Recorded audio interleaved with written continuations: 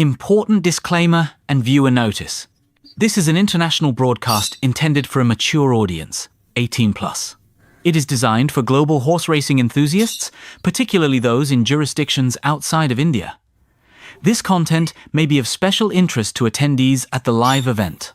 Important notice for viewers in India. Please be advised that this content is not intended for your jurisdiction and may conflict with local laws.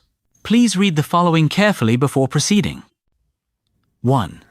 Purpose of this channel: an academic exercise in risk analysis.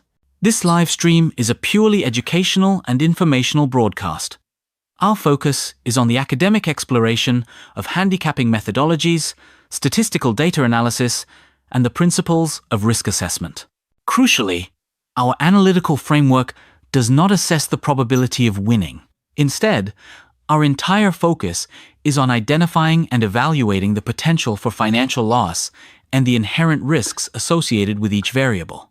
This is an intellectual simulation designed to teach a disciplined, risk-first approach to analyzing the science of horse racing.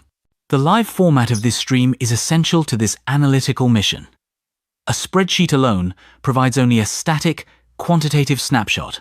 A complete and rigorous risk assessment requires the inclusion of dynamic, real-time variables. These include qualitative observations from the paddock, the physical condition and behavior of the horses, last-minute changes in weather and ground conditions, and the strategic decisions made by jockeys during the race. Therefore, the use of a live race feed is for the strict purpose of data collection and model validation. It allows us to test our pre-race statistical analysis against the reality of the live event, which is a critical part of the educational process. 2. No betting advice or inducement. A firm policy. This channel does not provide betting tips, financial advice, or picks. The content is not intended to induce, encourage, or promote any form of wagering or participation in online money games, which may be prohibited by your local laws. Any analysis is a theoretical exercise and must not be interpreted as a recommendation to place a bet. 3. Strictly independent, supported by viewers. The host of this channel is fully independent. We have no affiliation, partnership, or financial relationship with any bookmaker, wagering platform, or any other entity in the gaming industry. Our analysis and content are not sponsored or influenced by any outside entity. This channel is made possible through the voluntary support of our viewers via YouTube's official features, Super Chat, etc. All contributions support our educational mission, and our content will always remain free and accessible. 4. Community Code of Conduct. Fostering analytical discussion. We encourage an intelligent discussion focused on the science of racing. Encouraged. Sharing your thoughts and analysis on the race or any horse, focusing on data, strategy, or observed risks. Prohibited. Discussing personal bets, encouraging others to bet, requesting tips, or sharing links to wagering sites. Violation of these rules will result in comment deletion and a potential ban. 5. Viewer responsibility, legal compliance. You, the viewer, are solely responsible for your own actions and for understanding and complying with all laws in your jurisdiction.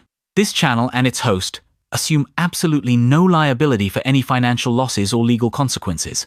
By continuing to watch this stream, you acknowledge that you have read, understood, and agree to these terms. You confirm that your purpose for watching is to learn from our methods of live data analysis and the critical study of factors that influence race outcomes.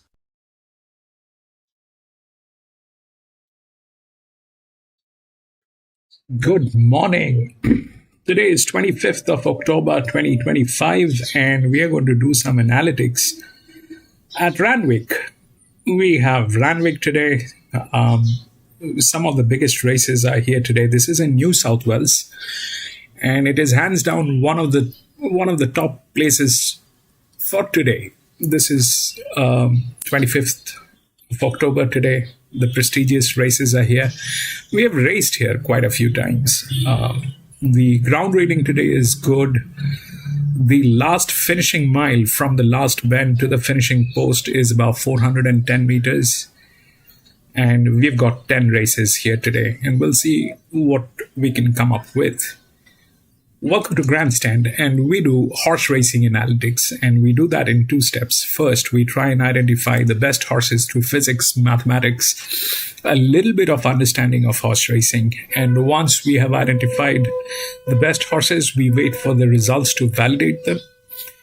But if we find that there are better horses at the paddock and there are circumstantial changes, we often highlight and give it a shout out.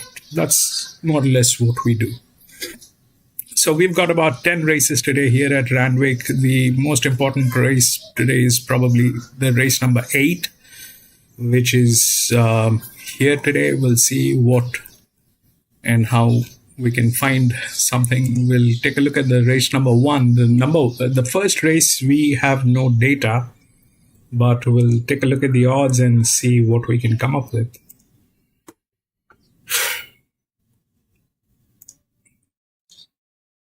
Two, 3, 7, 5.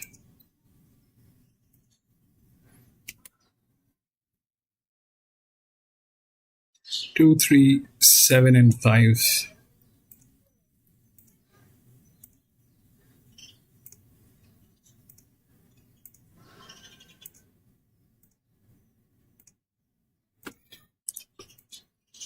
So last time we did not do this, and there's nothing actually. We don't have any understanding of what these horses are. But for the sake of it, let's take a look at some of the stuff that is capable of making some impact.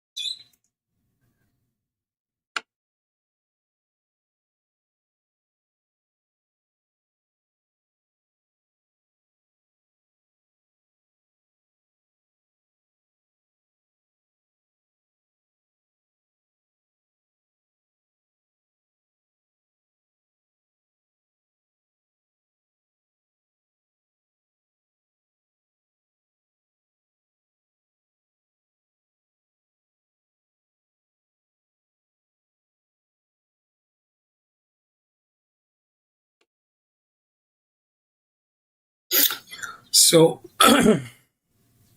this is something that we used to do at one point of time. I've stopped doing this. When we do not have anything, when we don't have anything, we used to measure this with two factors. One is through the TAD, and the other one is here, which is the MD. So the MD doesn't produce anything.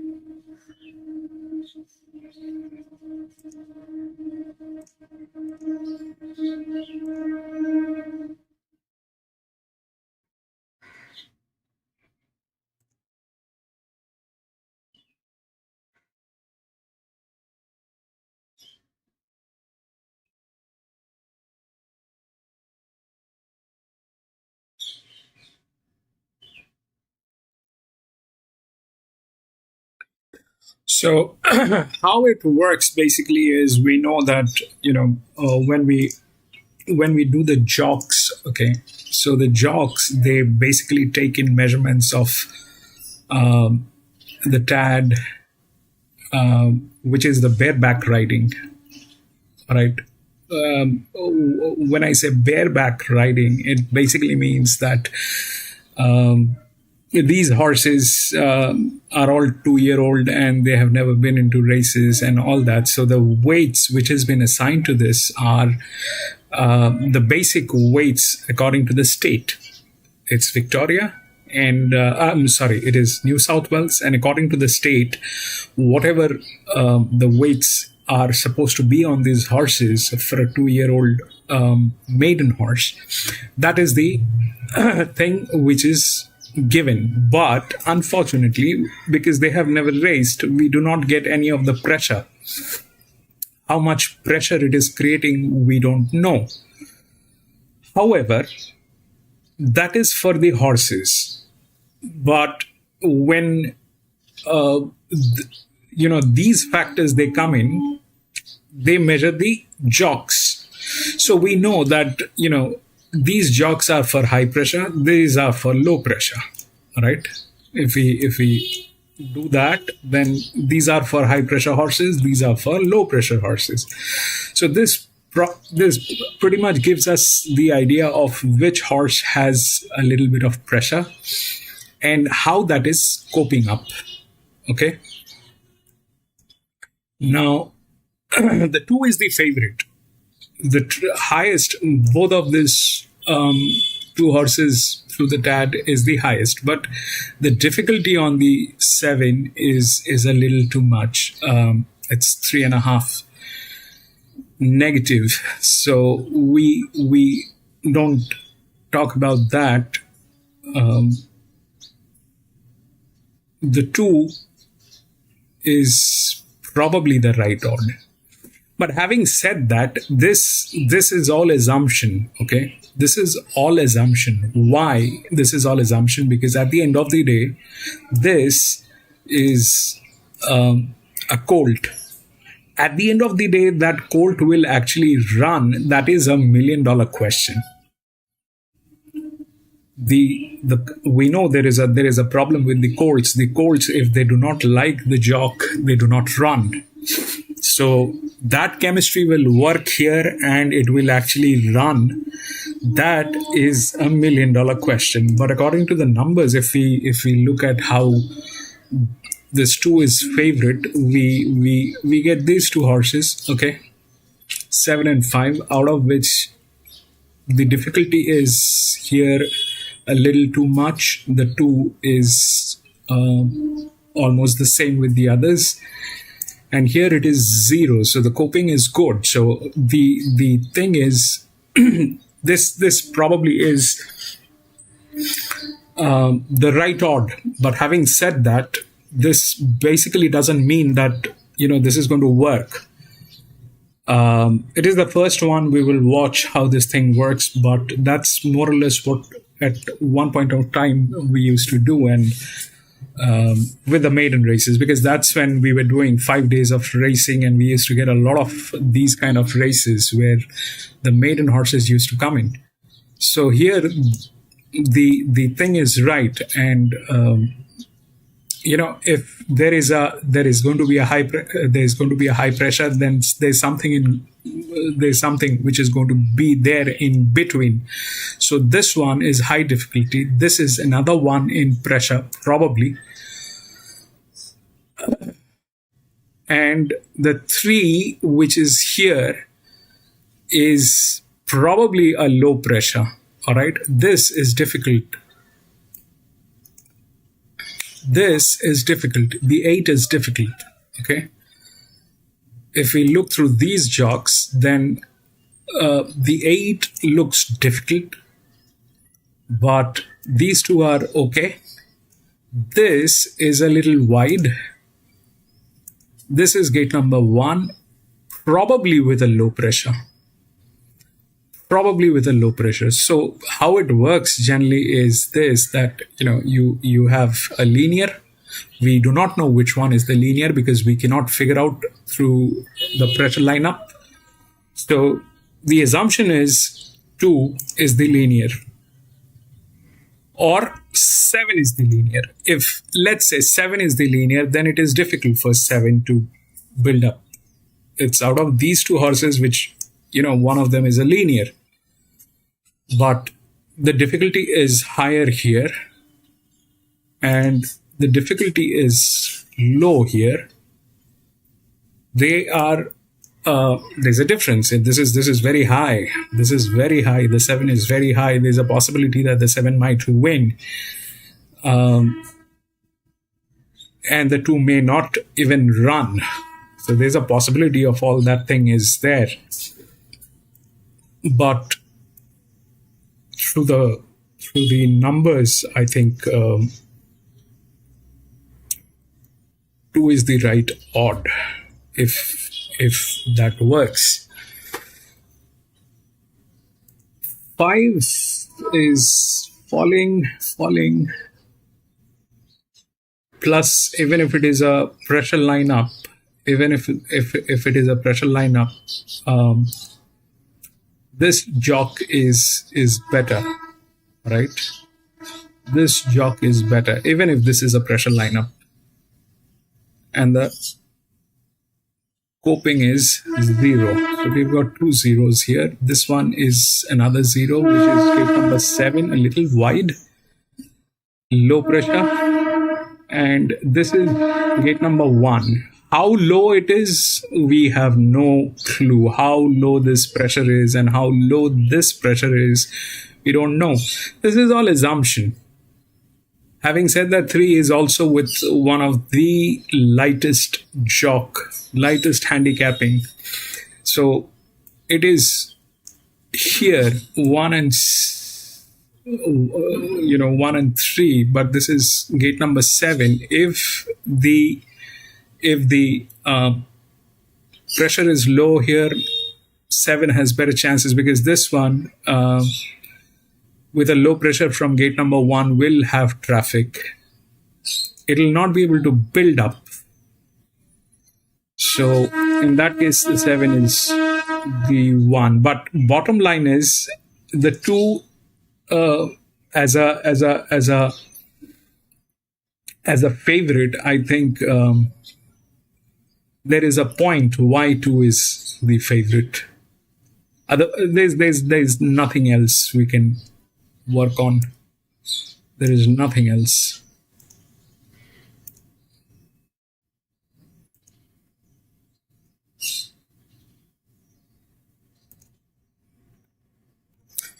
We'll see how it works.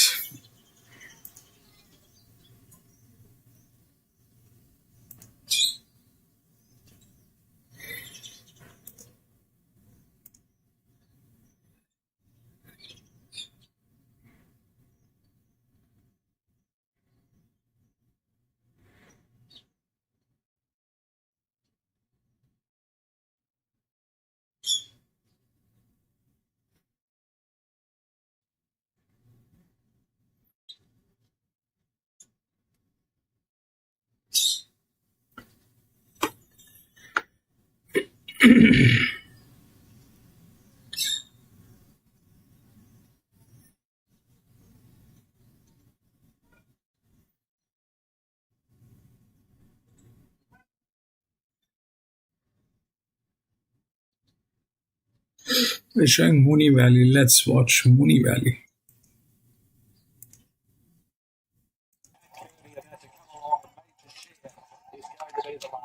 So it's the speedy beast mode who was dominant over 9.55 here recently. Tonkin should get the sit behind some very fast horses, but will be able to catch them. Last one coming forward in major share for the first of 10 on Cox Plate Day. Philosopher is edgy in barrier number 1, wanting to lift. The field is set. Ready to go. Gates are back and they're racing. And Tonkin towards the inside jumped away well, but not as fast as Beast Mode, who's going to storm to the lead by about a length and 3/4. Tonkin Don't Hope Do. They will follow from 3/4. By a second, Tonkin Don't Hope Do involved. Then Major Share Philosopher. And last was Cannonball. Beast Mode straight to the front and gave nothing else a chance. Craig Williams, beautiful ride. He's so fast. That is Mooney Valley.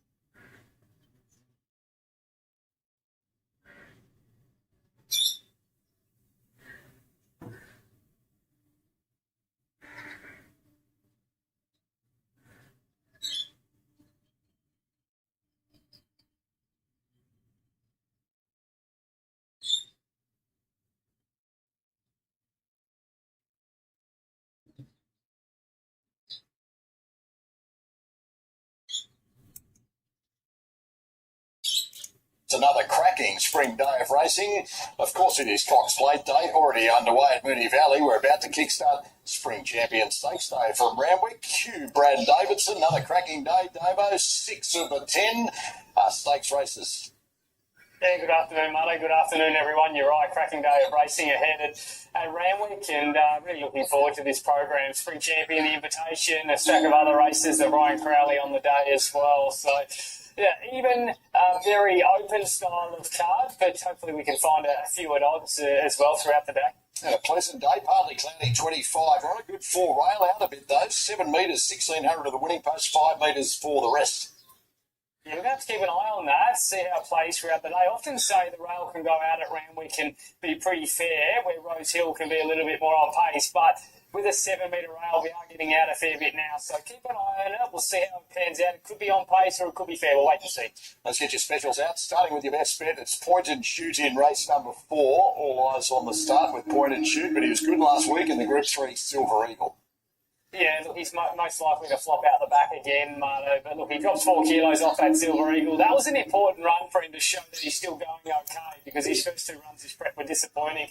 Gets out to a mile now. He won at this track and distance in February. He's just thrown in with 52 kilos here in a race where a lot of the other runners are just struggling for form, and I just thought his turn of form will get him home over the top. And your best value plays in the Group 1 fixture, the Spring Champion and Queen of Clubs. She had genuine excuses last time out in the Flight Stakes. Yeah, pulled up with cardiac arrhythmia there, Marto, and they never run well when that's the case. Her run prior to that in the T-Rose was a cracker. She beat home within the law, was clearly the better run. She's the forgotten horse this day. I mean, she was the Oaks favourite before that last failure with a genuine excuse. I think she's the best roughie of the carnival so far. And we're rapidly approaching race number 1. This is the Kirkham Plate for 2-year-olds over the 1,000 metres.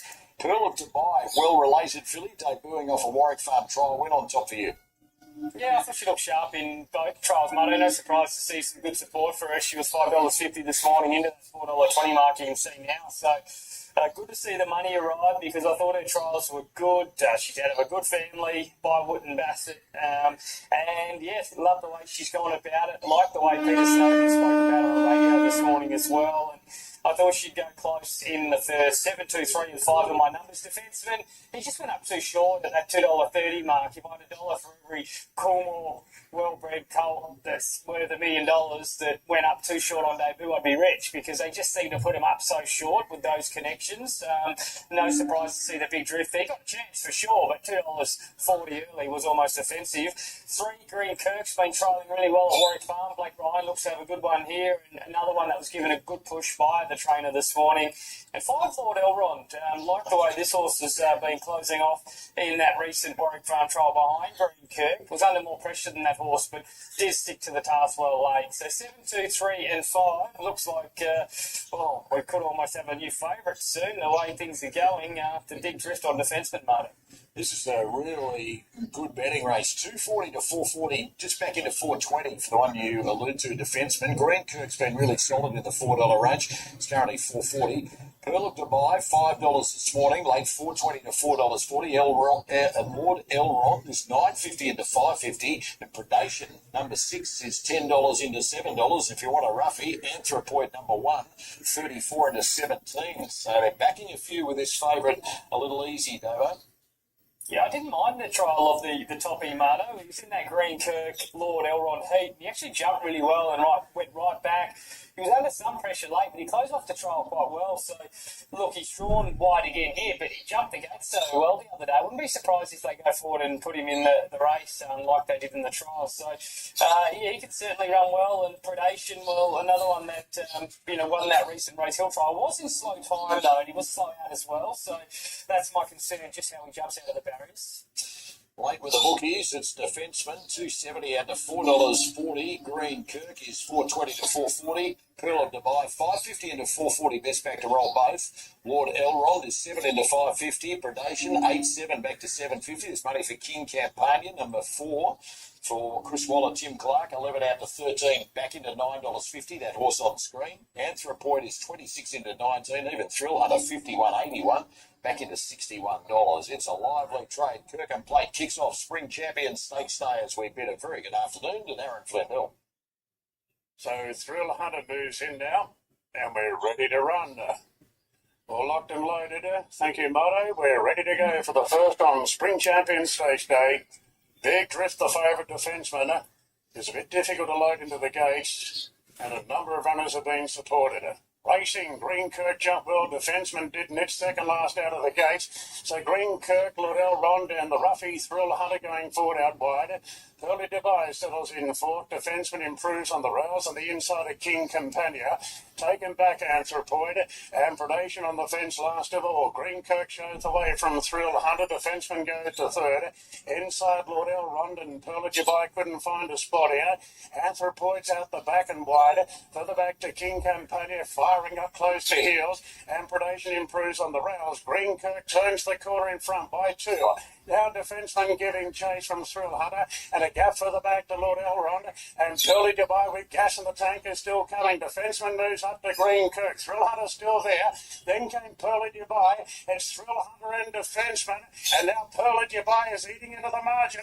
The Ruffy Thrill Hunter in front. Thrill Hunter from Pearly Dubai. There's one for the bookies. Thrill Hunter. 872. Dubai. Defenceman every hope, sir, just in front of Anthropoid.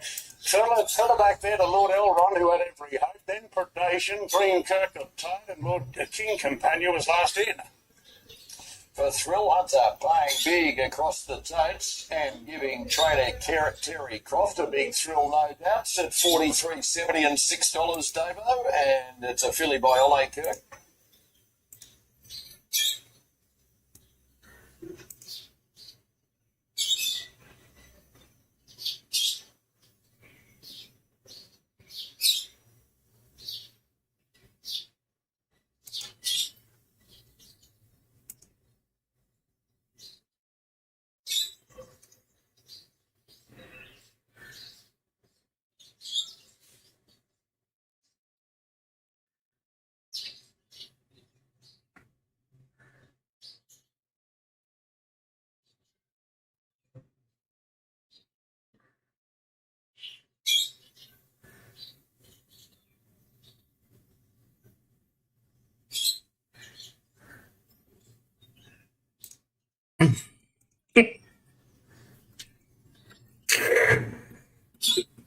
So that happened. So this is the problem with the courts. They will actually run. There is no guarantee. There is no guarantee that they will actually run. Both the fillies got there. Both the fillies got there. This is probably a low pressure horse.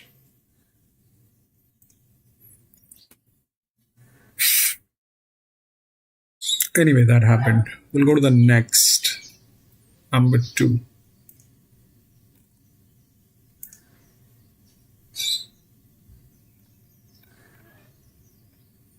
5, 6, 15 scratched.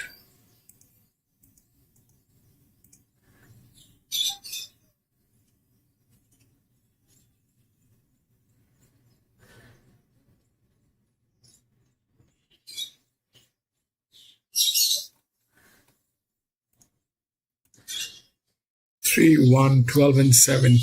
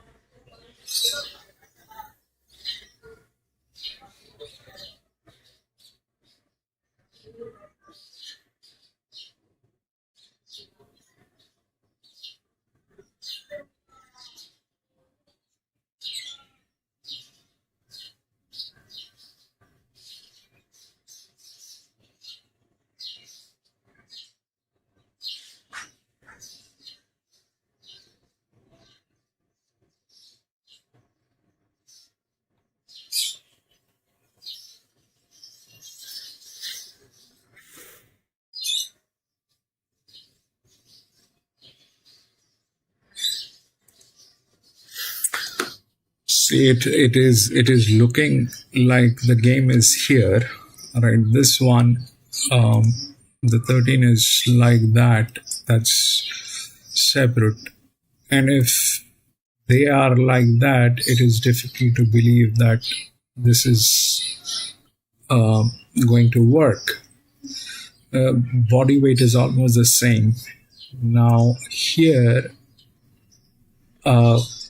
so this is a class 3, so we're talking about a benchmark 55 to 60 approximately.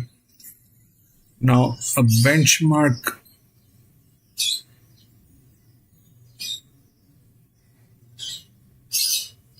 55 to 60, that is a little difficult to believe. I don't know, maybe the advantage is huge on this. It's more than this one. Plus, this is from gate number 11, 6-year-old gilding. This is definitely,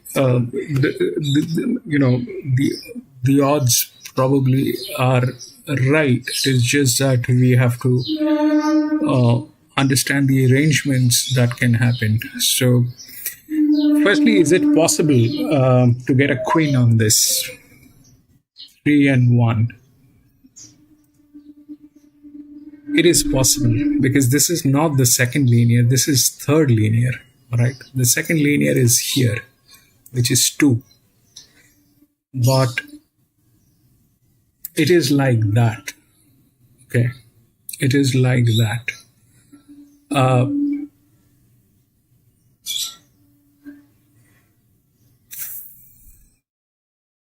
So that's that. This one, the 7, does have advantage, but will that advantage from gate number 15 work is a question that is there. So the 12, if that's that, then we have the others who are also here on the same group, okay, with advantage and all that. The 14 is from gate number 15, plus it is a little drop in class that I don't know if that will actually be an advantage or disadvantage, what, but the gate is definitely wide, very wide, for that to bring in with that advantage. So they're right. I don't know if this will get in between, or the 9 will be there, the third.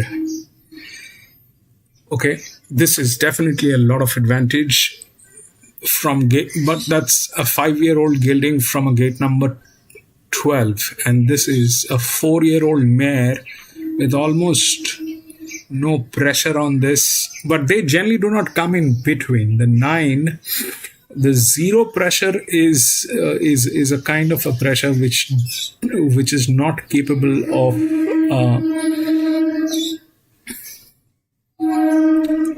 getting in between. It is mostly third. It is mostly third. So that's that. I also like the 11 here, which is there from gate number 5. That's a drift, and the pressure drops here, but it's nowhere within the odds. So I'm not going to talk about 11, but it is if things go upside down, the 11 probably is there in some form. It's from gate number 5. This is from gate number 4. So the pack is possible here. Okay, the 11, the pack is possible here. Now, but I think this is the first one, as in where we have some understanding 1 is the linear, which is here with 160, which is a 6-year-old mare. And the one which is the favorite is the third linear, which is on top here. And this one is a little heavier than this horse. A little heavier. So this horse is a little heavier, and I mean, that's what the numbers says. So this is good, but in between the 7 from gate number 12, I don't know. We will not do that.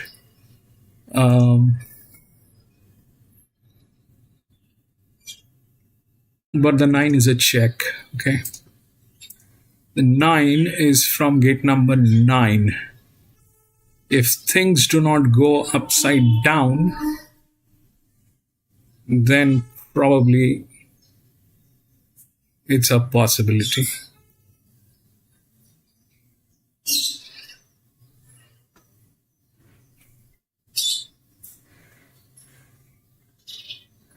The 11 is a 5-year-old mare, but it is also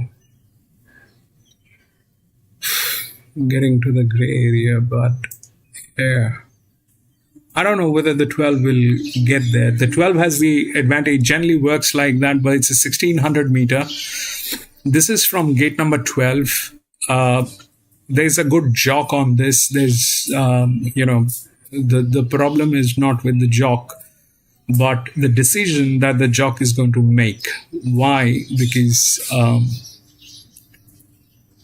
this is a tricky horse, all right? The number 7 is a tricky horse. If he raves this horse to win, because it is not a winning horse, if he raves this horse to win from gate number 12 to get the rails,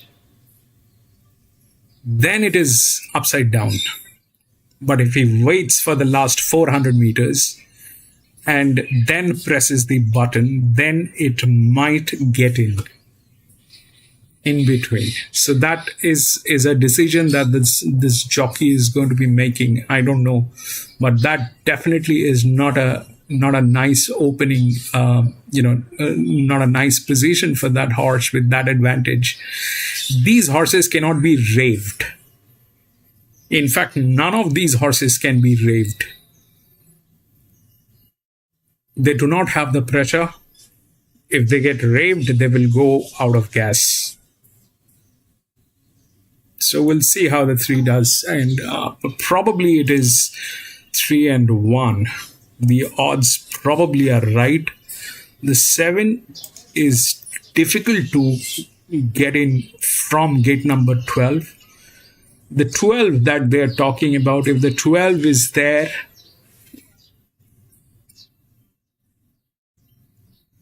then the 9 has advantage. If the 12 is there, then the 9 has advantage. Even the 10, the 8 has advantage. The 13 also has advantage, but it is from gate number 11, plus they are like that. I also had a look on this, which is there from gate number 2, but they are also like that. So those are very bad management. I'm not going to get in there. But bottom line, 3 looks good. 3 and 1 are the 2 highest leverages. They are almost neck to neck.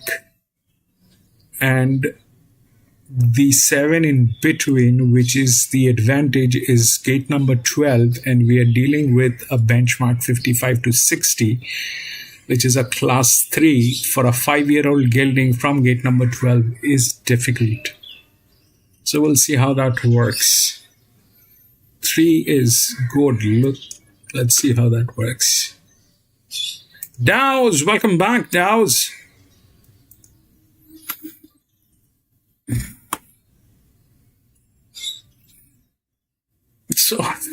short wing race. Yeah, because that was a 2-year-old filly race. Things go nuts in those races.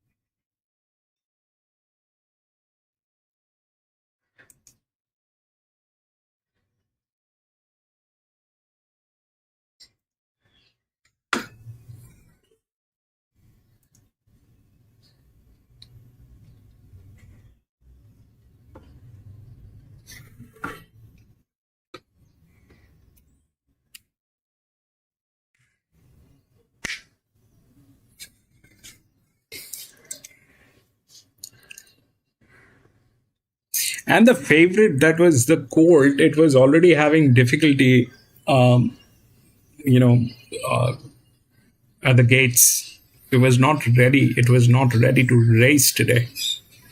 That was the favorite. And Colts is very difficult to trust unless you have a dedicated jock on that Colt, or it is with a spotless resume. Trusting a Colt is a very difficult thing. I still can't make up my mind on Colts.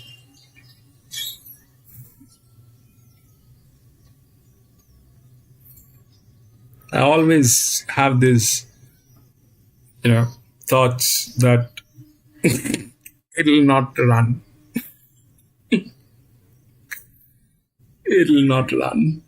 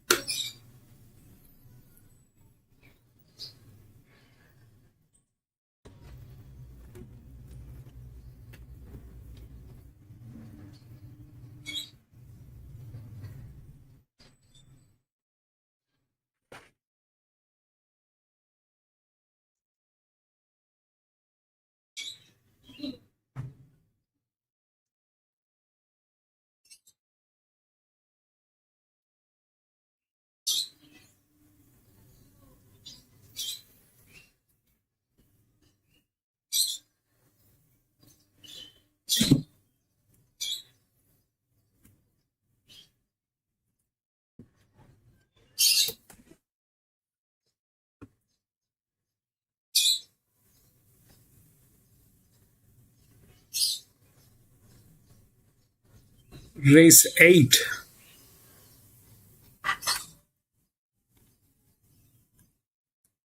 You're talking about?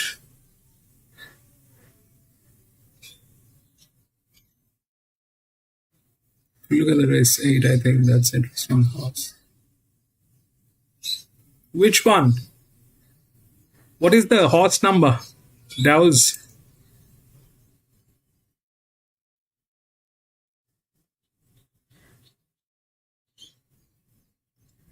Two. 1. The 1 horse. Yeah, 1. Gate number 13. These are the 2 highest leverages.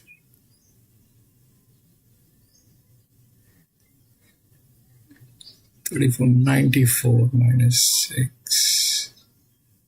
There's a fantastic jock on this, but this jock has never ridden this horse. Where in this one, the one that you're talking about, is a dedicated jock on this horse. The 1. Both of them has the physics. It's 33-34, neck to neck, 56-125. 2 is better with weight, but I think, both of them has the pressure to get in. From gate number 13, that's adequate. From gate number 2, that is more than enough. We'll talk about it. I think I like the 1. You're right. I like the 1. The 1 is good. Both of them are colts, okay? Both of them are colts. But it has a good jock. Probably it will go as a favorite. But then again, the problem is whether this jock will be able to handle that horse is a question that is there. It's the linear. It is the second linear. They're very neck to neck. It's a 2,000 meter. So this is the race today. It is actually the race today. I think yes. One is good. One is not bad. One is good. One's good. We'll see. we'll do that when we get there. So far, right now, let's see whether we get the 3.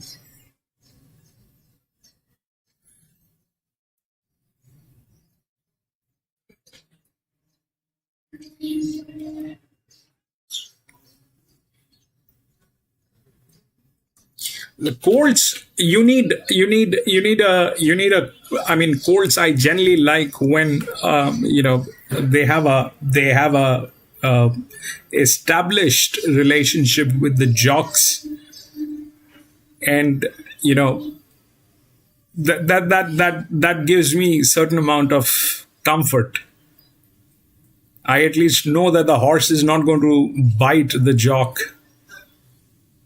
Then it becomes much comfortable for me. But then again, colts are very difficult animals. They are the alpha males. They do things which are very sad at times.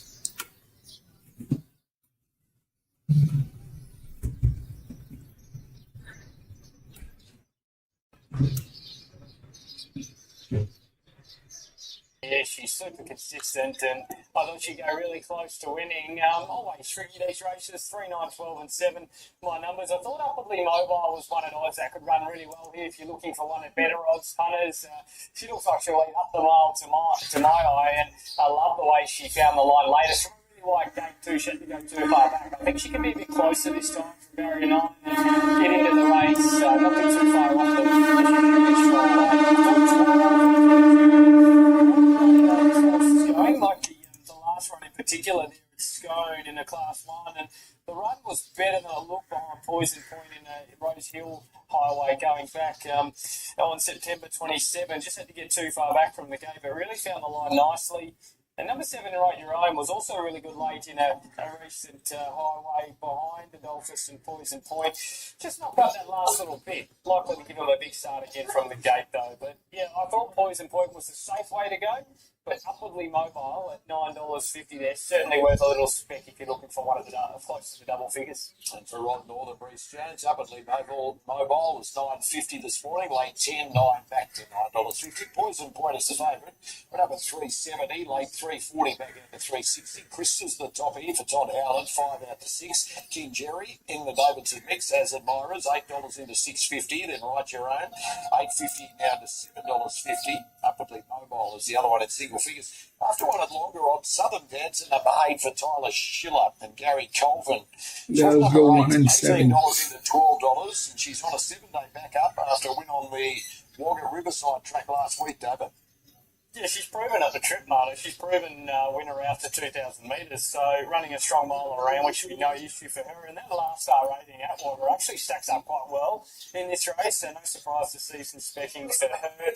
Only third up into the preparation as well, and draws a little bit awkwardly, but it shouldn't pan out too bad in the big field, and no surprise to see her shape right up here. Play with the bookies. It's $3.50 to $3.80 for Poison Points. Krista is $6.50 back to $6. And King Jerry has fans everywhere in your mix, Stabo. $7.50 into $6.50. Hasn't been far away his last three off that Tamworth win.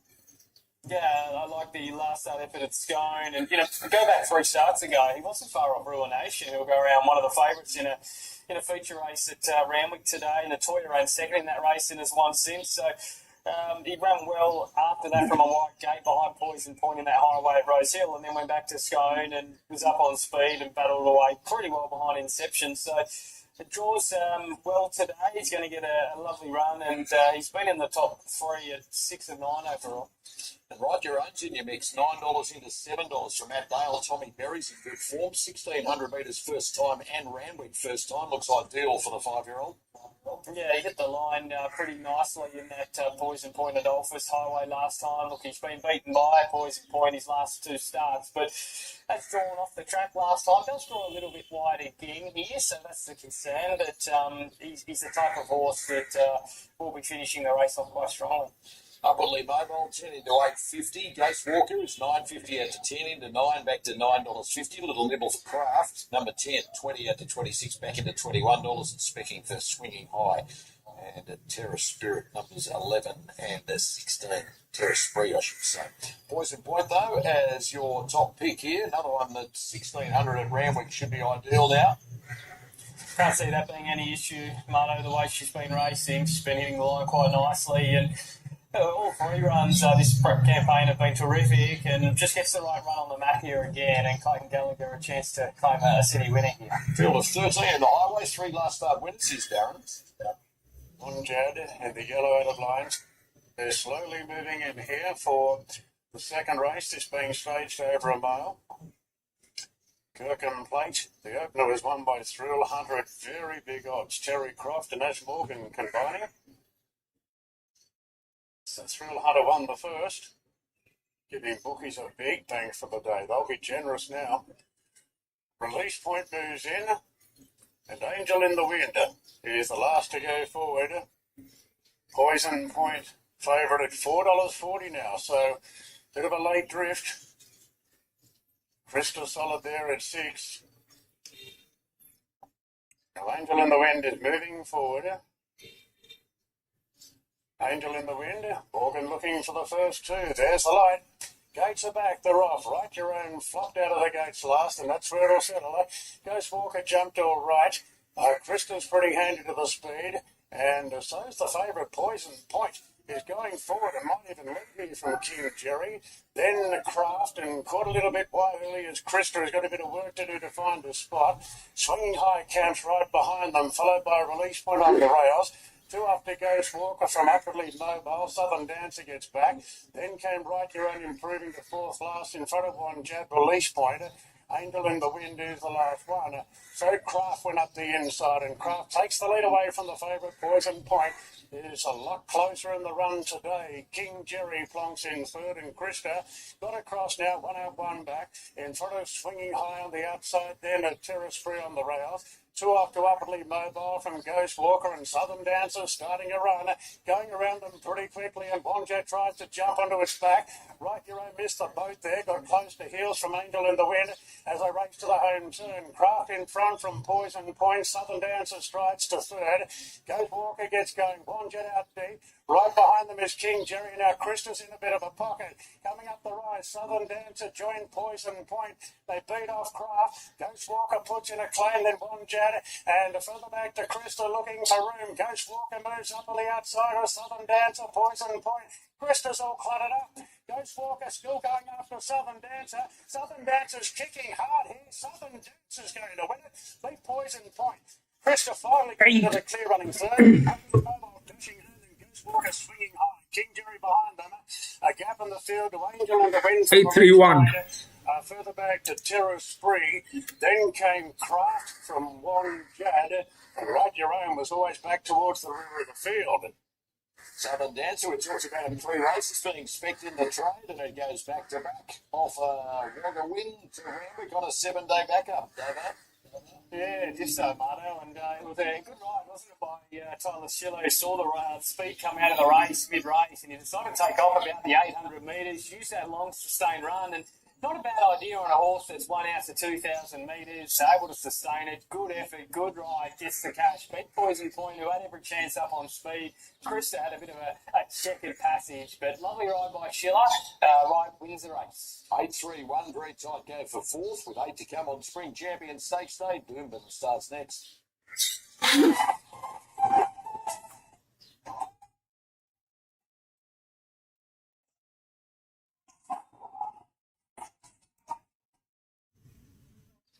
So what happened here is 8.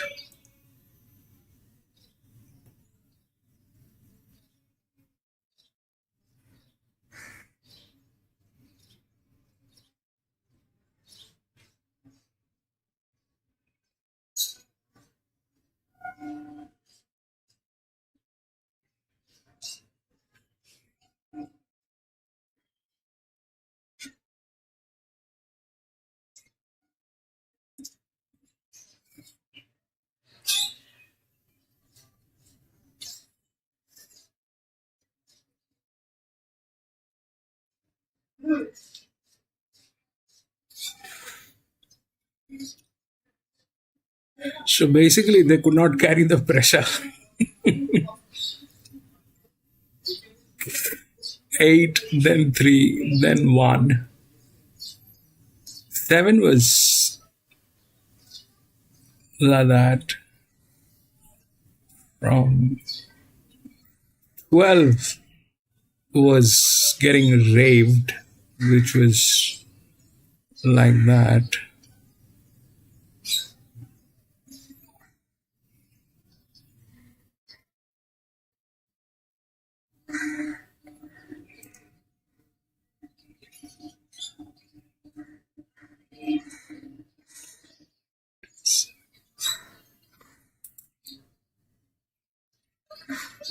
That is that. So this is a benchmark 60, 55 to 60. It did not work like that. Anyway, this is a benchmark 72, number 3.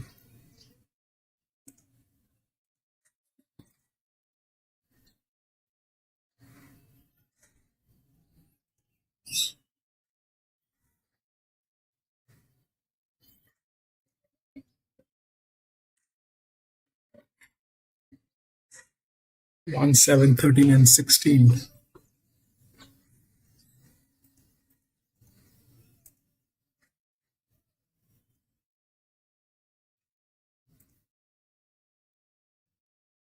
1, 7, 13, and 16. All scratched.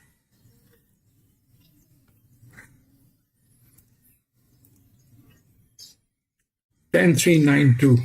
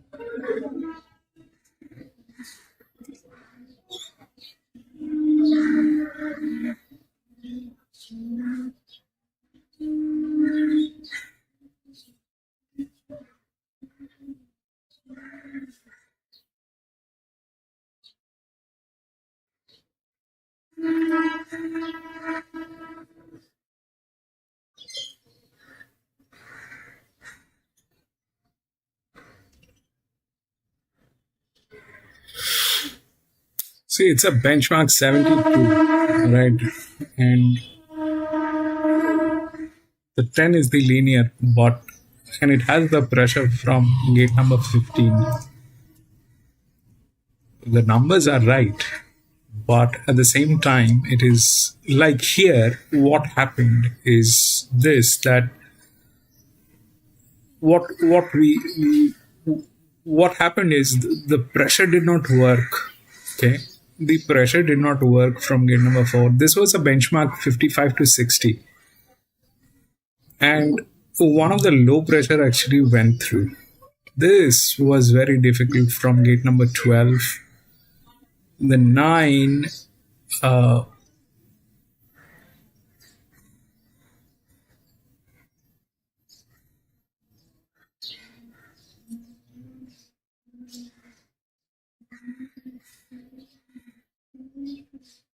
did not happen, but the 8 from gate number 2 that went through. Now here, this is gate number 15. Then the numbers are right on this horse. There's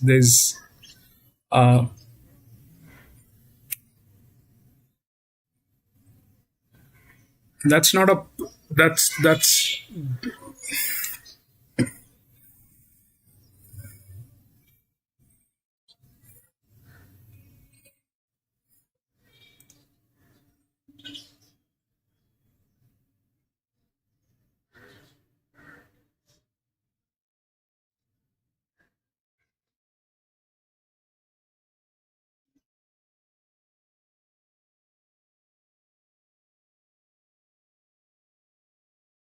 I think I'll give it a rest. I'll give it a rest. The 10 is the favorite. The numbers are right, but it's a 1200 meter from gate number 15. It's a benchmark 72. So what we have seen generally is up till bench. I mean, this is a 4-year-old mare. That's an upside. It's not a 5-year-old gelding. It's not a 4-year-old gelding. It's a 4-year-old mare. It is a powerhouse. It's a powerhouse. But it is still at benchmark 72. And if it is still at benchmark 72, if their judgments are right I mean, if this was a very good horse, let's say it's a fantastic horse with that kind of a profile, it should have jumped to benchmark 80, 85, at least 78. At least 78, but it is at benchmark 72.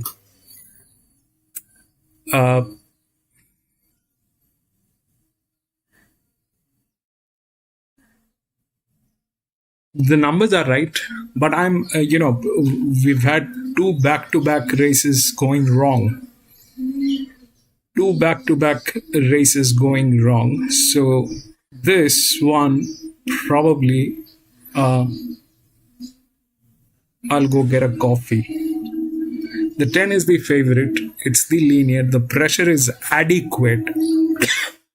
For gate number 15, that's adequate pressure. But having said that, it is a benchmark 72. That's a gate number 15. What if it is not prepared? It has a huge vacation, 23 weeks. Should not be a problem. It has the vacation. It is at 28% leverage. There is a jockey. There is a vacation. Everything is right. All right. Everything is right on this horse. There is no problem. Everything is right. With that leverage, you need a vacation. That's 28%, approximately 30%. You need with that leverage, you need a vacation. It has 23 weeks of vacation. You have that. You need a jock. You have that. You need a pressure. You have that. Is that pressure adequate for gate number 15? It is.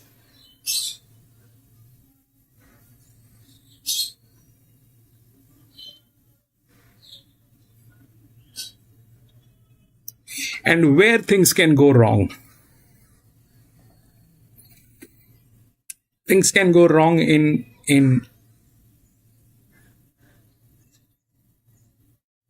assessing this one. The assessment is wrong because it is still belonging to a benchmark 72. It is not a benchmark 78 where we know that, gate numbers will not be an issue. At Randwick, 72 gate numbers are an issue. 72, we might be wrong in the assessment. And if that happens, if the assessment is wrong and this thing is not able to do this, then what happens?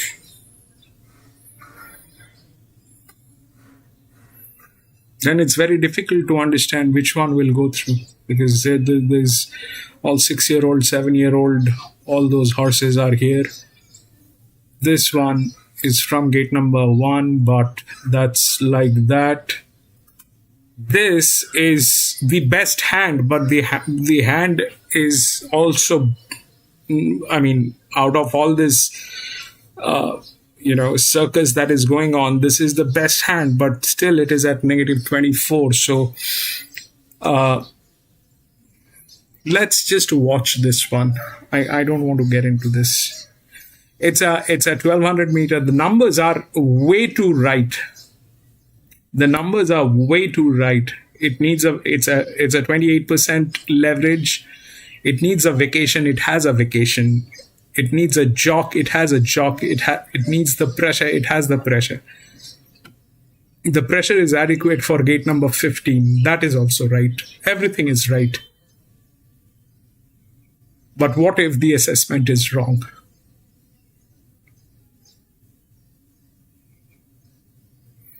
So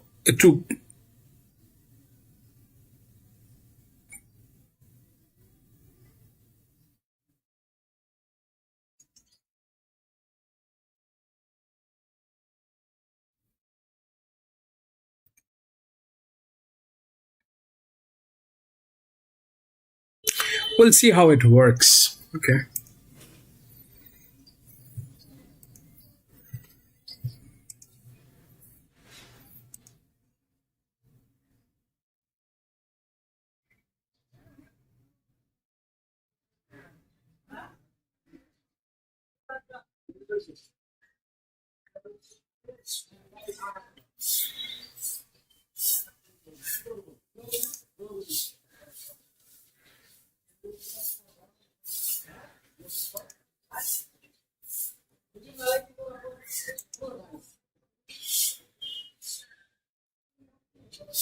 I'll keep it open in front of you. I'll be back from the washroom in a jiffy.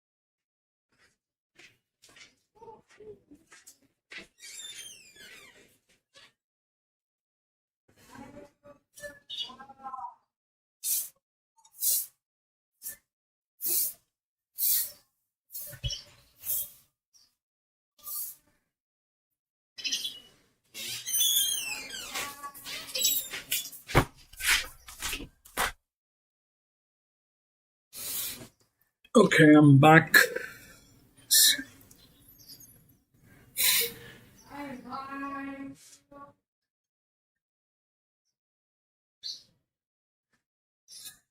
They're showing Kembla. Kembla is not a problem. Let's watch Kembla.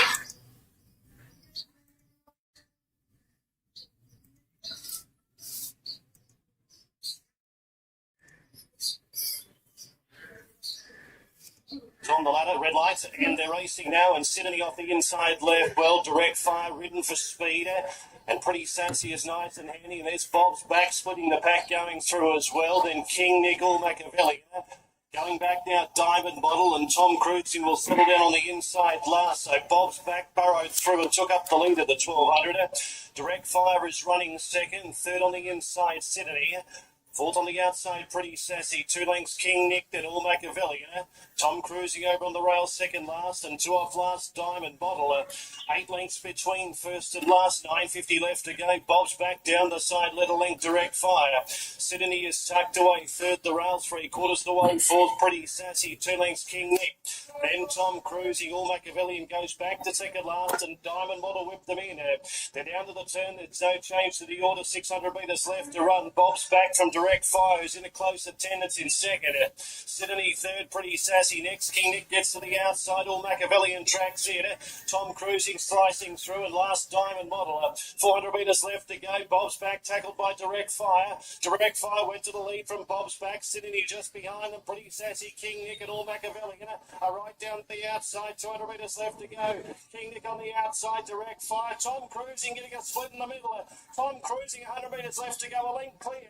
Pretty sassy, direct fire. Chasing hard is all Machiavelli, but Tom Cruising. Tom Cruising breaks through. He wins from all Machiavelli and direct fire. Fourth, they're lined up. You had King Nick, Diamond Model, pretty sassy. A break to Sydney and Bob's back. So at 7, Tom Cruising, beating 3, all Machiavellian, and 1 will run third. 7, 3, 1, they will be the numbers. Tom Cruising's third win comes almost a year after the previous.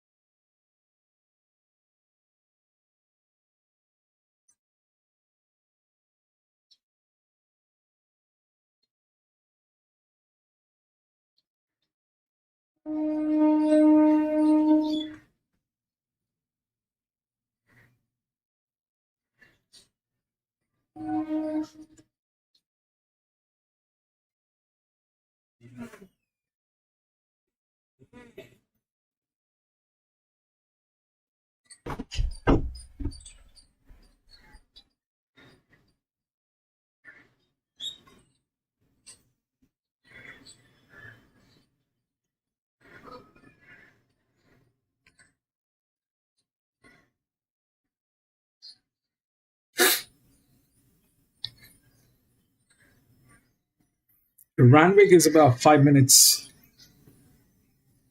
They're showing morph.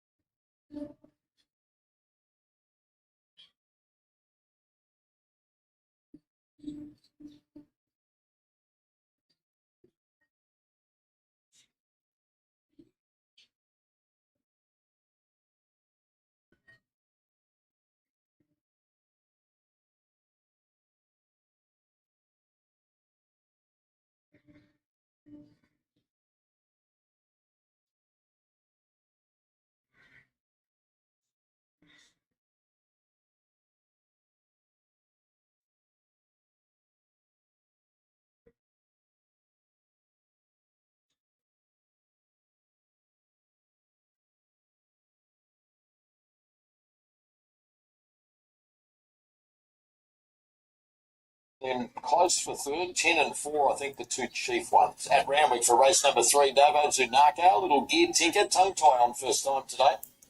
Yeah, exactly right, Mano. And look, she's been racing pretty consistently this preparation. Wide no cover, 2 back at Warwick Farm, forgive that. And then I thought it was pretty decent to be only beaten 2.7 in a high rating benchmark 72 last time. I think that form stacks up okay. She maps to get a good run, and in a very open race, I wanted to lean her way. Over 3 Mafia, no surprise to see this horse favourite. It was wide no cover at Musselbrook last time. Did a really good job behind Ella Bantry, who's come out and won again since. Just needs to reproduce that now. The run prior at Canterbury was well beaten. 10, Oakfield Jupiter, is the best horse. 3 is now favourite. They ran her at 1,000 and 1,100 last prep, and then now resume here at 1,200. That was my only little concern, but I think she's a real talent, and she showed that on debut, beating Lady Pankhurst, and I think she's a horse with a lot of talent. And number 2, Broadway Bouncer. If you're looking for, I was going to say roughy, but $10 there.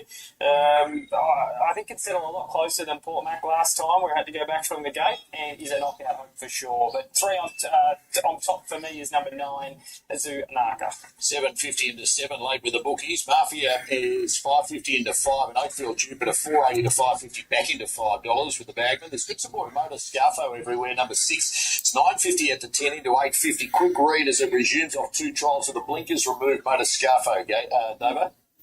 Yeah, 4 winners out of that Rose Hill race she won back on June 14. 2 trials have been soft, so Sable getting them ready fresh as well. Very wary.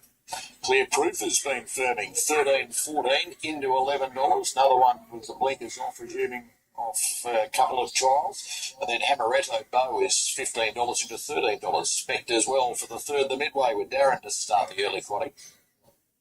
Poison Point and the luckless Krista in third. Now, moving up to the wide draw, Amaretto Bow, and they're all in. Stand by for a start. Ready here in the midway, 1,200 metres. Broadway Bouncers buzzing up there in stall number 1. Just waiting for Tyler Schiller to be seated again. Set now. Gates are back there, off and racing. Broadway Bouncer missed the kick. Amaretto Bow given a positive ride. Oakfield Jupiter as well. Mafia pushed on, and Zanaka's right there underneath him. Zuccarino's hand into the action, being restrained on the outside of Lady Shenanigans. Moto Scarf is out wide on the outside as Show County, then Clear Proof. Length and a half to So Good, So Cool, and a gap to Killer Kerr and Broadway Bouncer. Going on with the job, Amaretto Bow really wants the front, drew the outside. Lead from Mafia and Oakfield Jupiter. So the 2 favourites poised right behind the front runner. Zanaka fourth, the rail, followed by Zuccarino. Moto Scarf on a 3-wide path. Lady Shenanigans the fence, Show County the middle. Then So Good, So Cool, Clear Proof, Broadway Broadway Bouncer and Killer Kerr. Into the straight, Amaretta Bow in front. From Mafia joining it, and Oakfield Jupiter as well given the cue. Oakfield Jupiter and Mafia storm to the front together, and Oakfield Jupiter going better. Samaka's taking a round run coming on, and further back to Zuccarino, clear through needing room. Oakfield Jupiter at the 100, 2 lengths clear. And Oakfield Jupiter, that's a great first up win. A real mob of them for the Motors. Motors Scarf has got a 10-6. second. So maybe Zuccarino. Hammer and Bowens and Mark of the other two in it. Followed by Clear Proof. Then came Lady Shenanigan, Broadway Bouncer, Killer Kerr. Further back to Show County, stopping pretty sharply. And So Good, So Cool was one of the last in. Behind Oakfield Jupiter, winning for Jason 10-6-15. range across the dates. Looks like 10 beats 6, 15 third, and reckons Naka will get fourth, number 9. Oakfield Jupiter, lightly raced 4-year-old mare, wins first up to make it 4 starts, 3 wins, Nova. Yeah, she's a nice horse, Mano. Very progressive. Damien Lane's got a good one. Good to see as well. He's a really good guy, Damien, and he does a great job with his horses. He's got a good one here. He showed a lot of ability in their first prep, and to come back and to win first up 1200, lovely ride by Jason Collett, but good training performance as well. Motor Scarf, a terrific 3 wide no cover, great return. Zuccarino adds plenty of value to the exotics, but no doubt about the winner. She's going on to better things. 10, 6 and 15, 9 probably fourth. Early quaddy underway with 7 to come on Sprint Champion Stakes Day at Randwick. Second event at Doomben, 4.5 away, is next.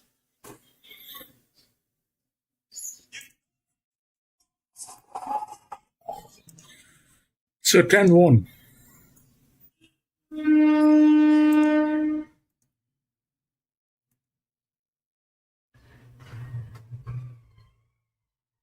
Ten, 6, 15 and 9.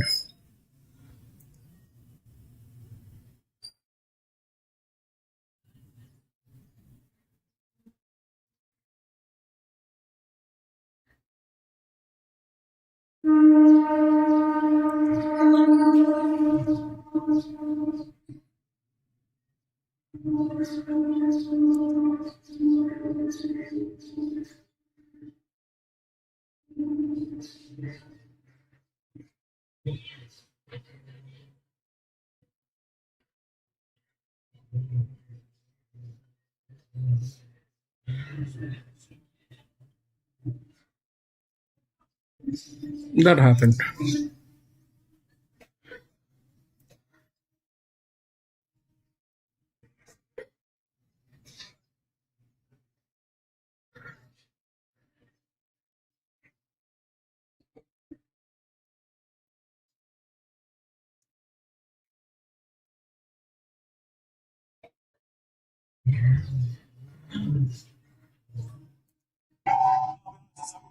Here today, and I hope that everyone watching it gets down and inspired to their local. Now, I've spoken to the traders back at headquarters in Sydney and Melbourne.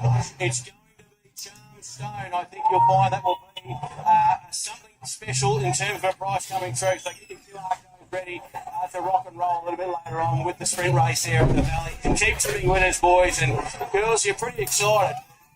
They're showing something else. Let's do the other one.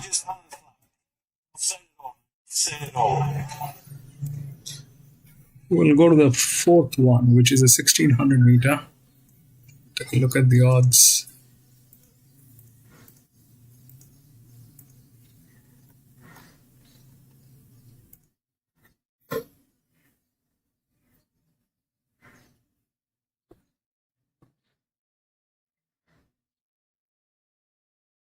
Two has been scratched. 94110.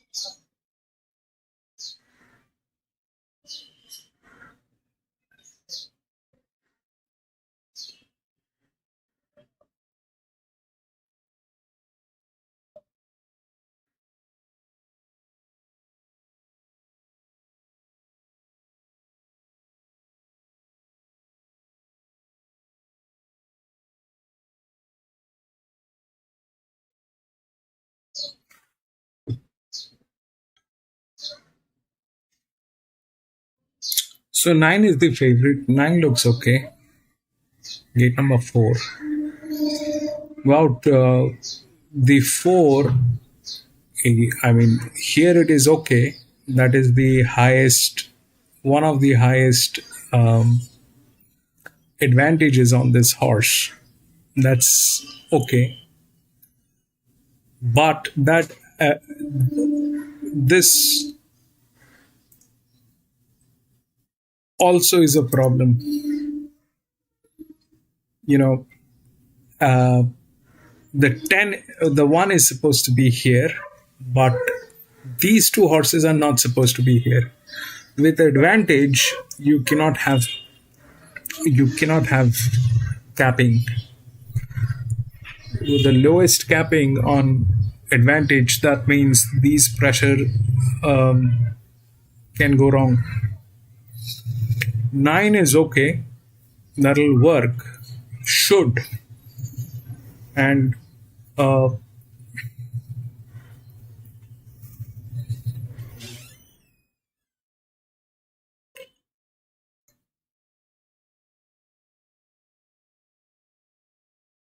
ten is the linear, which is also okay.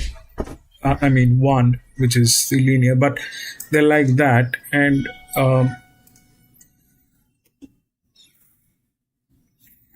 so they don't match here. I will not.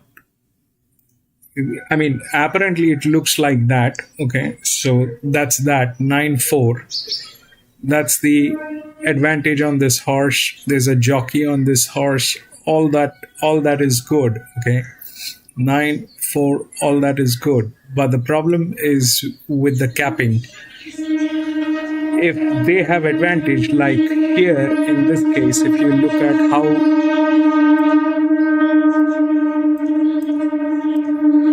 how the capping works, basically is when you look at this one, this is good, okay, but when the capping is with advantage, then it is a problem. So what happened here is 10, 6, 15. 6 is up here. So that is the right advantage. Okay. 10 and 6. The higher it is, the better it is, but then you also have to look at how good their structure is also. So the moment it came here, the 15 got third, I think. The 15 got third. Ideally this is the second. I mean, that is the advantage, right? But the advantage was here with a cap. Similarly, here, the 9 is okay. The 9 is supposed to have a cap.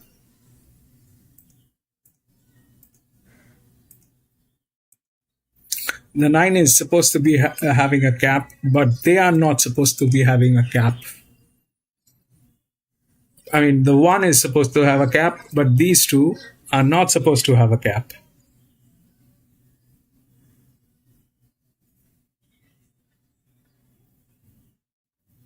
In that case, that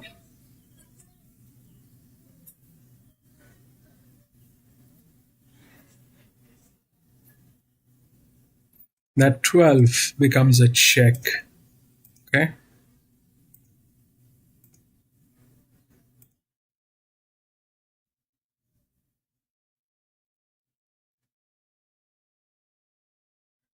But that's a 7-year-old gilding.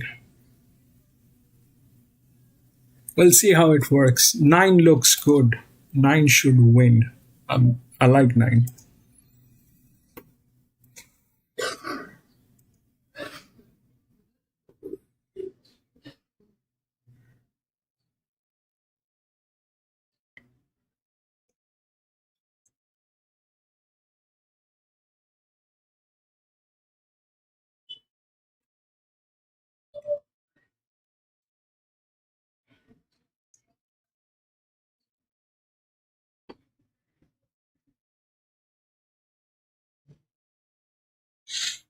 You're showing Mooney Valley now. We can show Mooney Valley.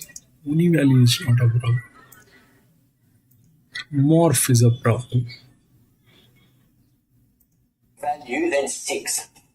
Salty Pearl is the favourite best back with the 10 fees. 225 this morning, 230 to 210 very late. Enviable, 340 this morning, 3 back down to $3.40 late in the piece. Those after a roughie, there's support for Stun, number 9 for the Hayes boys, Dan Stackhouse. $19 into $14 of a debut maiden win at the Kilmore, $14.60. What's the read on Stun, Gator?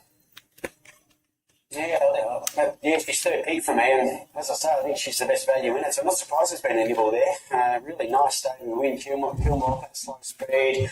Last 100 was nice working, and I mentioned that last 400 figure, 11 lengths above average, and she's a done deal filly with, nice finish really. With the bookies late, Salty Pearl is 225 to 230, back into $2.10, and Enviable 370 to $3.40 is the best back to beat it. Stone Firms here as well, 16 into $14. Prestige Schnitzel, number 2 for Jamie Mott, Matt Laurie, is $14.17, back into $14. Quick read there on Prestige Schnitzel off the last time 7th at Caulfield, Gator.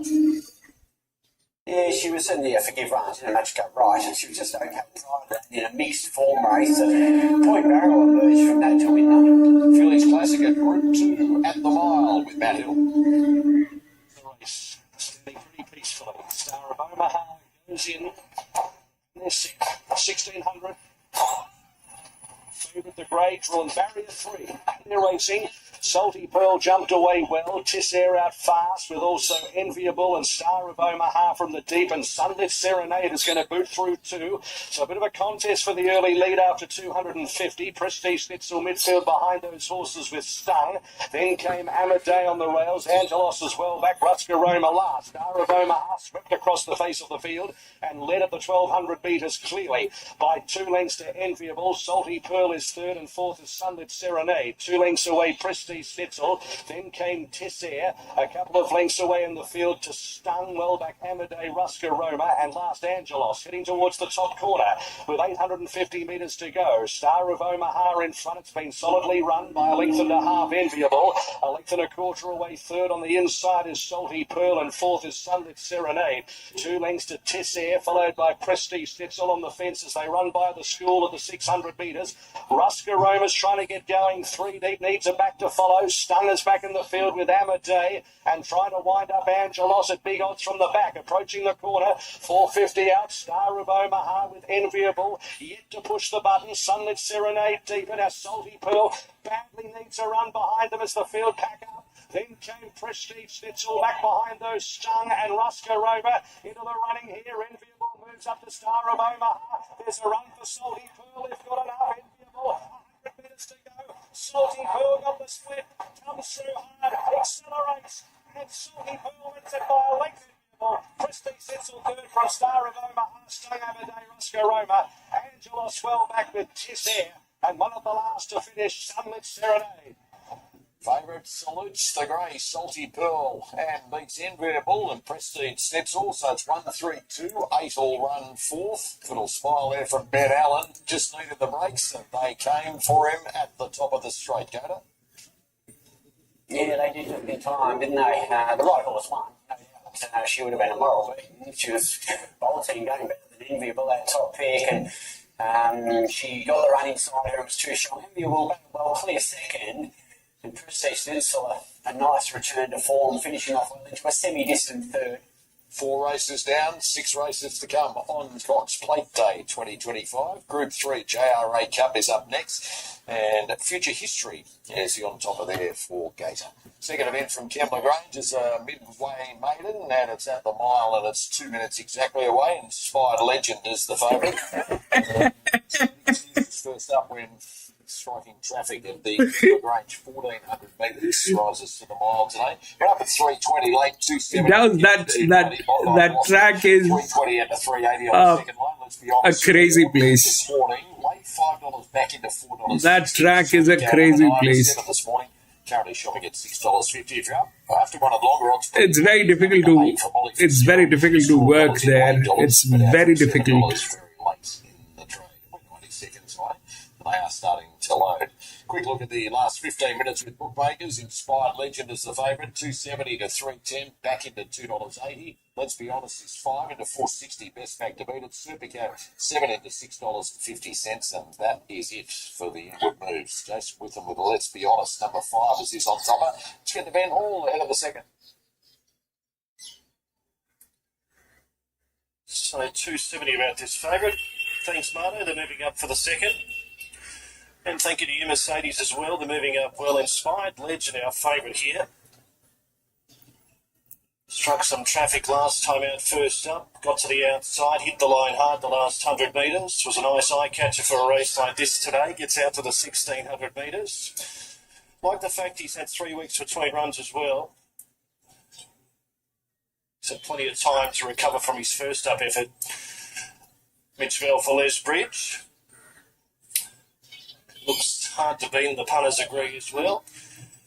Pitch and toss with the red cap here for Jess Taylor coming up. One of the 2 Teresa Beta runners. Polo, Inspired Legend, and Let's Be Honest, who now will be ridden by Will Price. Former Victorian jockey riding here in New South Wales at the moment. Brock Bryan not riding here this afternoon.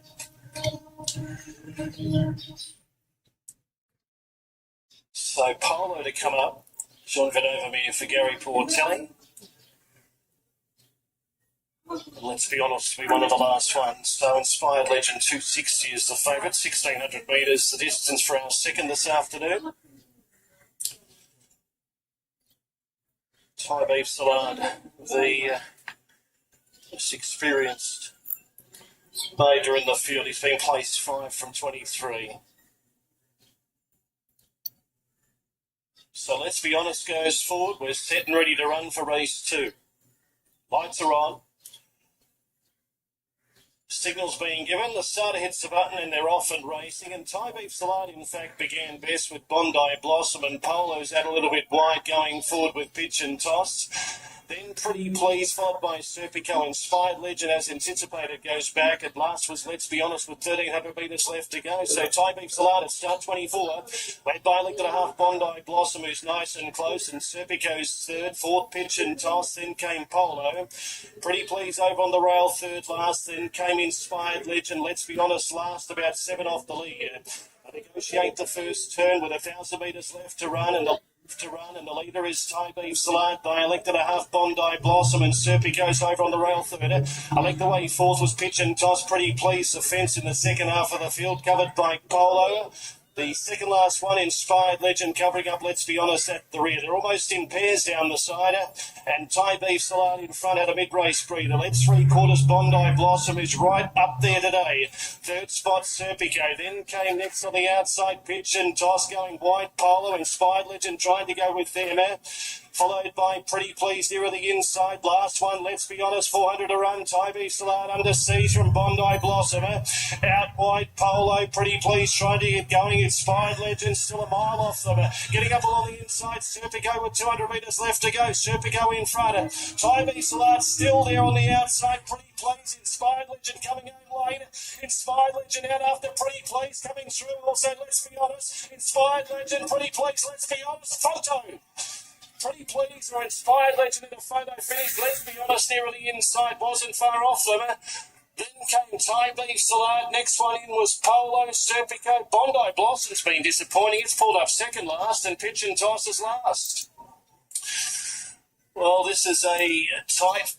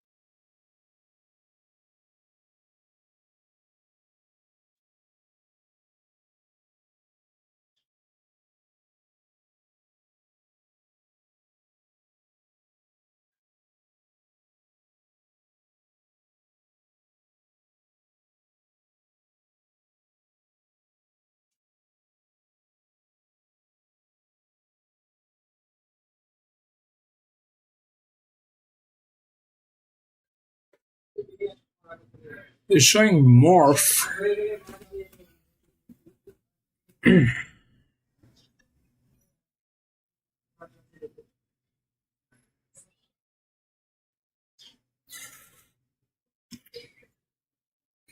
So generally, the cap, the lower the cap, right, is supposed to be with, if you have lower cap, that means you have to have high pressure. But if you are with low pressure and lower cap, that means that's a misfit generally. You have a high pressure horse with a lower cap, that is good. But if you have a low pressure horse with a lower cap, that is tricky. That is tricky. And that is when the others open up. Now this is the highest, but that's a 8-year-old gelding. Then this is a 6-year-old mare, like that. Then there are these two horses which are there, out of which this is from gate number 5 and this is from gate number 3. This is a lot of leverage on this horse.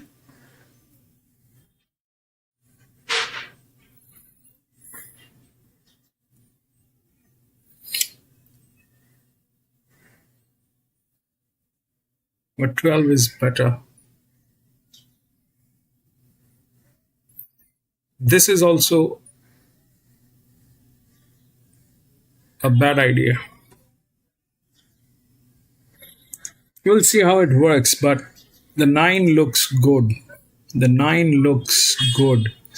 The one doesn't have the rails to do this. The nine's good. The rest, everything is dicey. We'll see how it works.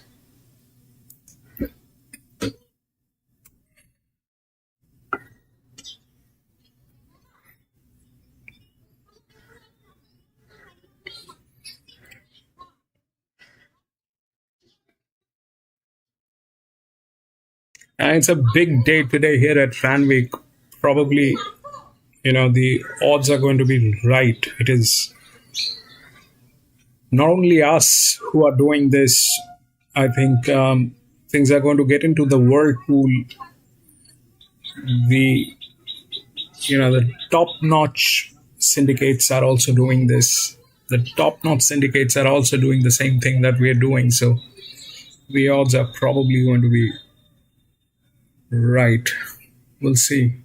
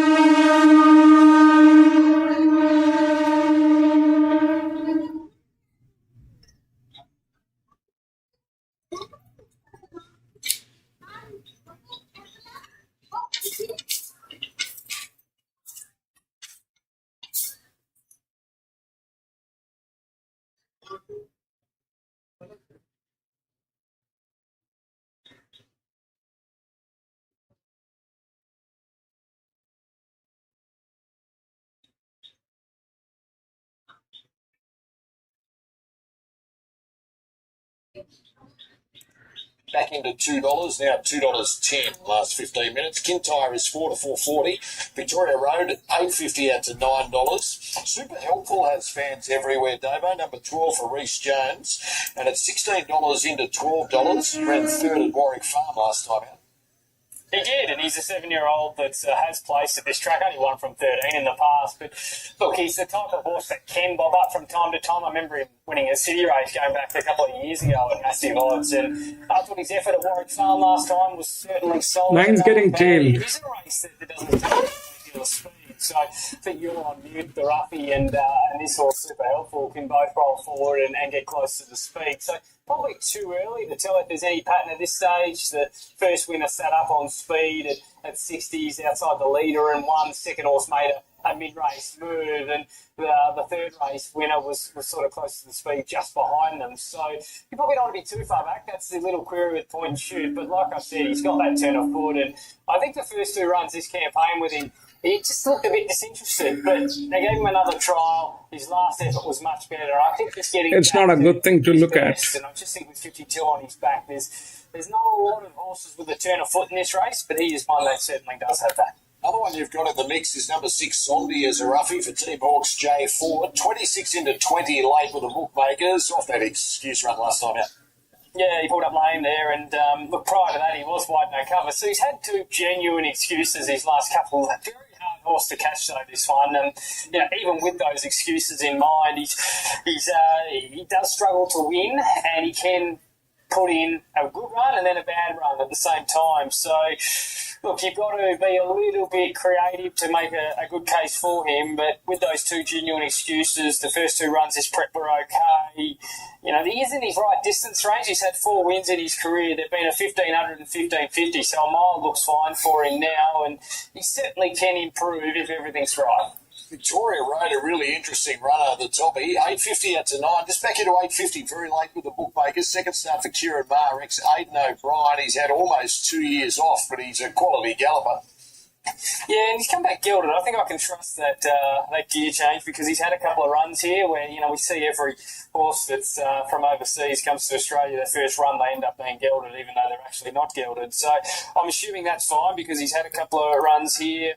The trials have been all right. He's pushed along in the latest to win a 1,200-metre heat at Warwick Farm. But, it's hard to win, isn't it, off 711 days off.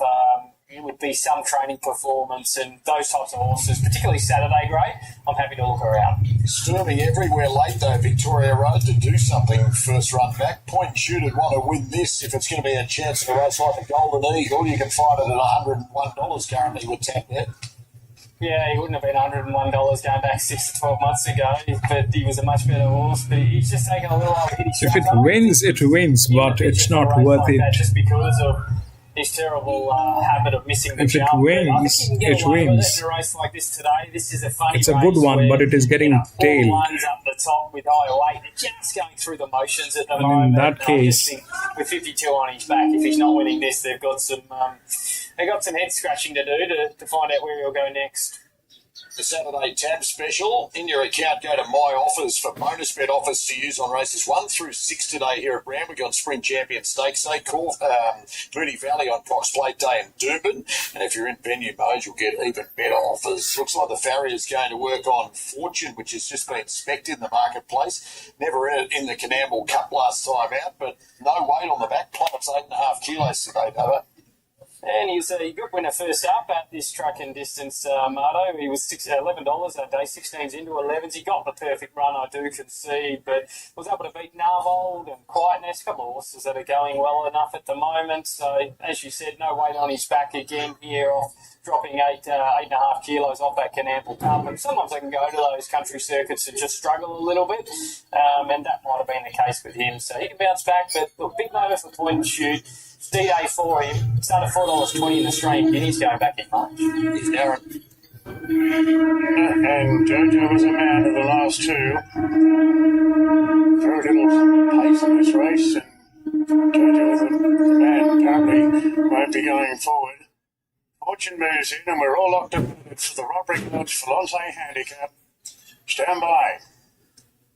Point and shoot. He's a dominant favourite. Gates are back. Well, he's done it again, point and shoot. He's missed the kick, but only by 2 lengths. Fortune jumped out well. You're on mute right there with Invasive Dreams, Kintyre handy. Ruby Flyers railing through inside Super Hellfollow. A couple after Zondi. Great week wide out. Jojo was the man being restrained and resenting it. Victoria Road pokes up on the inside and point and shoot. Last out of the gates. Sunil Siddle last. He's 10 off the front runner. Invasive Dream shows the way. Fortune second, followed by Ruby Flyer. Racing through on the inside if you're on mute. And right between them is Kintyre. They're followed by Super Helpful from Zondi. Victoria Road tucking along back in the field from Great Week. Jojo is a man still firing up. And a length and a half last of all is point and shoot. 800 metres to go. And the front runner on the inside, Invasive Dreams, by a half length on Fortune, and Kintyre rolls to third out 3 wide. Then Ruby Flyer from You're on Mute. Zondi in a 3 wide line with cover. They're followed by Super Helpful. Jojo was a man, Great Week. Further back then as they come to the turn, Victoria Road all cluttered up. Point and shoots last, and about to hook to the outside. The favourite 8 lengths off the lead, coming up the rise. Fortune moved up, took the lead from Invasive Dreams. Kintyre's batting on.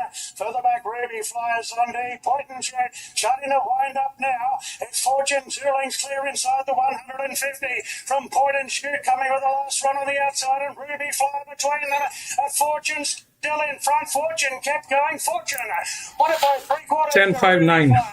Point and shoot on a bullet's length, followed by Super Hillfollow. Then came Invasive Dreams, Kintyre, Every Hope. Did cover a bit of ground, but weakened out. Then Zondi. A gap to Jojo as a man. He was pulling his head off all the way towards the rear. From Great Week, You're on Mute. And not a great return for Victoria Road. It's wound up near last. Behind Fortune is now won 2 of 3 this campaign. 10-5-9.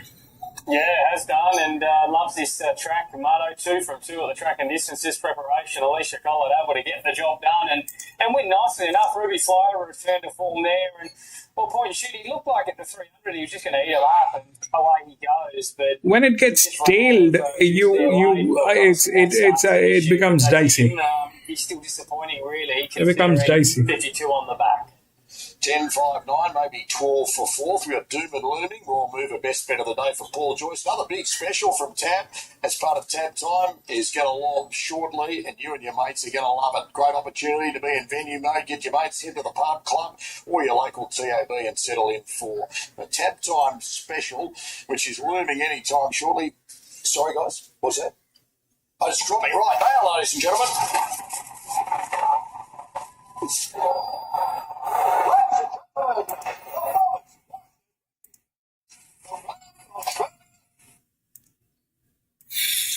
So what happened is that 9 got tailed, right? 10 went through. That was a drop in class. Okay? It was a drop in class.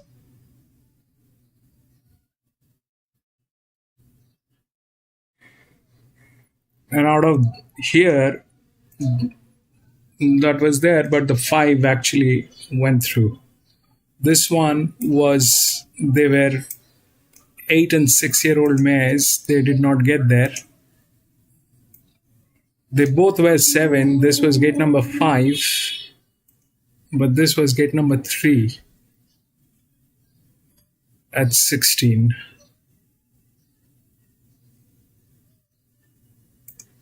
The point is the 9 lost.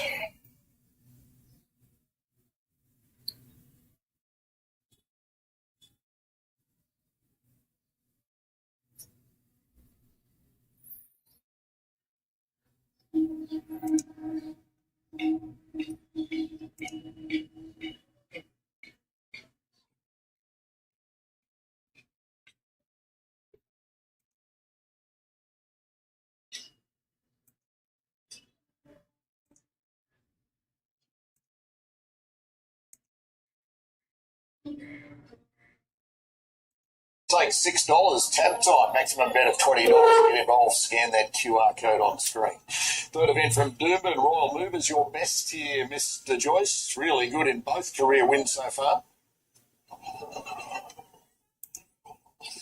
Yes, Marto. Well, welcome back to the Gold Coast Turf Club, of course. Men that matter race day is why I'm here today, and I'm popping in and out of that event centre. We've got 1,000 people up there, Marto, and the auction items are about to kick off. So after this race, I'll head back up and throw in a bid for you, Marto. Just let me know what you're after. But for this race here, number 3, Royal Mover, should be winning. The market suggests he will be.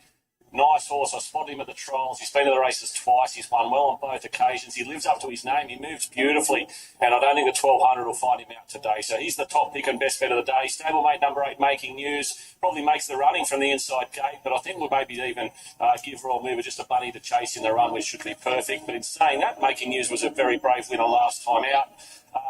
The 1 halfpenny hatch. Now, the blinker's going for the first time here. A horse is running better company than this. Paying for that with the weight, but maybe the blinkers will be enough to switch him on. And that leaves me with the logical leader, number 4, Meet George, fitter for that first up 6th. But all eyes on the favourite Royal Mover. I think he's just a classy 3-year-old. We should see him at a stronger time of year than this. Royal Mover 185 into 165. Best back tab 6. A clear mover everywhere to beat it off. A debut winner, Dorby, is Little Fella. $5.50 into $3.80 late with the tab.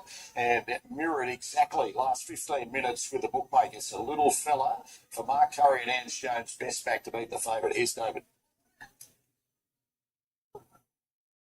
Royal Mover, last one to come up. So we're just about set to go now in the third race today.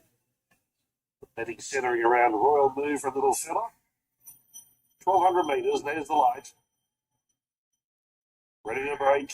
Racing. Or starters the light there, they bounce as one. Let's look for an early leader. Meet George and Uterus Piorana showing great early speed. Right up there is the favourite Royal Mover. Making News not too far away. The Encrypted Feeling. Easing out of that speed duel as they head to the first bend. Little Fella settled third last. Halfpenny Hatch second last. And Destiny Summit is last of all. The favourite is in front.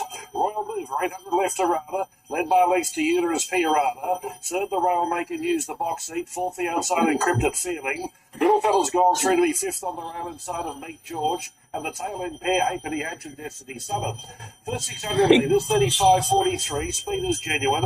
Maloney brings the odds-on favourite to the turn in front, Royal Mover. From Uterus Piorana, Encrypted Feeling, coming 3 wide, 14 Meet George, then Making News the leaders back.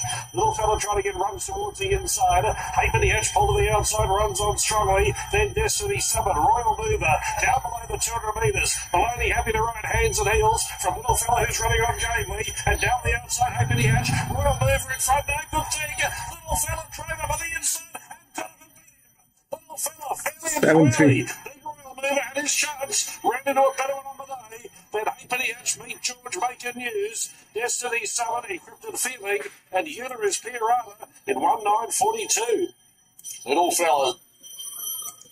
We'll go to the next 5.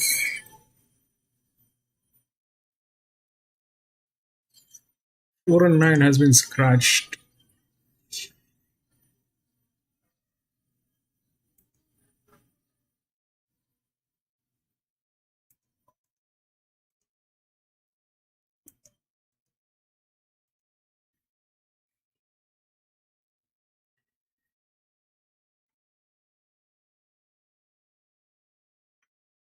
Five to 8-1.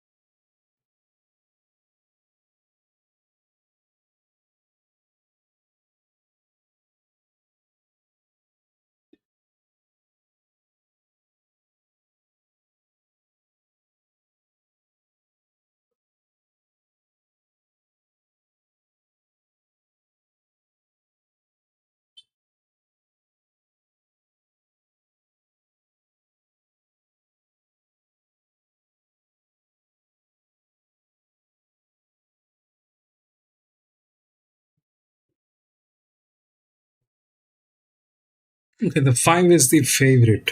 Okay. Uh,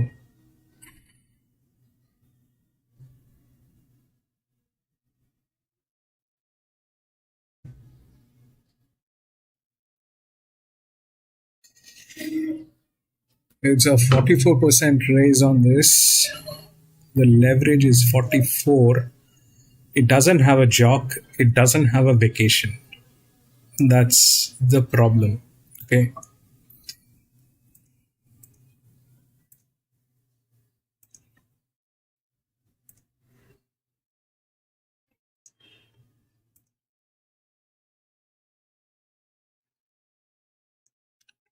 That jockey, that pressure is a misfit. The horse is good. The horse is good, but the problem is this, that it's a 44% leverage on this horse.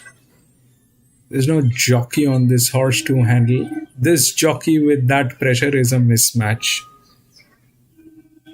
Uh,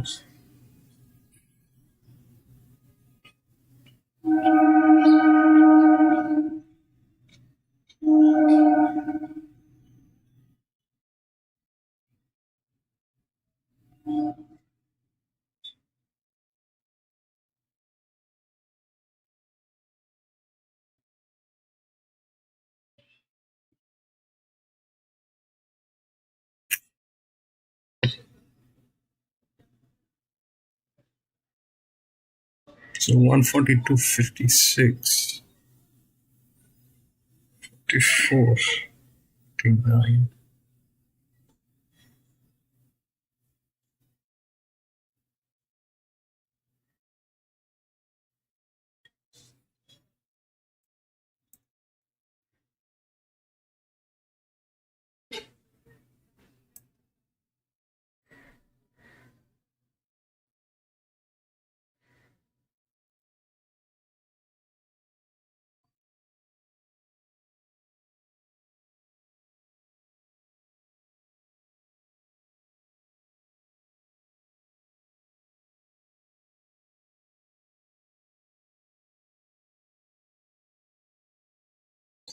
There's a jockey on this. This is but this is a little too much. 361. So a little too much. Probably 8.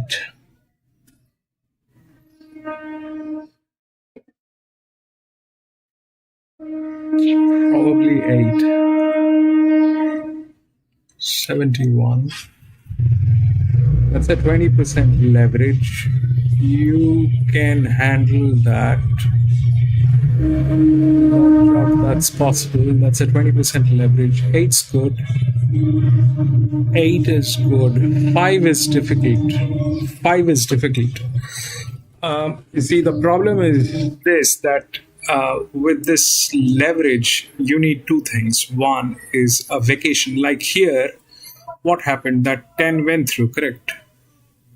This 10 from gate number 15, it went through. Why? Because it had everything that was required. I was a little skeptic because this was a benchmark 72, and the things went a little wrong here, so I was a little skeptic and I gave it a rest. But here, that 10 had everything in place. Okay, so this was at 154, and that is okay. 154.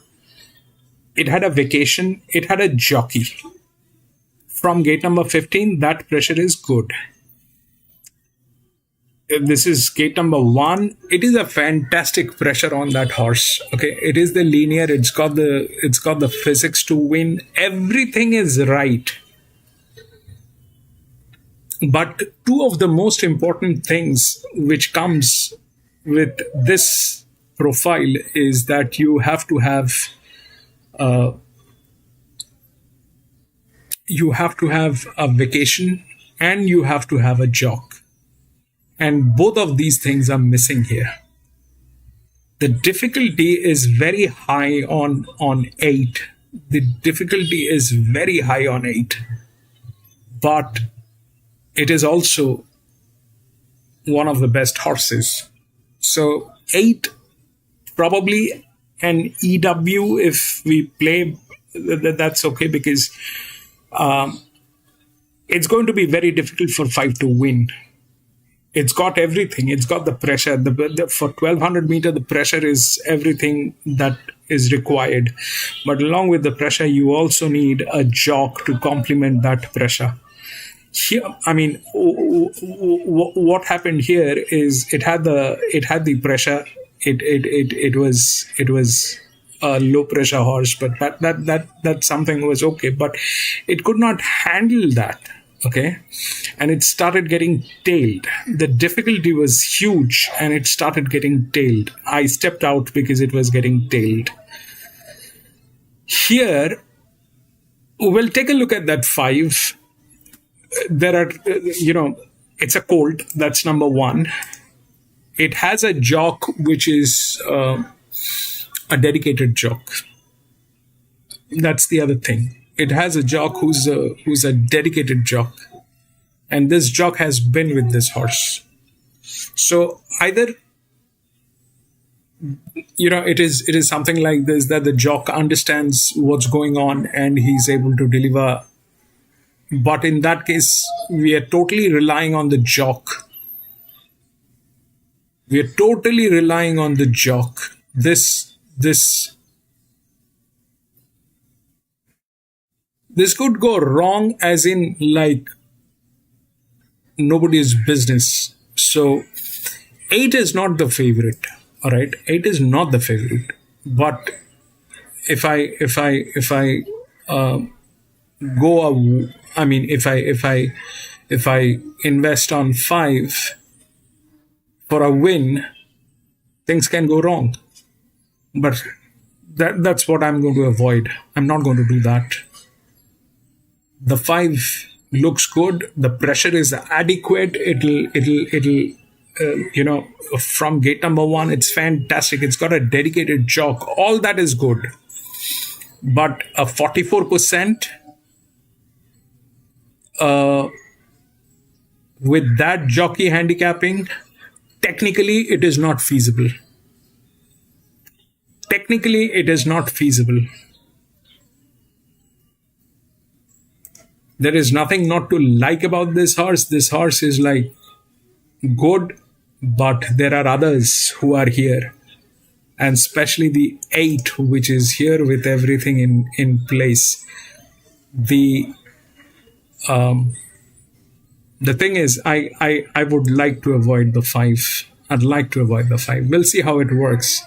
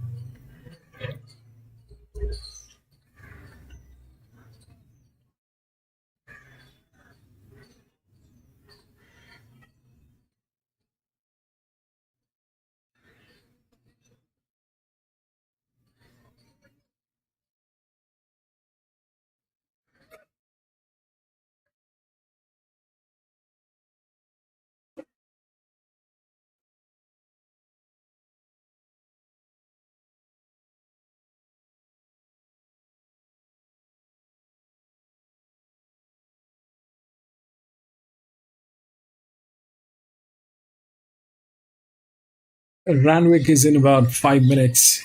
I'll be back from the washroom in a jiffy.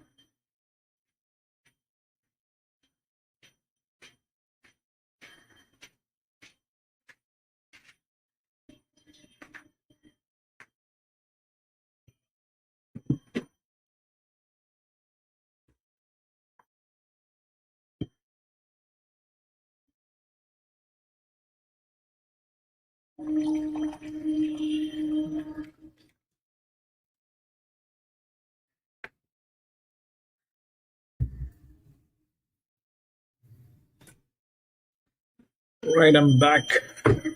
And also, one more thing that is there today is, none of the top jocks are racing today because they all are probably um, getting prepared for the Melbourne Cup.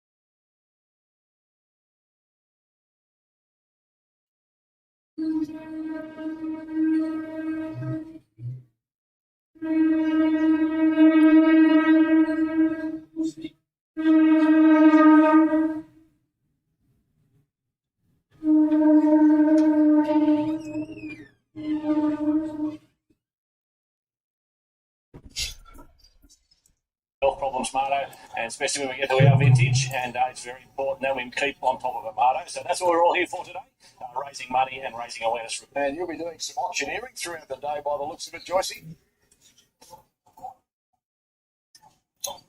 They got me doing everything, Marto, not just tipping. We're auctioning some stuff off. I do have Carl Stefanovic, not sure if you've heard of him, but he's up there giving me a hand. And we've got some good prizes. We've got cars, we've got boats, we've got holidays pretty much to everywhere you could imagine.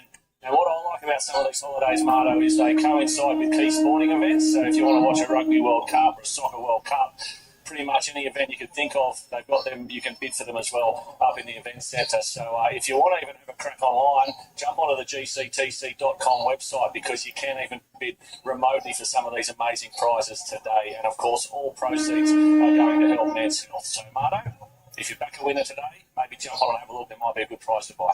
Outstanding, Joycey. Thanks for checking in from the Gold Coast. Outstanding memorabilia there. Carl Stefanovic might have been starstruck by meeting Paul Joyce, one of his idols, I hear. They're all happening there on the Gold Coast this afternoon. As you probably saw, Yarra Valley went to Sky Racing 2. Here on Sky Racing 1, Randwick and race number 5. A 3-year-old listed race, the Brian Crowley Stakes over the 1200. Davo Memo's been freshened back to the trials after being unlucky last time out at Moonee Valley.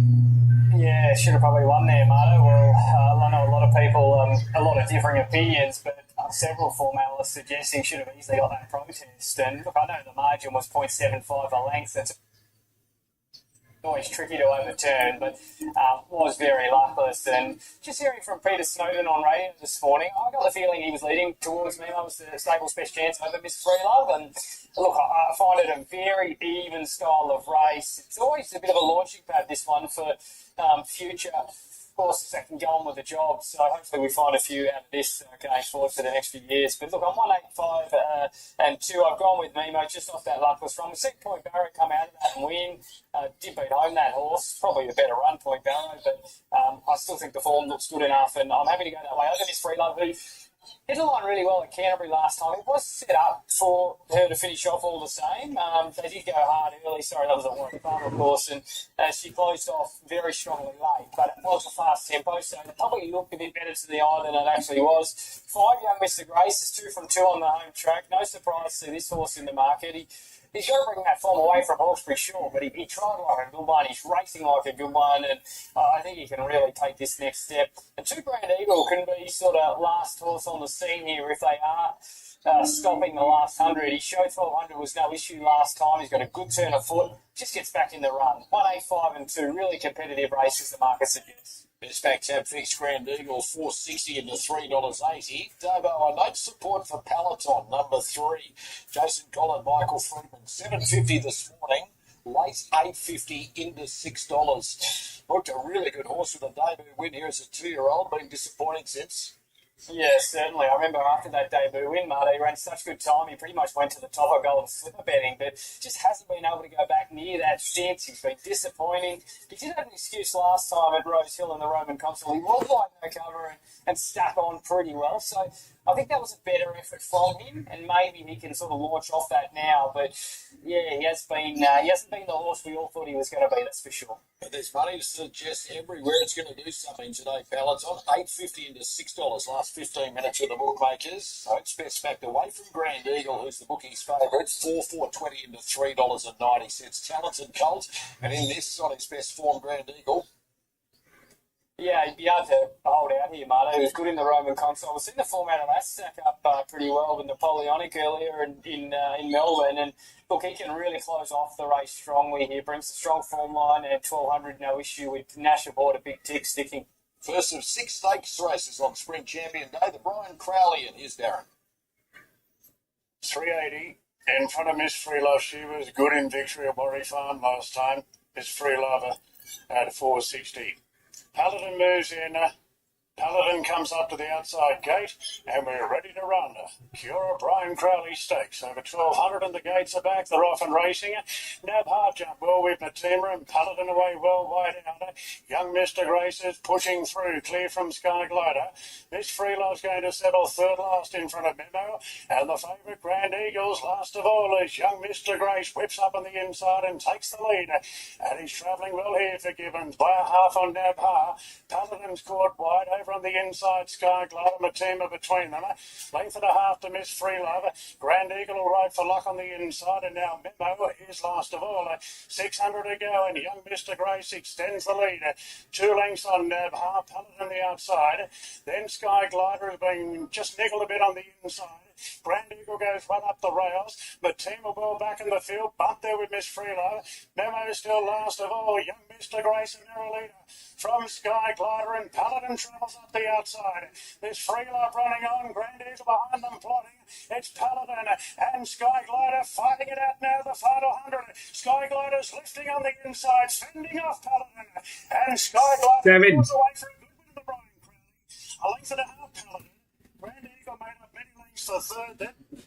Miss Freelove, Memo too far back. Young Mr. Grace weakened out. 732. By Matima, and Nabha was last to finish. Sky Glider sees out Paladin and pulls away again late. Grand Eagle runs third, 7.32. Ace will wind up in 4th position. Off a debut win at Canterbury with some strong form lines through the race, it presumes to remain undefeated. The Colt at start 2.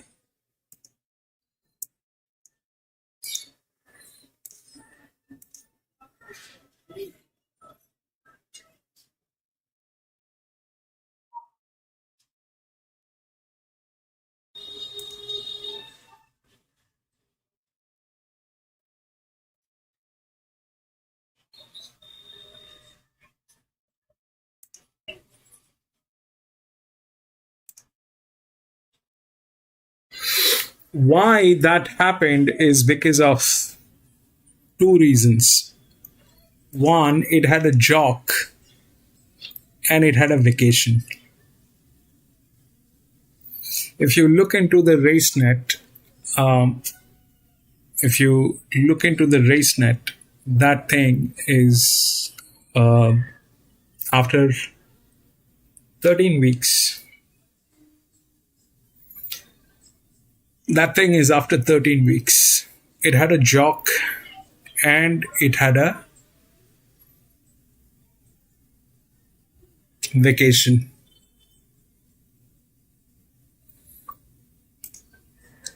Three was the advantage, and then came in 2.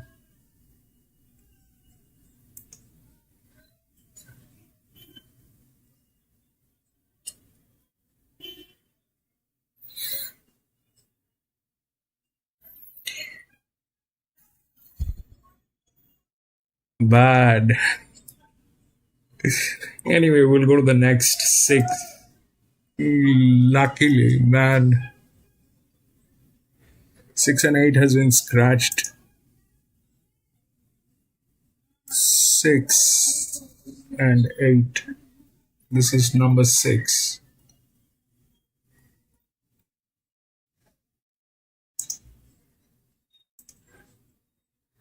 6 and 8. 8 is not there.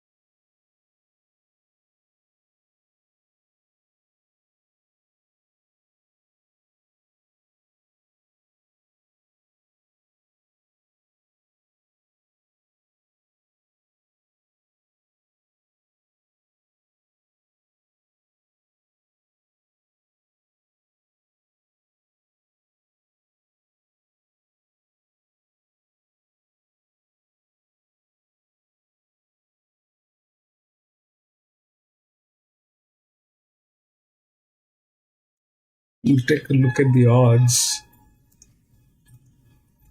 1743.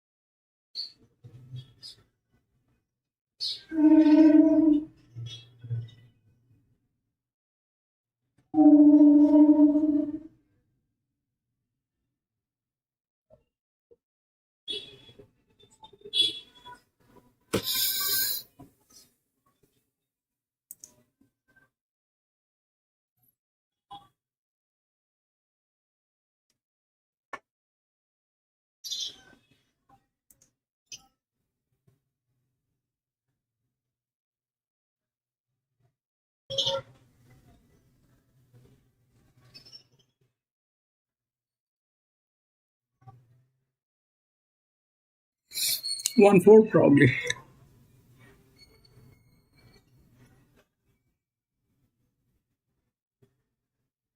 147 probably.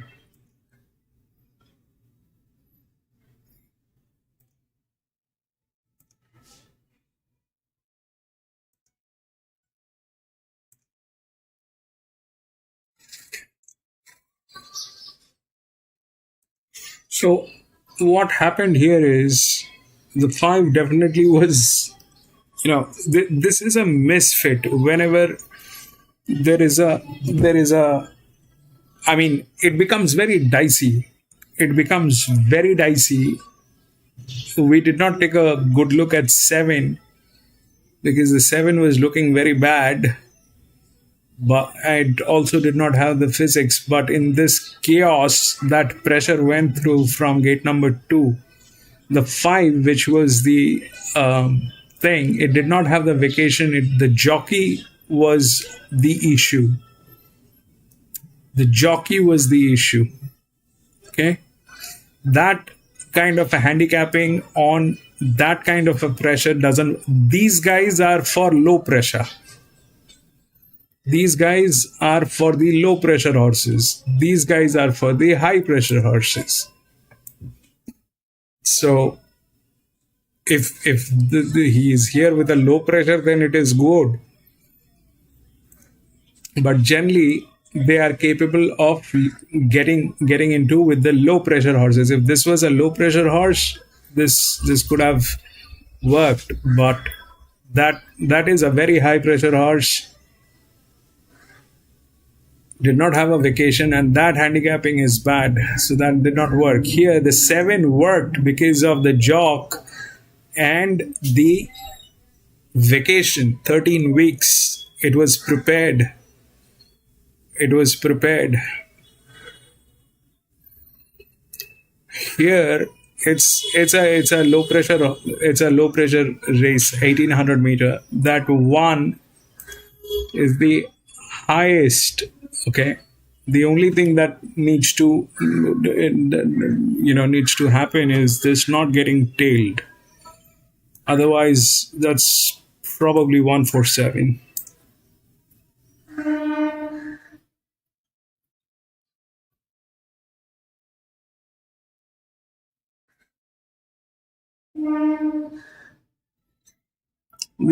This one is a 6-year-old gelding from gate number 8. That is not adequate advantage. So from gate number 1, this will work, but this is there, and this one is a 5-year-old gelding with a lot of advantage. That's how it is.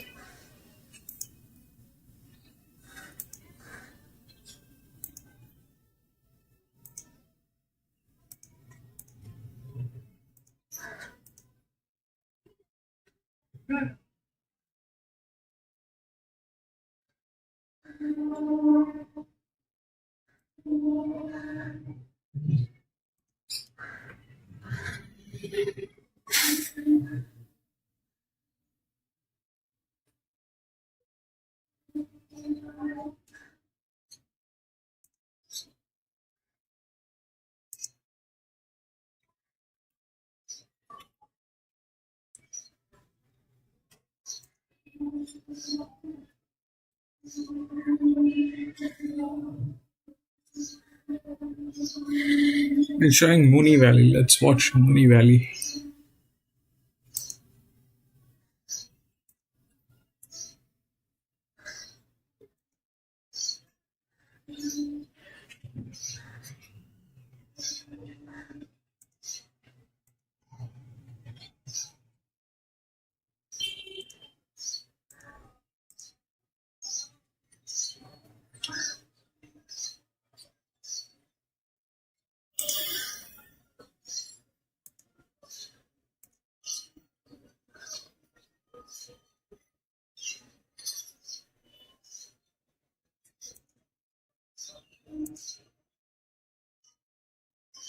It's too good. I'm 986-1 here. I've got you to hustle today here. Go back only a few months ago, late last year. This horse has been beaten in a benchmark 62, and Graham Beck's done a great job with her.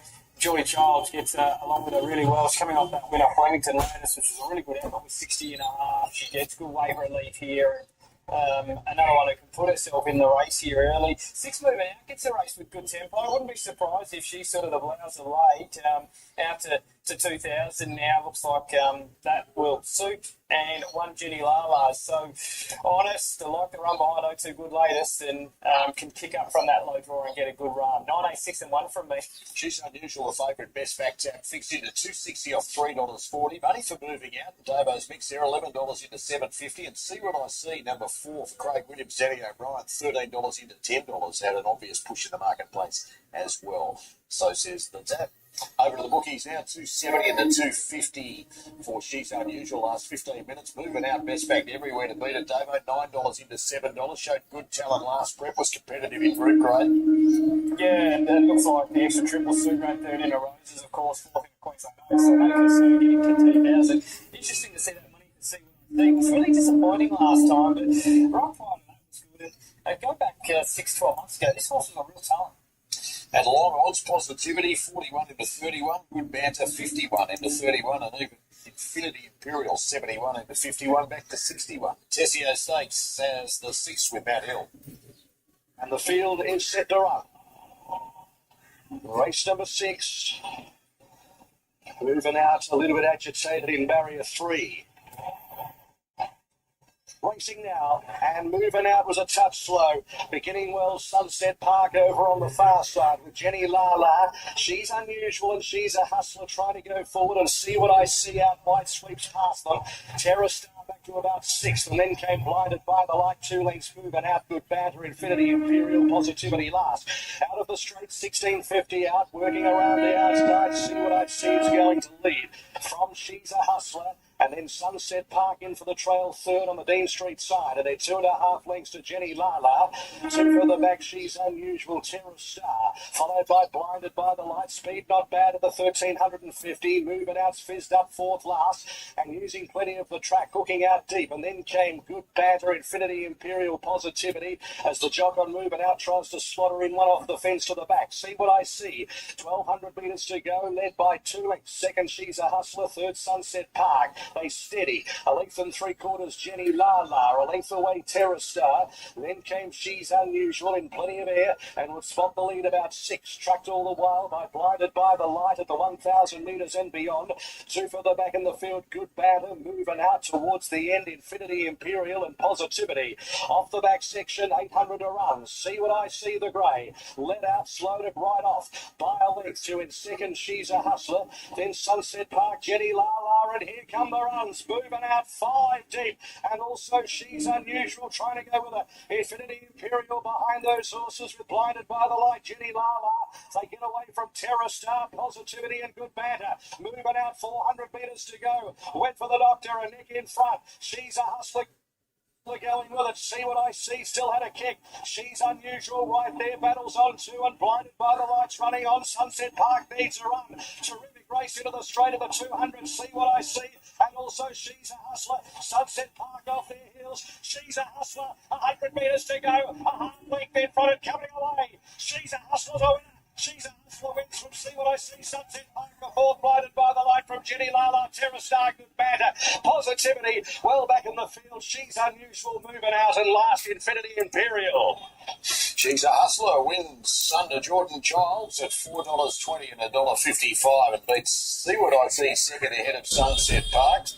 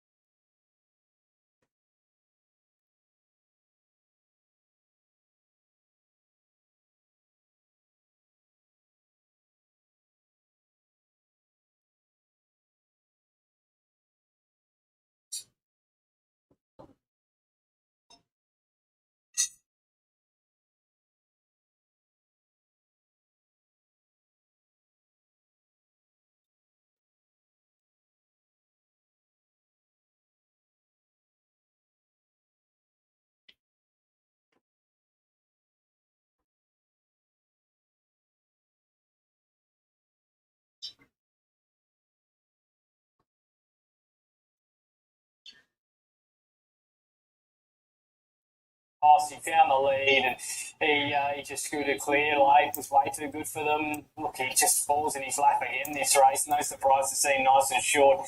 He can go forward, take control, and be awfully hard to run down. $750,000 race, and he looks to have a stranglehold on it. It looks really hard to beat. 1, 4, 3, and 7. Thought if there was a danger, maybe it's militarised. I love the way he hit the line in that Hill Stakes. I just think he's busting for a wet track. He doesn't get that today. If it was on a heavy track, I'd be tipping him to beat Lindemann every day of the week, because Lindemann's a duffer and it does not handle it at all. So expecting him to run well, but like I said, I think he still needs a wet track. 3 Covalika, nothing worked out for him in the Hill Stakes last time. He just got too far back and shuffled back, and the race was over by the time he got out. But he is becoming costly, there's no doubt about that for punters. And the 7 El Costello, well, you've got to, I'm surprised he's second favourite, to be honest. It's a horse that was okay in the King Charles last time, but he's just not the same horse he was as a 3-year-old. But look, he had a long break, of course, had some issues, and he's working his way back to fitness. Maybe he is an improver here, but I thought $6.50 was a bit short. So have a look at what's happening with the bookies late in proceedings. Last 15 minutes, Lindemann gave 145 to 150, back to 145. El Costello 6 to 650. Militarised 750 out to 8, back to 750. Covalika's been spec number 3, $8 into 750. Bardashon goes 16 to 21. Democracy Manifest 31 to $41. Not a lot happening away from Lindemann, who beat 3 of today's 5 rivals in winning last time out. He bolted in by 2 lengths as well, and look, in the small field, it doesn't look to be a lot of pressure here, and yes, I guess they're all going to be a little bit closer to him, but he can just do his thing out in front. He's such a likeable horse in the way that he's got that beautiful racing style on speed. He can quicken off it, and he just likes to roll from the 600. Nash knows him so well, and I wonder, with the scratching of Blow down south, whether if he bolts in here, I wonder what could have been. You know, no speed in the Constante this year. He's certainly in good form, and even though he's been that Group 2, 1.5 horse in the past, he's just in career best form at the moment. He is a Group 1 winner, always been talented, but also been a little bit maligned over the years. He has, yeah. There's been races where he just looked a good thing on paper and he hasn't got the job done. I remember going back to Rose Hill about 12 months ago. He was beaten in hindsight by 2 good ones in Vauban and Arapaho. And I remember that day he was $1.90, he was heavily back, and he's a bit disappointing, but in hindsight, those 2 horses are quality gallopers. So this preparation, he's been a bit more reliable, hasn't he, on his dry tracks. He beat Cerdelius, he got beaten right on the line by Fangirl, and then won the Hill Stakes easily at short odds. So be a bit more reliable now. Now, Militarise is the second pick at $7.50 on the tab fix. The Dutton Stud, this is his second preparation as a gelding, a one-time Golden Rose winner. Yeah, and of course he had all that success as a 2-year-old, and he ran well in a Cox Plate at 3 without sort of having a lot of luck. But it's funny because they went to study and he didn't work out there. He's back at the races, and he just hasn't quite gone on with it. But saying all that, he hasn't been getting his wet tracks, and I'm convinced he's a much better horse on wet ground. You look at his last 5 starts at least, they've all been on good ground. So I just think he needs that bit of sting out of the track. He's not getting that at the moment, but he's still racing well, and his last run was certainly one of his better ones for a while. Cinnamon about to be loaded. Clear market mover everywhere. Late, it's $1.50 into $1.43 on Basic Raven Plate. First contested in 1867. Jams who won at Cascadian. Ticket over 1-2. Time the night far. Who won 3. Tulloch climbing 1 3 over 6 years at the bar for the Craven Plate of 2025. Is Darren. 23. This last winner. Democracy moving in. He's the outside of the field. His backers will be having a big banquet tonight if successful. Democracy Manifest moves in, and Covalika now is the last. He's had 3 runs in this preparation, and Covalika winds up the field of 6.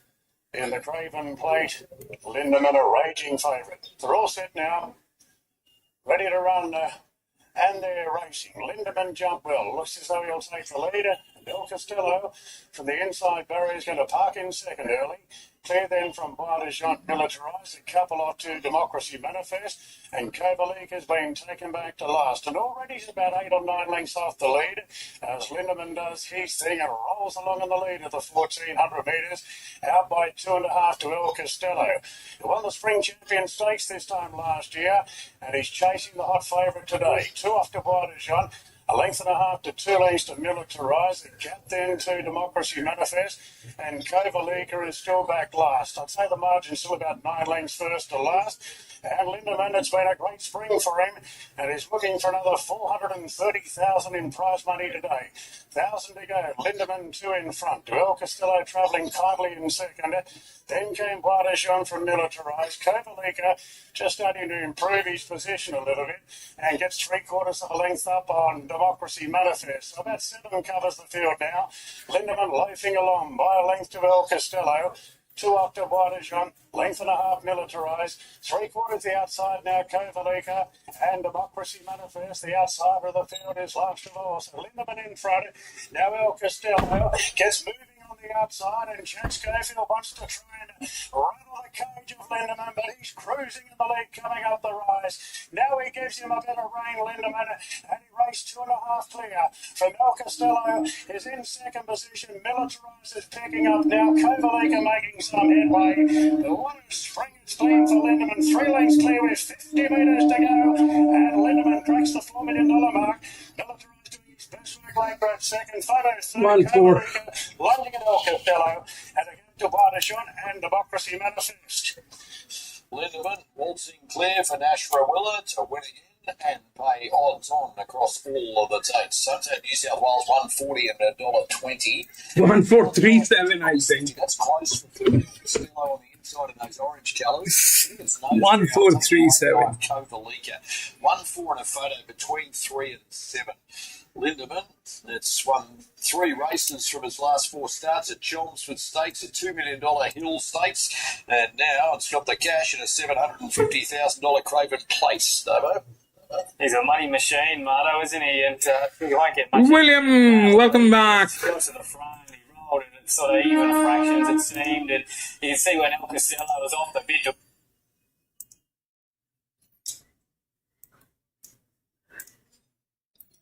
So what happened is 1 and 4 they went through. The 7, though it had the pressure, but I think the 3 actually beat the 1. But 1 and 4 they got through. 1 and 4 they got through.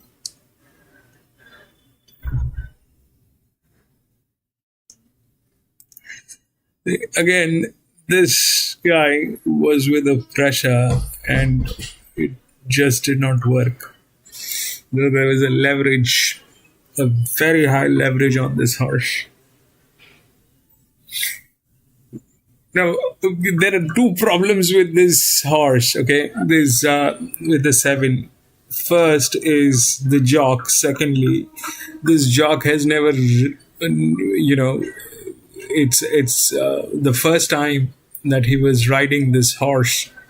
So the horse did not know him. So that was one of the problems. But the advantage worked on this guy. We'll go to the next 7.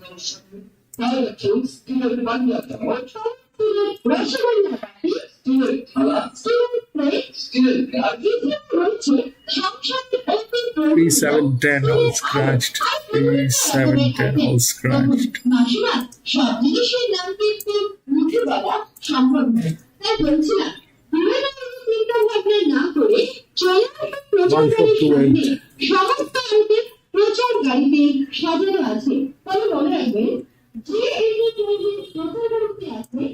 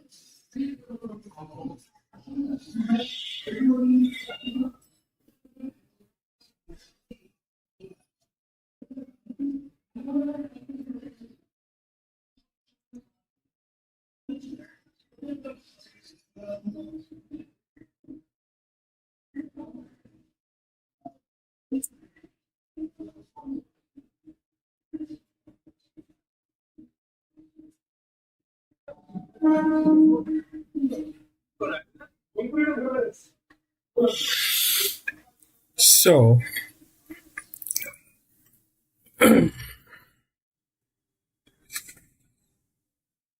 the one is the favorite, okay? The one is the favorite because of the joke.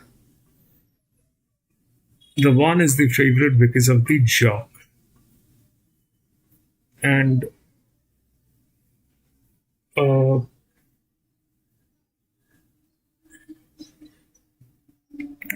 so generally this doesn't happen, okay? Generally, if you see this was a 0, this was a 0, that 9 did not happen. This did not win. So this is good, but they're all 3-year-old. Okay, this is going to be pressure play. This is going to be pressure play. It is not going to be something like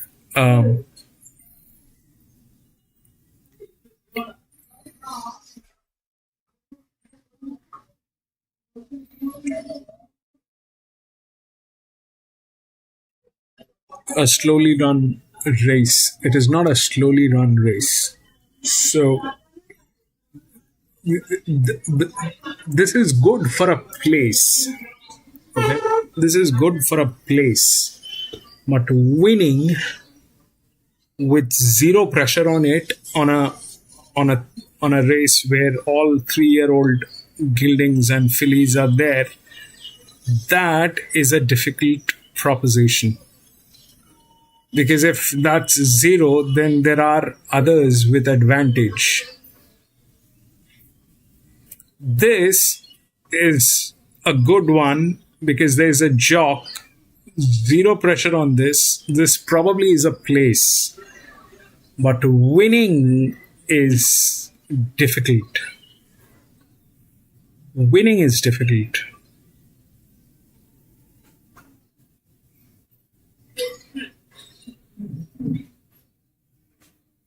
Winning is difficult. Now, these are some of the other advantages which are here, but they're also like that. I don't know what will work. And the 5 is looking very weird. So whether those advantages will come into picture is something that I don't know. Maybe, maybe not. But this one is a drop. So this one is from gate number 6. There is a drop, and the jock is weird. This is going to be the first time this jock is going to be riding this horse.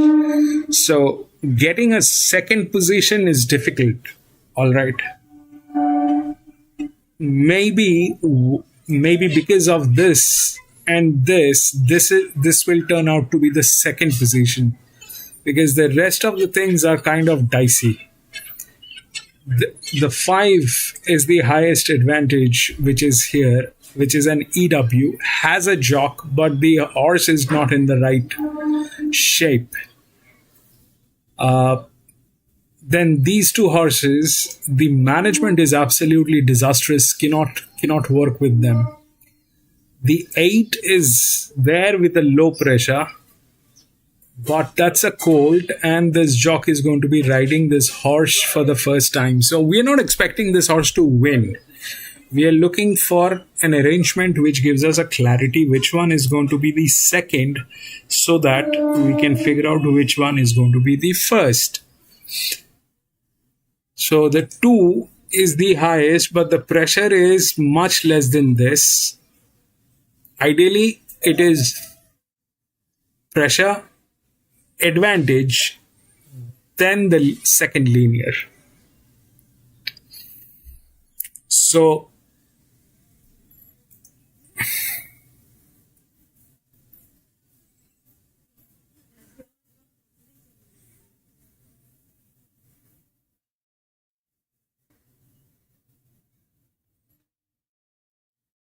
(126 to 33) here on a 67. It was 67, 67, 154, 78, 154.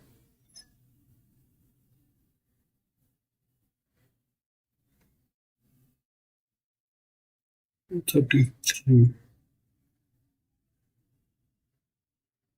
67 to 33.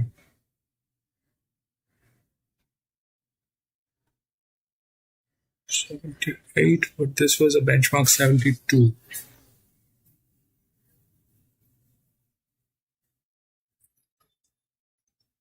$29, 4 is after 3 weeks. 3 weeks, but it is about 30%. It's not crossing the barrier of 40%. It is not crossing the barrier of 40%. When it is crossing 40%, that is when we have issues, correct? Here that was 44. This was 38 and it went through because it was entirely chaotic. This is 29. It is a good one. The 4 should win. The 4 should win. The 1 probably is the second. This generally, this is the advantages do not win. The advantages do not win until and unless it is absolutely a upside down race. The advantage is there to beat. The advantage has to be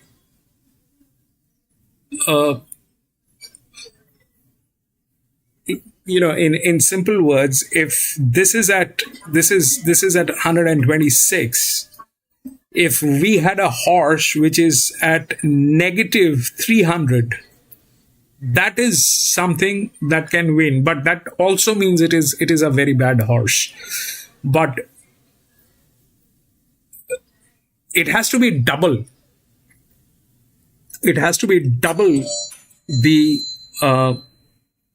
if this is 126, we are looking at 300. That will win, probably, hypothetically. But here, this is a 0.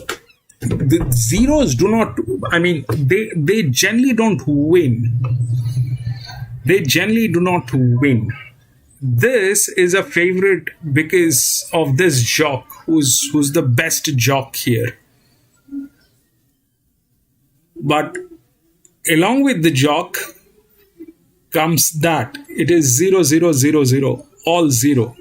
That means it doesn't have pressure on it. And if it doesn't have pressure, then it is an advantage. But the advantages do not win. None of the advantages can win. This one came in second. All right. Here the 10 won because the 9 was getting tailed and everything was wrong. So like here in this case, if you look at this, okay, this is negative 25 and the highest pressure was 33. So this is double, almost double. Okay, this is almost double. So that's exactly what I am trying to say, that for something else to win, it has to be double or close to double. Here what happened is this was 33, they were negative 25 and the 10 won. Why? Because this thing did not have the rails and all those things were happening and the 9 got tailed. If we calculate the 9, the pressure on 9 and the advantage, it is more than double. Okay, this is 17, this is negative 25, more than double. So the advantage worked here. But here it is not the same thing. So one is because of the jock, I think it is 4. I think it is 4. Why will not the pressure work?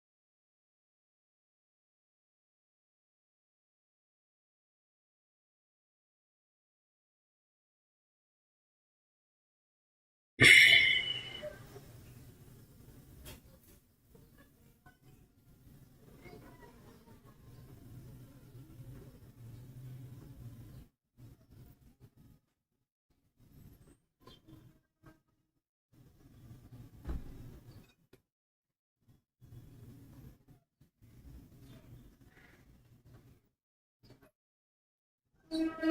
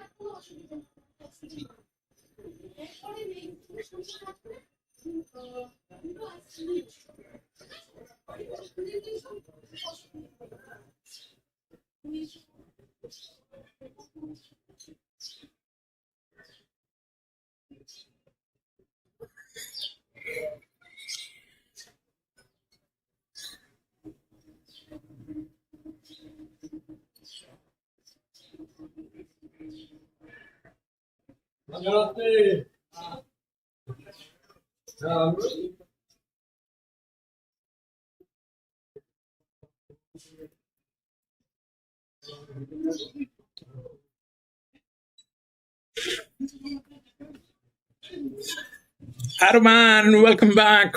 Morph 7.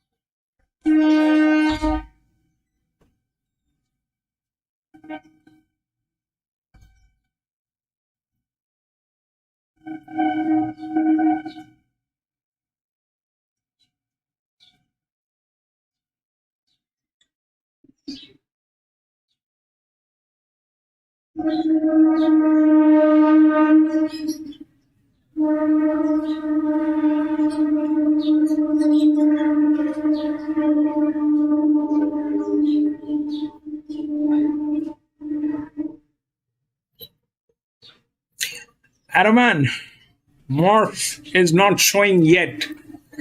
And yes, I will show morph today because I anyways had one of the feeds into the stream, so I have to edit the entire thing. Morph is abandoned. Dow says morph is abandoned. Adaman, bad luck. You talking about morph or Mooney Valley?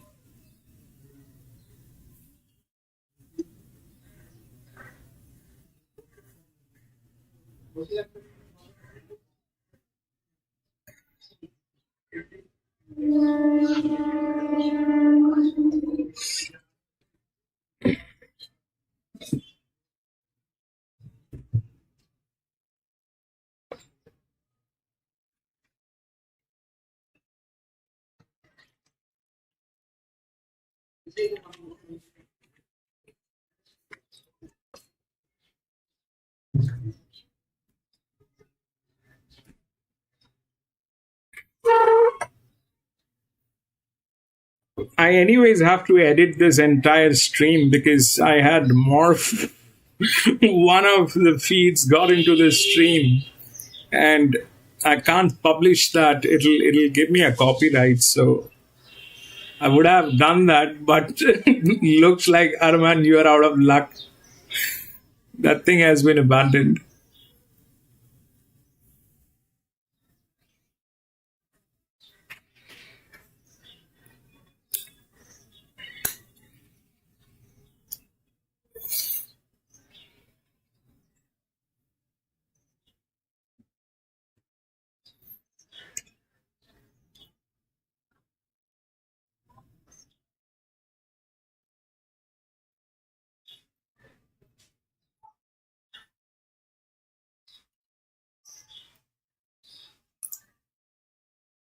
It was bad weather, I think, at Morph.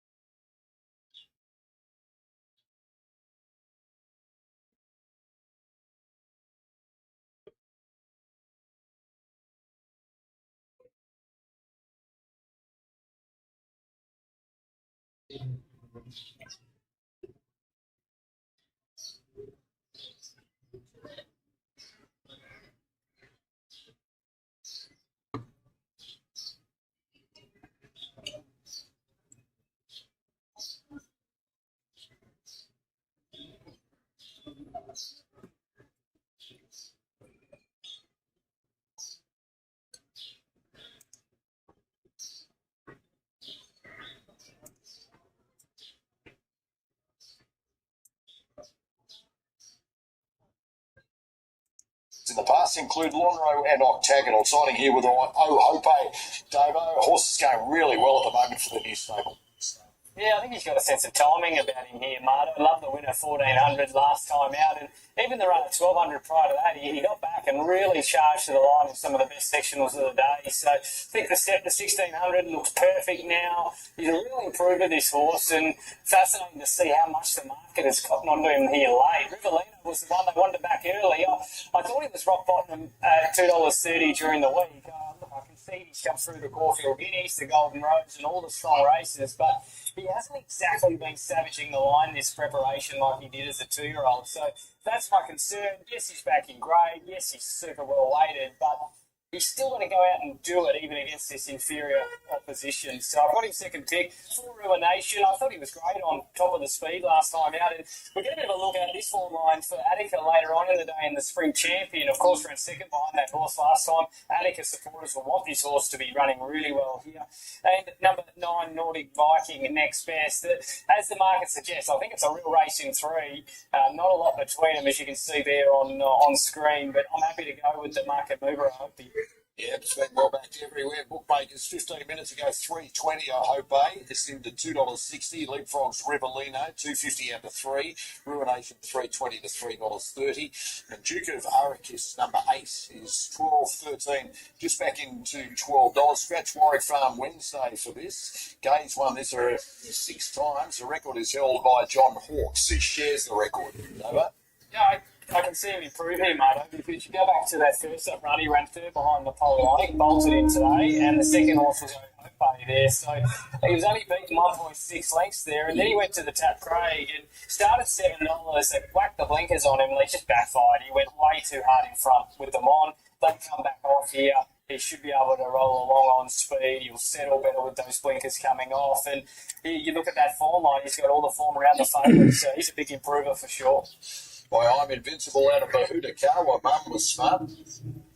She was, yeah, and she wanted a mile too, Marto, which I always love when the dam side have got a bit of substance over a trip when a horse is stepping up to that trip. It's always something I look at, and she did. She wanted a mile, so that's important, particularly with the side being I am invincible as well. Rivellino, okay, where's he at? He's won 3 of 9. They have all been here at Randwick. His 3-year-old form, I reckon the best summation is inconclusive to this point, Dover. Yeah, exactly. He hasn't improved from the 2-year-old year. I think it's fair to say all the others have caught up with him. But yeah, you go back to his 2-year-old season, you talk about that record here, mate. It's great. He was also luckless in a Golden Slipper at Rose Hill and ran very, very well there. Nash back aboard today, but look, all 4 runs have just left a little bit to be desired, haven't they? They have been in the cream of the crop, the Golden Rose, the Caulfield Guineas, the Run to the Sand of Medico, but at the same time, just want to see him finishing his races off better. And I always, when horses come back with good ratings to easier grade, I think they can be inflated a little bit, and they've still got to be hitting the line and charging through it, and that's my concern with him here. Meanwhile, Ruination is a talented colt, building itself a handy early record. An expensive colt in the back $500,000 by Wooden Bassett out of Daisy Durham. Mum won the 2018 Group 1 Coolmore Classic. She was a beauty, wasn't she, for Ronnie Quinton? Yeah, great horse for a number of seasons. And this boy's doing a good job, basically in a BC, welcome back. Straight to the 64. Yeah. What is reasonable one was another thing. As one of the favourites in the Spring Champion later in the day in Attica, so he's got the run at the mile now too, which is going to help him. Starting the main quaddy with a Group 2 for 3-year-olds, Calendar Presnell at the famous Randwick Mile with Darren. Okay, and that big win by Napoleonic earlier today at Moonee Valley might just have something to do with his heavy backing. The form has certainly been boosted there for Hope. Dusty Bay now is the last to move in. Outsider of the field at $81, so Dusty Bay's about to move in now to the outside draw. And we're ready to go. And the Catnack Jewelers, Calendar Presnell, Group 2 over a mile, and the 3-year-olds are set. But a very good betting race. Gates are back now. Racing, there's a great line out. Dusty Bay jump well with O'Hope, Ruination, Nordic Viking handy, and Rivellino's creeping right up along the rails. Now, Duke of Arrakis is not among the leading division. It settles back with Firmboy, and Polish Play Girl is last. So Ruination with the head in front early stages. The roughy Dusty Bay giving its head wide out, and Dusty Bay will scoot across and lead, and Ruination plonks in second. Then Nordic Viking, a length and a half to O'Hope, well positioned. Rivellino two lengths away. Then came for Moy, Duke of Arrakis, no speed, and is back keeping the filly, Polish Playgirl Company at the rear of the field. So Dusty Bay having its fun in the lead, leads by 2.5 to Ruination. Nordic Viking third, a length and a half to O'Hope. Then came for Moy, travelling strongly on the outside of Rivellino. Length and a half Polish Playgirl on the outside of Duke of Arrakis. 6.50 to go. Dusty Bay rolling along by 3 lengths now on Ruination. Then Nordic Viking, O'Hope just being nudged along a bit, just keeping up with the horse in front.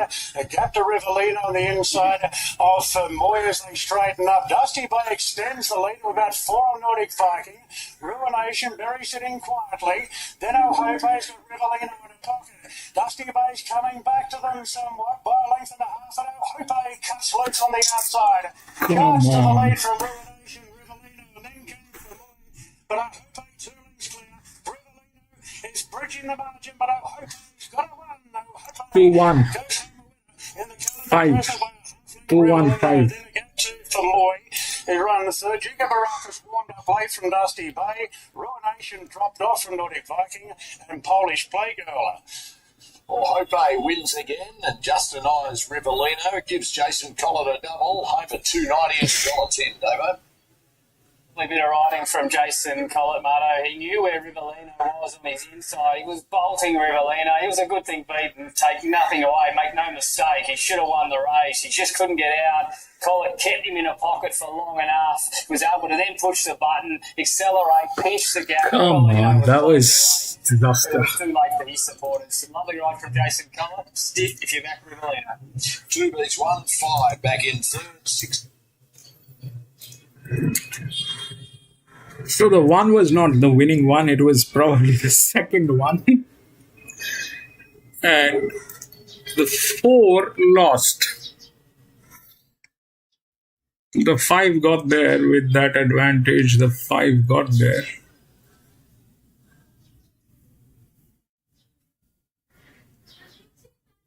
Two, 1, 5. The 7 lost.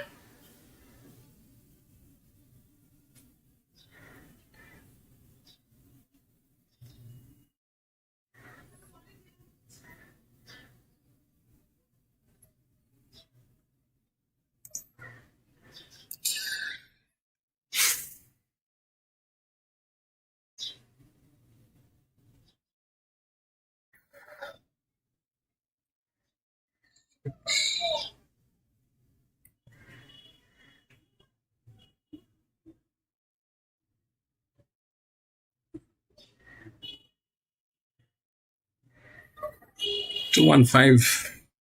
Bad one that was. The 1 was not in a winning situation. The 2, that thing happened because of the body weight. Because of the body weight. That's all. Anyway, we'll go to the next. This is the reason we are here today.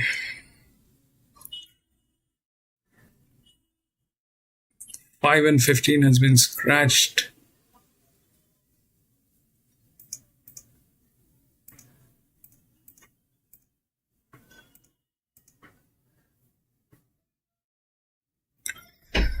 So the odds 2, 1, 11 and 6.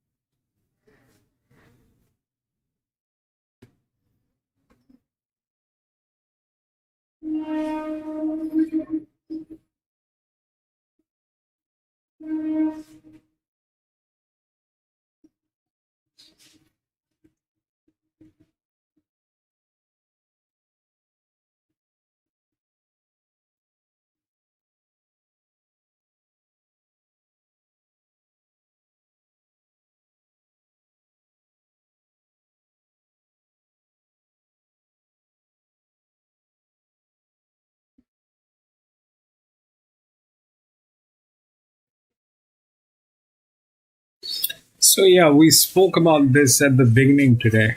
2 and 1. I like the 1. They both have the pressure to build up. Both have, I mean, this is the linear, this is the second linear. They're very neck to neck. Okay. This is at 34%. This is at 33%.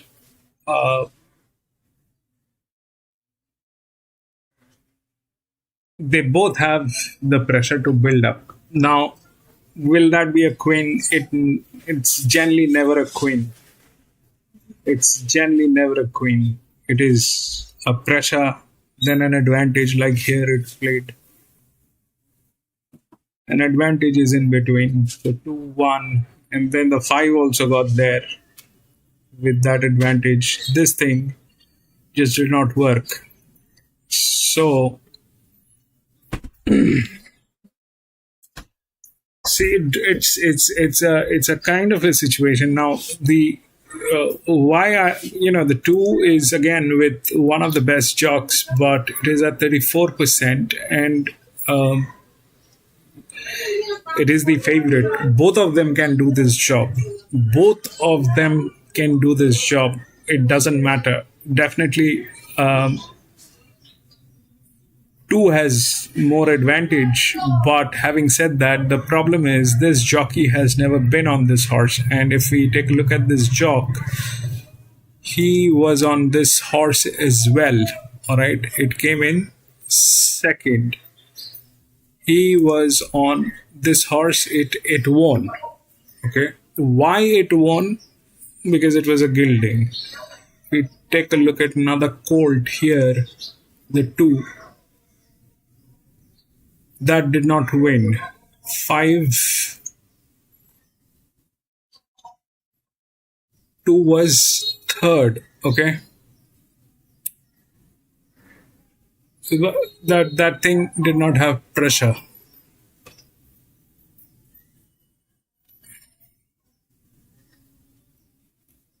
Now it is difficult to understand because the handicapping has changed there. But that's more or less he's on this.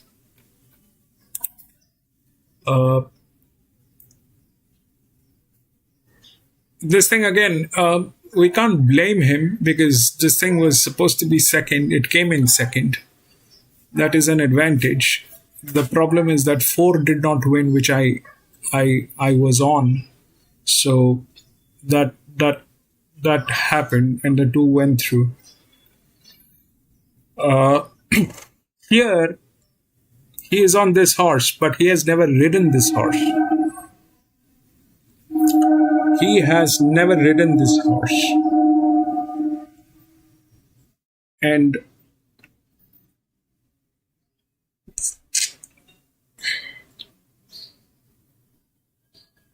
that's the linear, that's the second linear. This is from gate number 13. Obviously from gate number 2, this guy has advantage. But this guy has more experience with this horse. And 1 is 3 weeks. I like the 1 more, but things can go wrong. Things can go wrong. About what is going to be the next thing, if we try and understand that. So 6 is the one with the highest advantage. That's the EW. All right, that's 83. Now 83, it cannot beat any of these. These 2, it cannot beat. That's the first thing. Here, that was 45, okay? That was 45. So 45 is supposed to beat this one. 45 is supposed to beat this one. Or this one. This one, it did that. But it could not, because it is going through that phase. All right. It could not beat this one because it is going through that phase where it is not in a position. And this one, this monkey, did not get anywhere. So it came in. Okay. Now, here,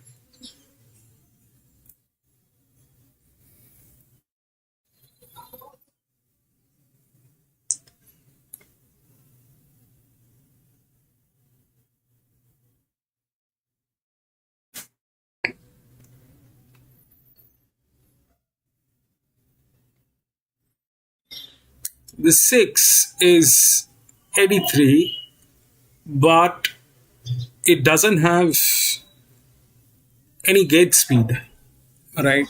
On a 2000 meter, it doesn't have any gate speed. I don't know why it is like that.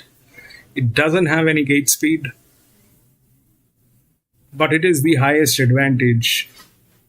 The other advantages are definitely this one, the 14, which is here, then the 12, which is here, 67, 35, 34, 594, 9.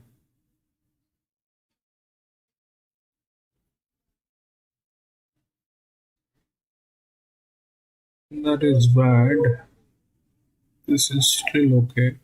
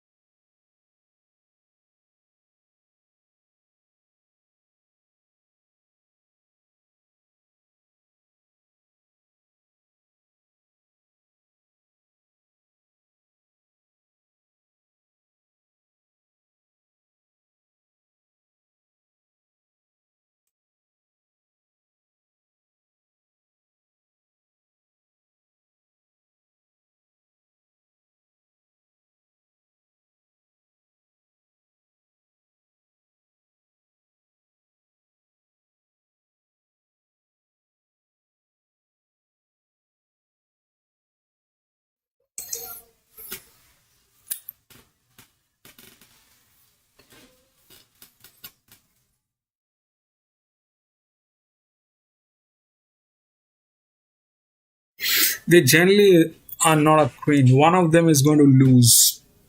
One of them is going to be either third or nowhere. One of them is going to be either third or nowhere. So,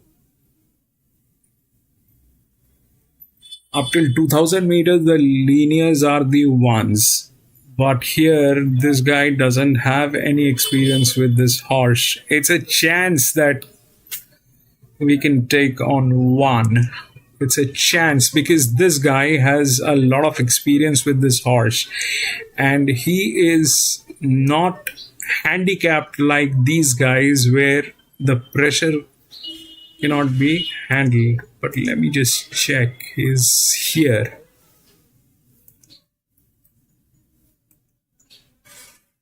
He is here.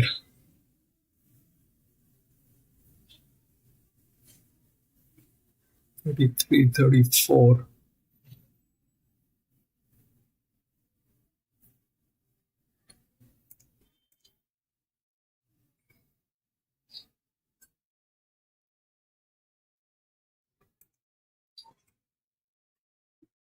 I like the one, but I'm not going to get into this. This thing can work very badly. This thing can work very badly because let's say I go with the 2. All right, the 2 the problem with the two has 34% leverage on this. The gate is 2. It is placed absolutely remarkably. All right, it is gate number 2. There's no problem with this horse apart from the fact that it doesn't have a vacation. It's a 34%. Here, this guy at a 29 lost 126. So that is the thing. All right. The one which is from gate number 13 has also the right leverage and pressure to build up. In fact, the pressure is more here because it is coming from gate number 13. So the pressure is more here. Okay. Though this is the linear, the pressure is more here. And a lower leverage with a jock who knows this.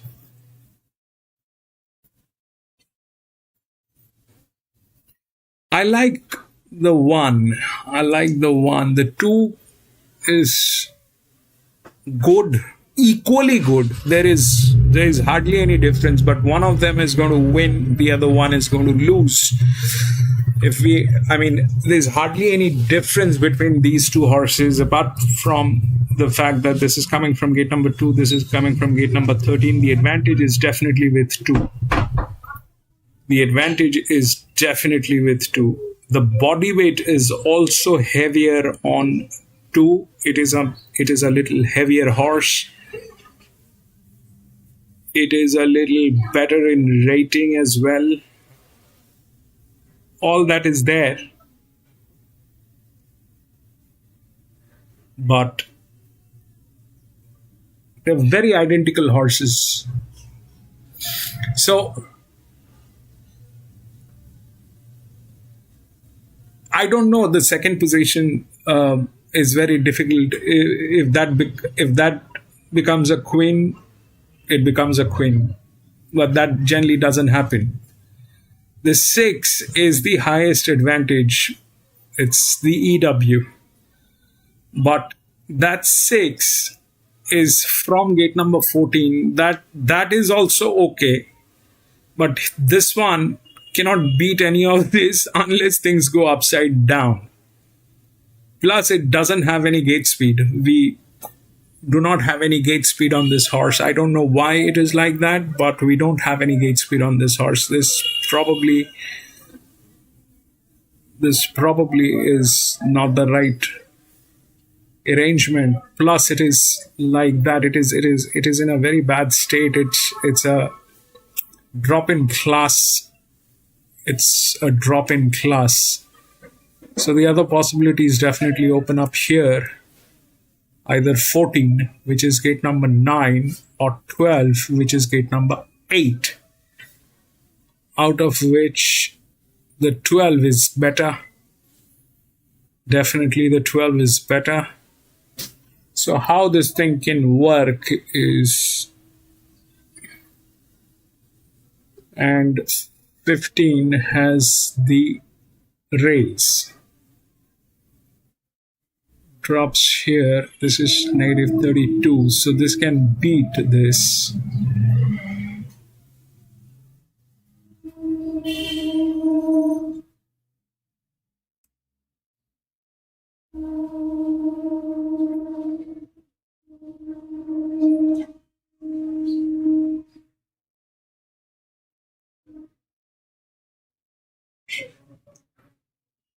I like the 1. Let's see how it works. The 2 is equally good.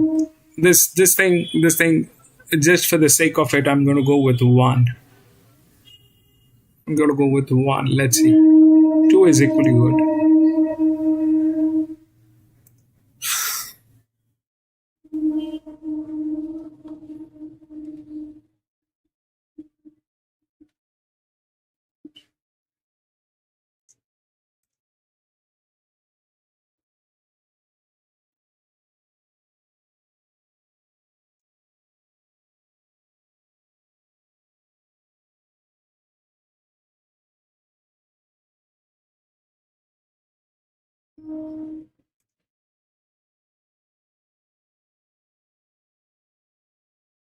Let's go. Attica is.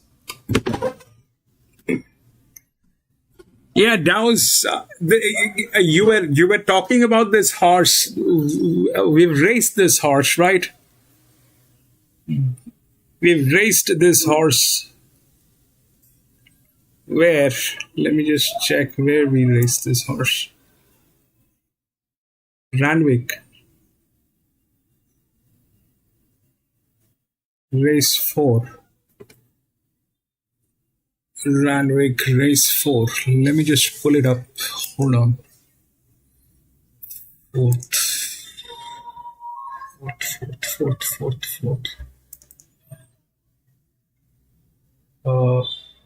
This is race number.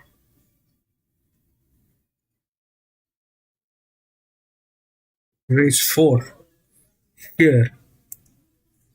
Which one was it? 1. Is it?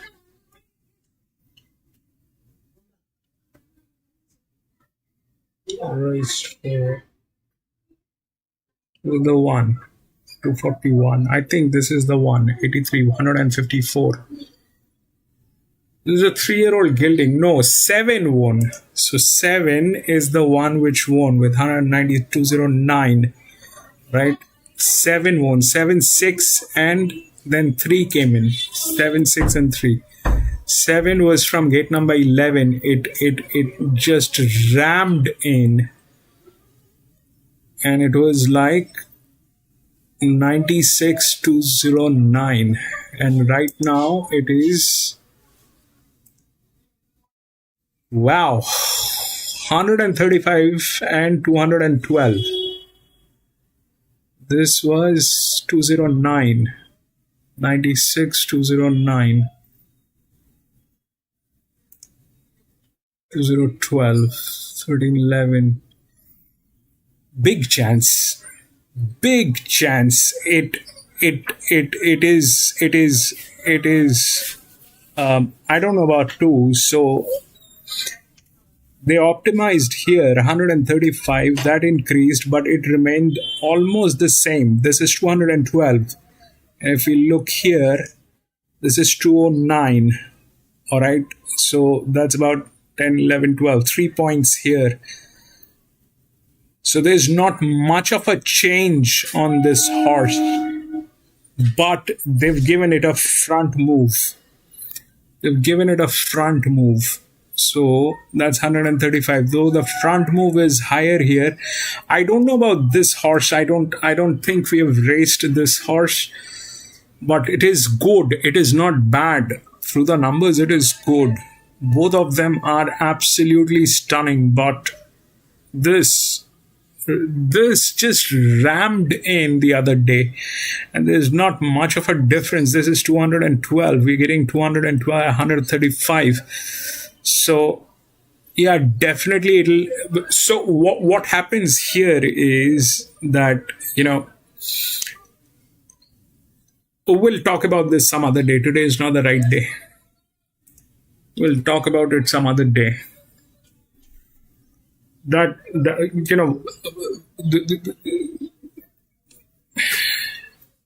I need to gather a little more data to explain this rightly, but when we have the pressure here and when we mirror it here, what happens is this is the end pressure. All right, this is the end pressure. But this is the pressure from the gates. This is the pressure from the gates till about last bend. I still have to figure it out whether it is coming to the last bend or not. We are trying to do that, but yes, we'll see if we can reach that point, that last bend up to. I mean, this is going to be for each and every track. We'll have to do this. So this is for Randwick. So if this pressure has not increased much and the gate number is also almost the same, this essentially means that it has the same preferences as what was there in that last race.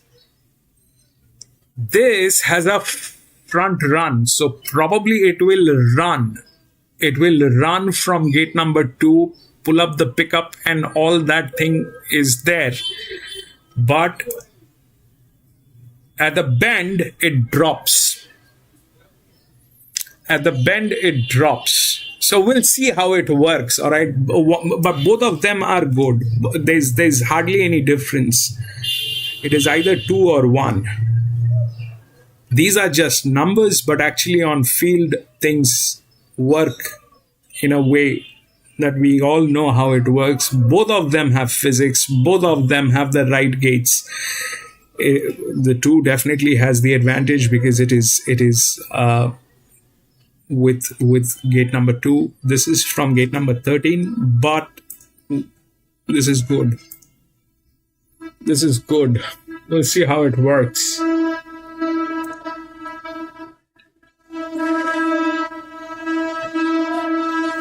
I mean, something wrong with 2.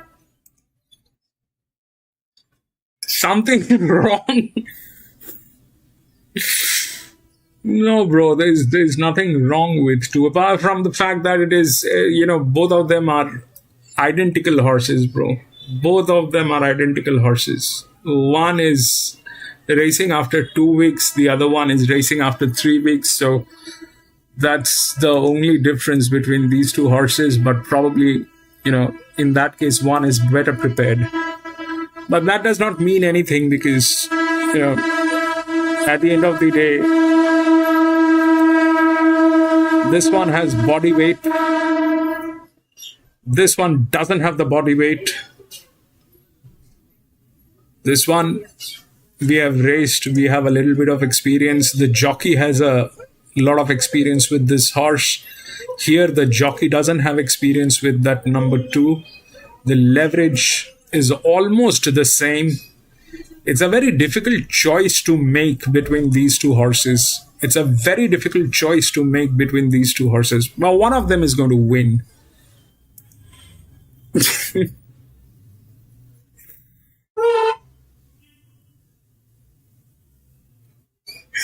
Wallace, welcome back.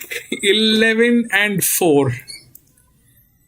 11 and 4. Yeah, those are all probably there. The 11 has the rails, so the 11 is good. And the 4 is here, which is another jockey, which is also possible. Which is also possible.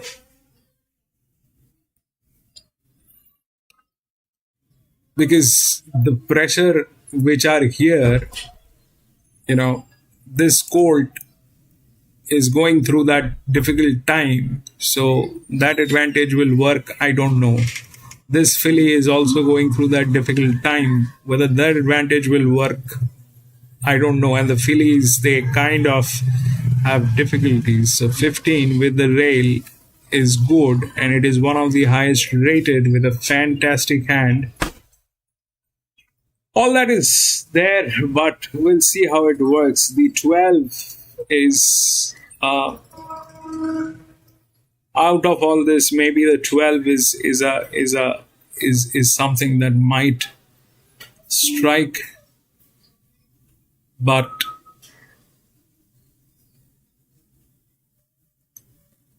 God knows what will happen. Out of these 2, I don't know. I like the 1 more.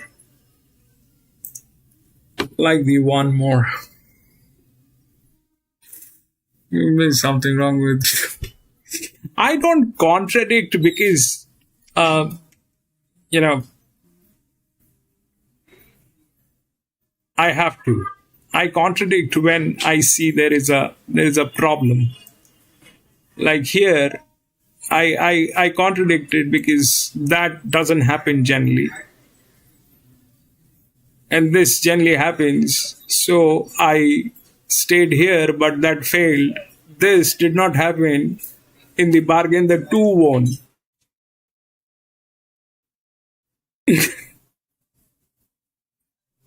So that happened.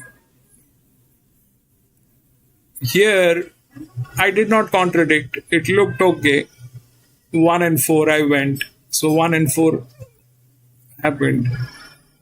Here I did contradict because that was a 44. There was no jog, no vacation. So I did that was the problem. I generally contradict when I find something that is there. I generally contradict when I find something which is there. But at the end of the day,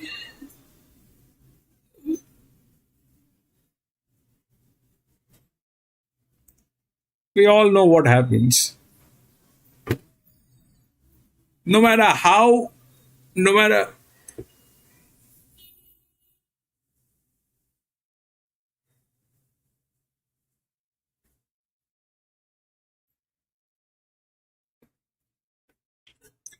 fillies are not good at 2000 meters. Adam, and that's the first thing. Fillies are never good at 2000 meters. Fillies distance is up till 1700 meter. Fillies are very good.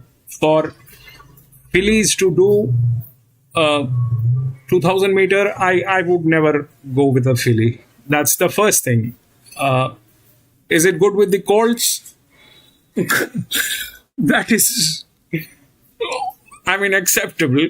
But fillies, definitely, it is not the distance for the fillies. The fillies will run out of gas. So that generally doesn't happen. If it happens, then that's a separate thing. Anything can happen. If you put a filly with,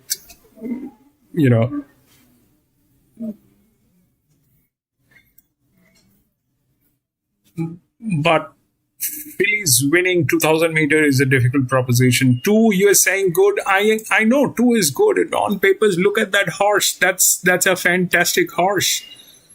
It's got everything to win. That's gate number 2. The leverage is more. There's a jockey. The rating is better. Perception is also showing high.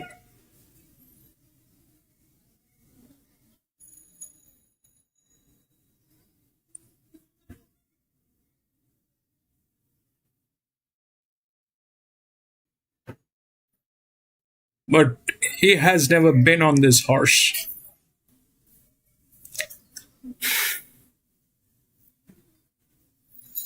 One 6-win place. That was 1 win. 6 is what? 6 is the advantage.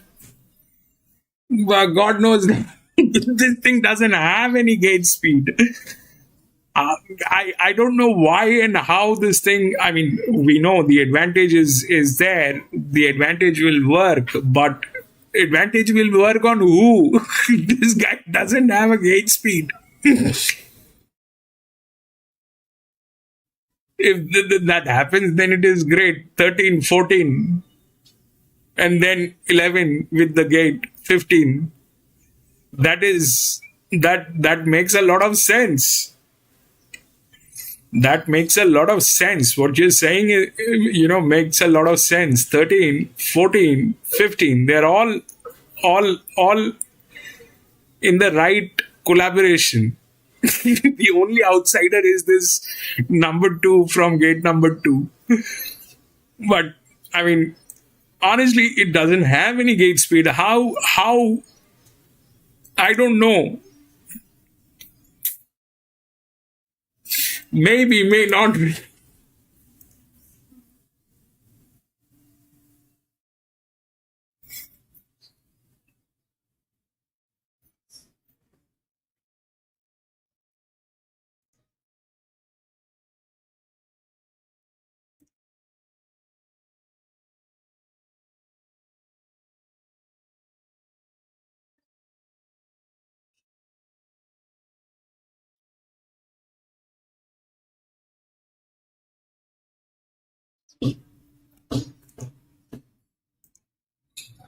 They started racing and we are talking.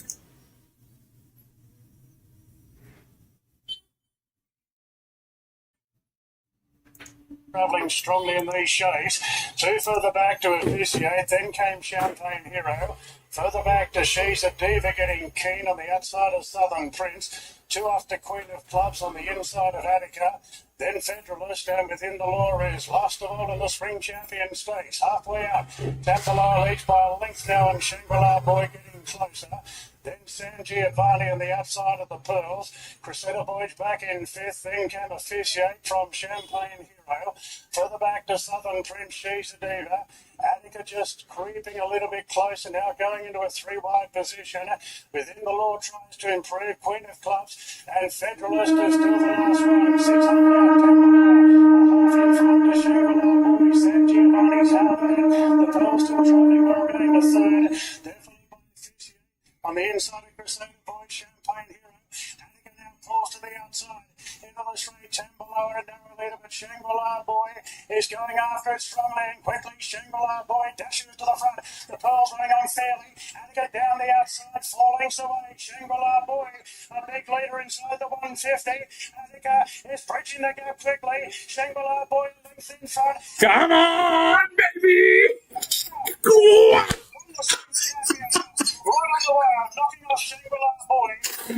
I missed out on this. I could not get into it.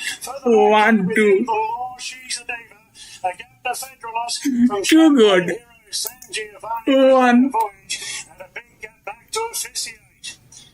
As Attica mows down Shangri-La Boy, and for Joe Pride and Adam Hieronymus claims the Group 1 Spring Champion. 1, 2, 13. Early form range across the tapes. 1 beats 2, beats 13 in for third, and then it's close for fourth between the 9, Southern Prince. That's a good one, yes. Down below are Attica over the top of Shangri-La Boy. Joe 1, Pride 1, gets 1. his 21st Group 1. Adam Hieronymus his 6th. Over. The beauty here, Marto Joe Pride. I mean, this horse had only started number 4. It just comes from the clouds. I missed this one. I could not get in. Shangri-La Boy off and gone, and Attica chases him down. I could not get in, but it became a queen. 1, 10 and then 13.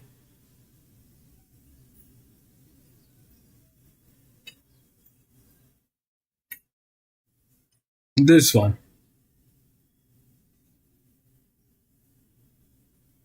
This was a bad one. How will that work?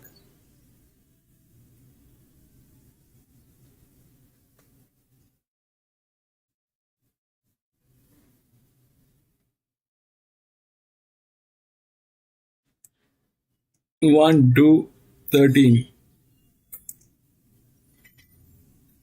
That happened anyways. We had the winner.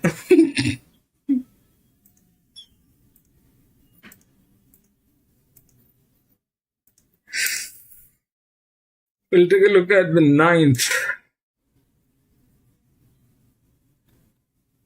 13 has been scratched. There's no 13. 3, 2, 1, 5.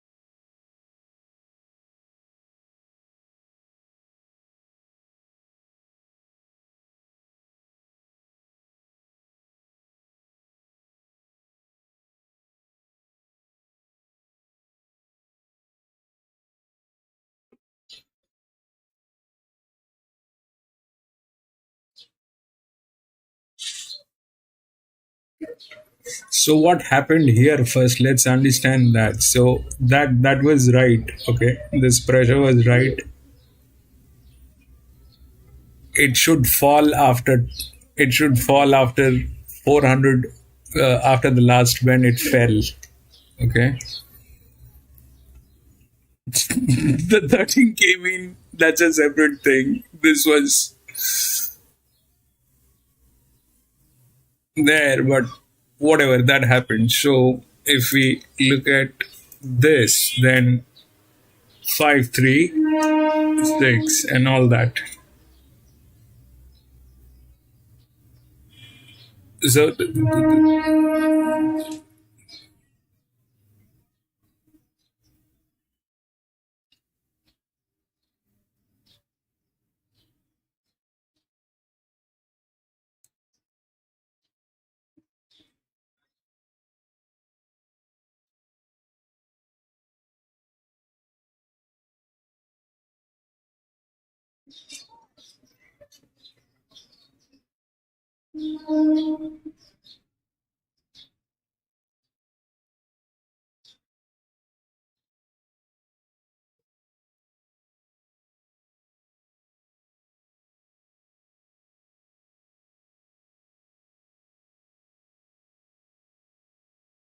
6, 90.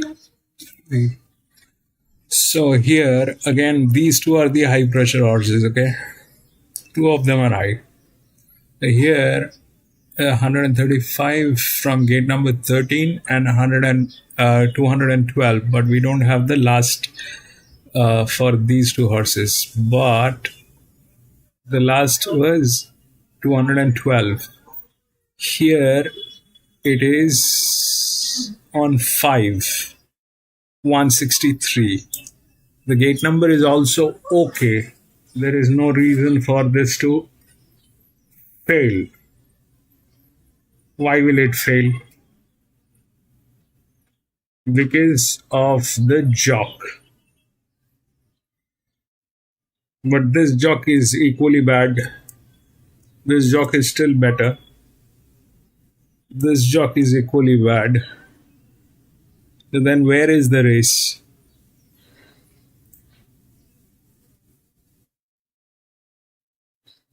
They both have very high leverage. They both have very high leverage, very high pressure for a 1400 meter. The body weight is with 3, but they're kind of neck to neck. 60, 36.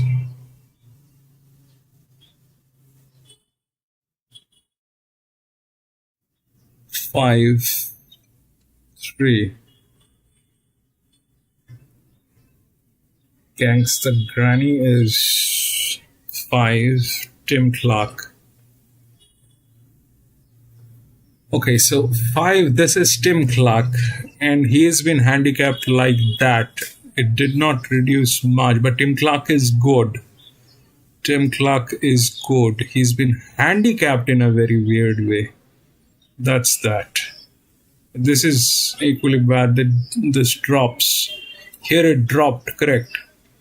204, it came in second. At 204, it came in second. It drops to 136. This is 163.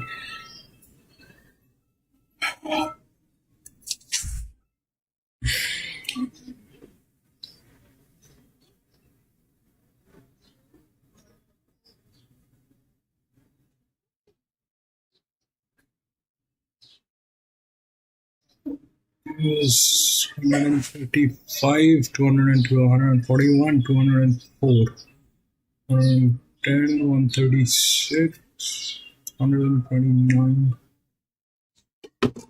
What was with this guy? 126, 233. The moron, this guy is like, could not get it.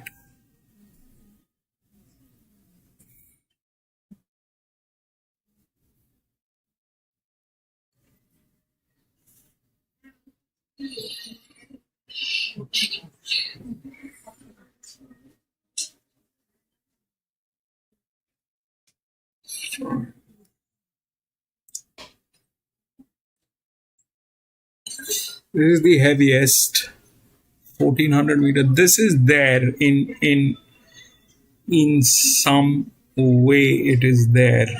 The 2 is there. How it is there is the question. It cannot win, or will it win? Because of the jock. And both of them are not going to win because of the jock.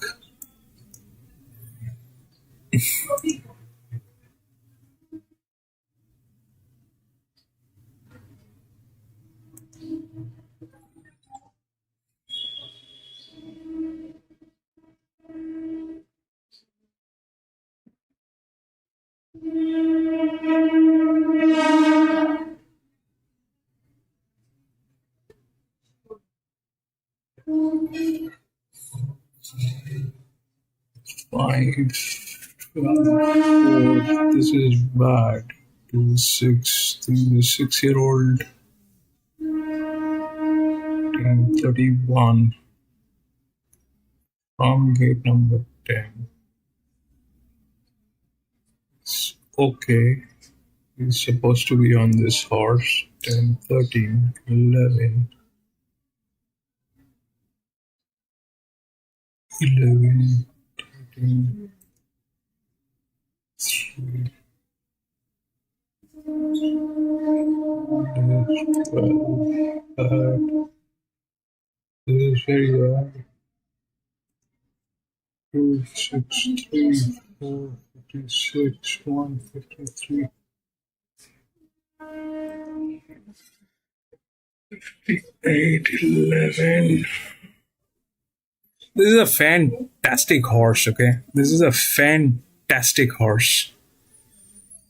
The 5. It's a fantastic one. It's 193, yielding about 163.20. Here we had 60. We got 20. 20. 63, 80. Tim Clark, let's believe Tim Clark. The 3 is so this is again the same thing. All right, it's a 1400 meter. This one was a 2000 meter. I'm not saying this is perfect. I have to work on this to make this thing perfect. It is just blind at this point of time. I'm just, whatever I'm saying is I'm thinking loudly. So what basically is happening, because we have the reference here on that one, we could check the increment on the pressure on the on the bend. All right, the bend pressure was here, and we could check that it is almost there, and this is falling. So this worked.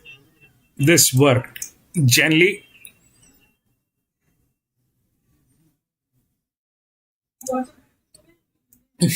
the mirror on the wall. It's a 4-year-old mare, 193.5. Gangster Granny. Why are you 5th on the odds? What have you done, baby? 10, 81, 10, 40, 80, 86, 5. This thing is probably there, and so if let's say if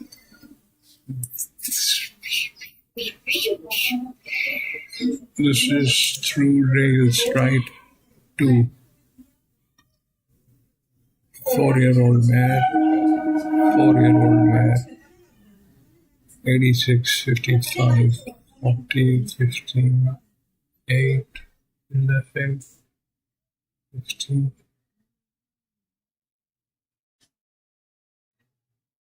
2.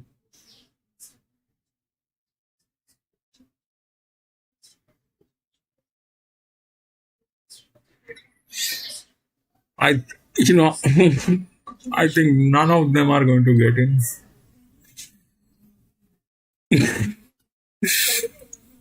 I think none of them are going to get in. See, the problem is this, that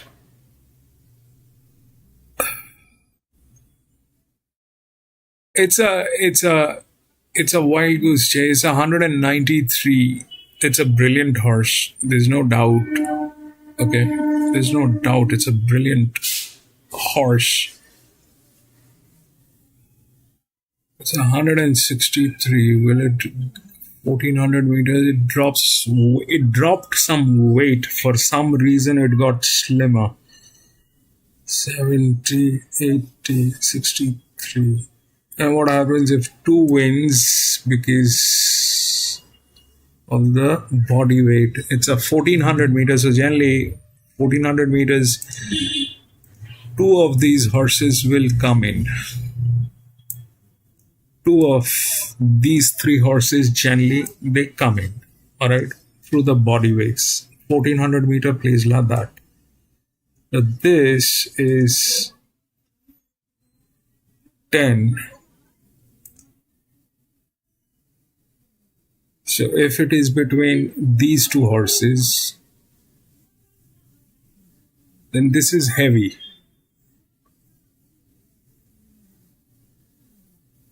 With no pressure. So that's that, and that is that.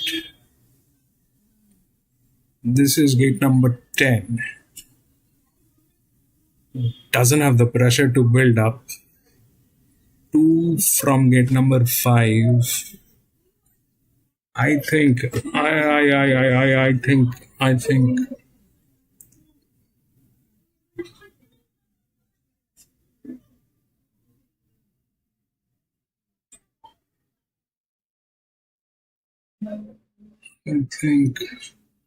136. You know how I would like to play this? It's basically like this. 3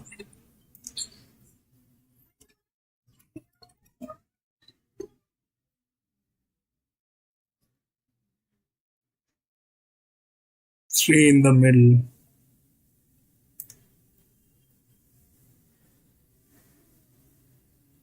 3 in the middle. Advantage. 3 in the middle. This one from gate number 13. And this gate number 13, 11, 13, 10, 2, 4. So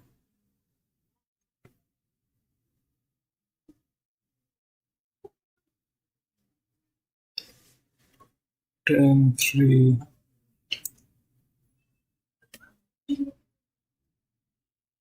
2, and a coffee on 5. 10, 3, 2, coffee on 5. I'd like to play it like that.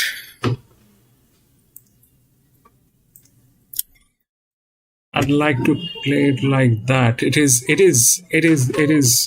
not going to be easy because this is a good one, all right?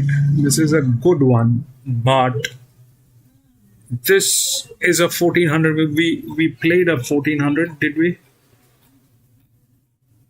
No, we did not play a 1400 today, so we do not have a reference to check.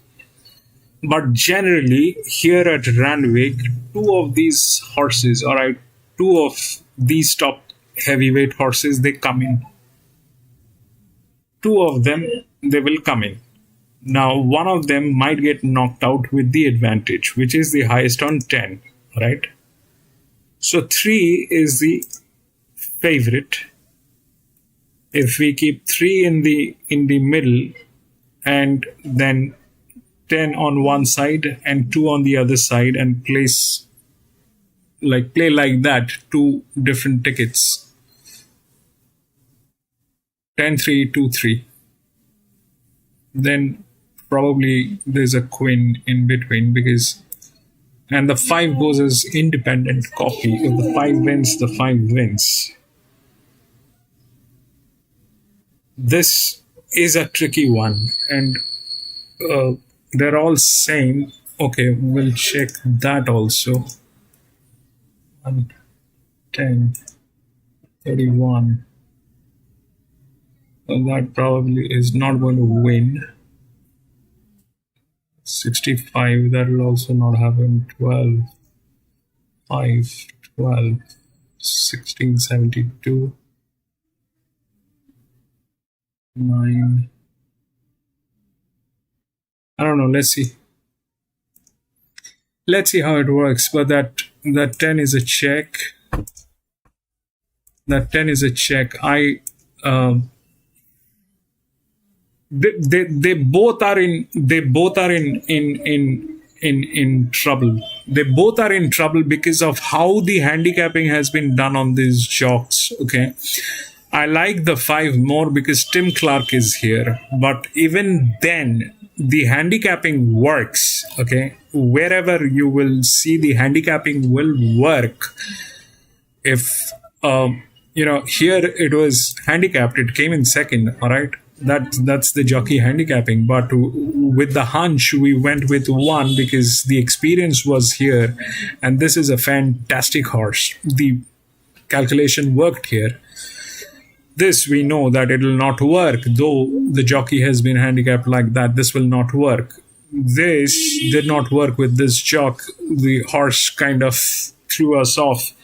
But the point is, out of 3 and 5, I like the 5 more. But since it is a 1400 meter, 2 of these horses they always get in. 2 of these top 3 horses they always get in, more or less. Whether 5 will win is a question because it is also a lighter horse. And 3, the jockey handicapping is a little dicey. This is a lighter horse. The jockey handicapping is a little dicey. So chances are 2 will, win. The pressure may not work here.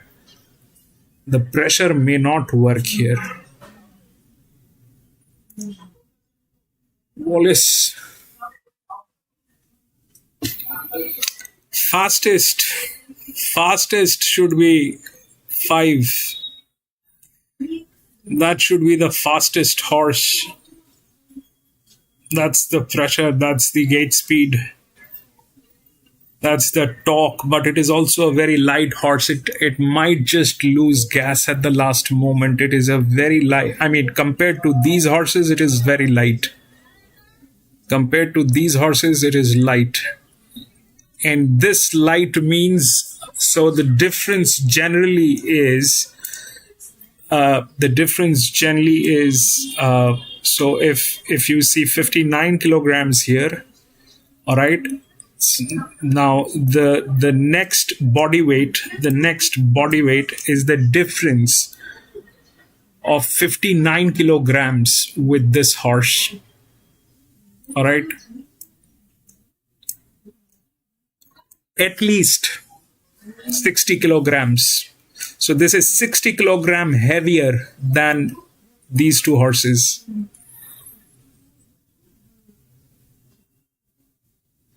Minimum.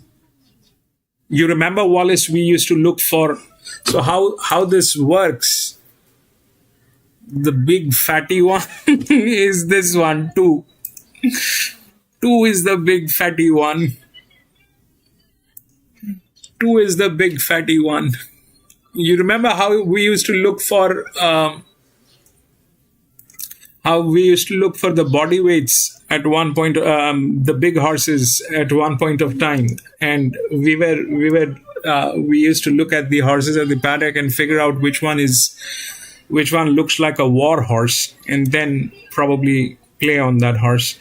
But generally, here is how the calculation works. So if you have, let's say there is thumb rule. All right, let's talk thumb rule. Let me just see if they've started streaming.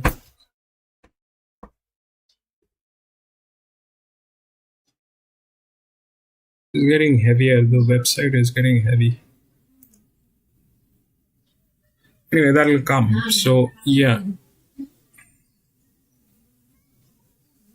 they're showing Gold Coast. Anyway, this is how the calculation is. So let's say a horse is let's say a horse is 400 kilograms. All right. This is how the maths work. Let's say a horse is about 400 kilograms. Now, for the advantage to work, let's say this 400 kilograms is carrying 60 kilograms. All right. Now, where the body weight will work. All right. So the body weight will have to work like this, that 400 plus 60. Good evening, this is for genders. 400 plus 60. 400 plus 60 is the body weight you're looking at. So 400 plus 60, then you have to have the advantage. All right. 400 plus 60, then you have to have the advantage. So when you see the weight, all right, if this is at 60 kilograms, this is at 60 kilograms, that means it is and we get that number here. This is not in kilograms, by the way. All right, this is not in kilograms, by the way. That's the difference. That is the difference. So you're looking at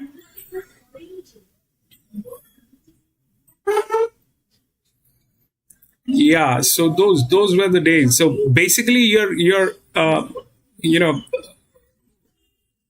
for the body weight to win. For the body weight to win, the maths is this, that if the highest weight which is there plus the body weight of that horse, let's say here the favorite is 3. So the body weight of 3 plus the weight that it is carrying. So if this is 400 kilograms and this is carrying 400, if this is 400 kilograms and this is carrying 58, so let's say this is 458. To win, this horse will have to be more than 458 by the margin of 58 minimum. So you have to have a horse which is approximately 500 kilograms here, and then a drop in pressure. Then a drop in pressure. So if this horse is 400 kilograms, on which there is a weight of 60 kilograms, it makes it 460. This horse will have to be about 500 kilograms to beat this horse with an advantage. So that is how the mathematics has been done. It's not that it always falls into place, because these horses and these jockeys, they are capable of losing weight in days. It is not that it is always right, but that's the thumb rule number that we have.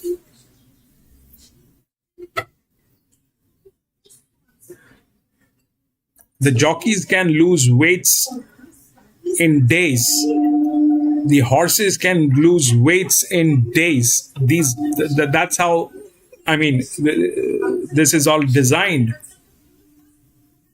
But the fact is that if you're doing a maths on your own and you want to figure out whether this particular advantage is going to work or not, it is the body weight of the horse, if you have the body weight. Otherwise, how I do the body weight is very complicated. This is that's why we cannot get it in kilograms. It's a very complicated way. Not that I always get it right, but that's more or less the thumb rule. If you're racing somewhere and if you have the body weight of the horse, add the weight it is carrying, and then you look for the heaviest horse which is there. It has to be double the difference of that weight, or more than the difference.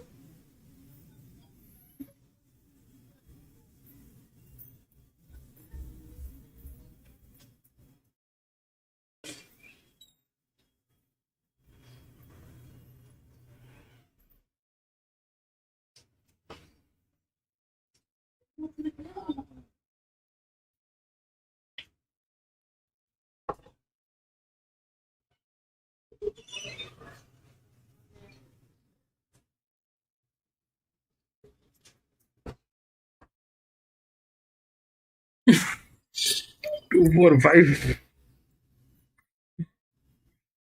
is a possibility. We'll see. I mean, these two are very good. Both of them are very good. There's a huge amount of pressure, but they kind of tricky.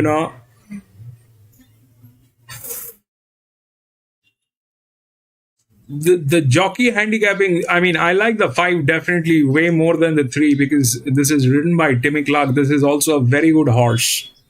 This is also a very good horse, but this thing can go wrong, and I think it is the body weight which is going to make a difference. I mean, two of the horses they generally get in. Two of these 3 horses generally get in the top 4.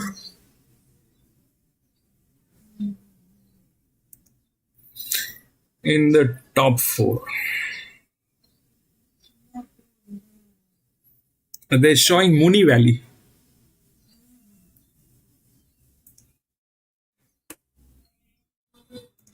Made of Via Sistina is $8 into $7, as the other one trading in single figures for the Cox Plate, which is just over half an hour away. Gator and Brad both siding with Antino. Oh, that as we edge closer, we're edging closer to our next assignment, which is Yarra Valley. That is Yarra Valley. Which is due in about 90 seconds from now. The fixed odds favourite is Frederick, number 2 in an open race. Went up at 5, late 550 into 460. And in true profit of the big Furbet.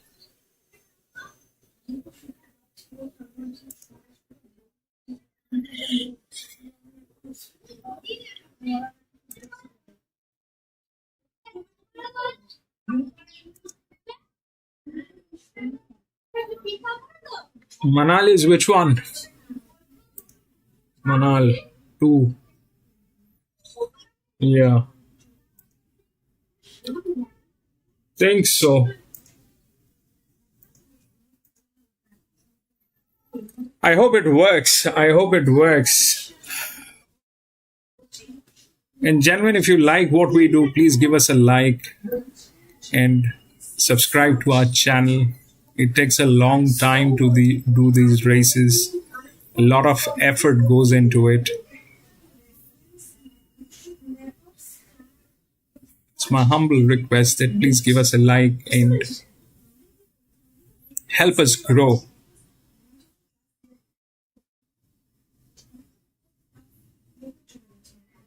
If we grow, one day we will be able to move the odds.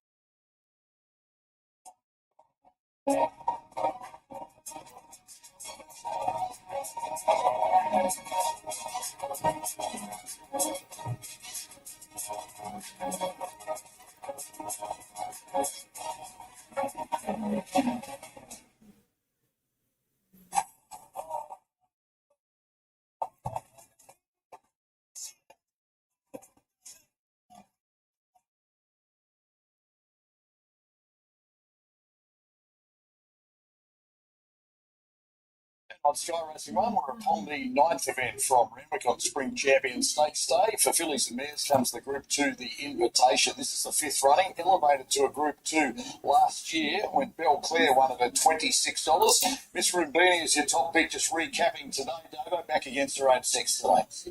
Yeah, she's been great in a couple of runs this spring so far, Mardo, and had to cover ground and done it the tough way. And we know she's got a good turn of foot. Of course, scratch from the Alan Brown a couple of weeks ago where she was well supported that day as well. And here she is a few weeks later. Like I said, Mick Price on radio this morning, a lot of trainers get on the radio and they're always positive. When Mick will tell you if it's got a chance or not. He's a very straight shooter and he's renowned for that. And he was very bullish about her chances. Said, basically, yes, small hiccup, but hasn't impacted her, and off she goes. And I think she'll be really hard to beat today. So it gives me a bit of added confidence. She needs to go the Sydney way, sure, but happy with her. How to play the race? Have something on Miss Remedy to win, or have a little spec out wide punters on Bohemia at the big odds. It's the best last you'll see last time out. Just had zero luck at all. Like the Idle Flyer form.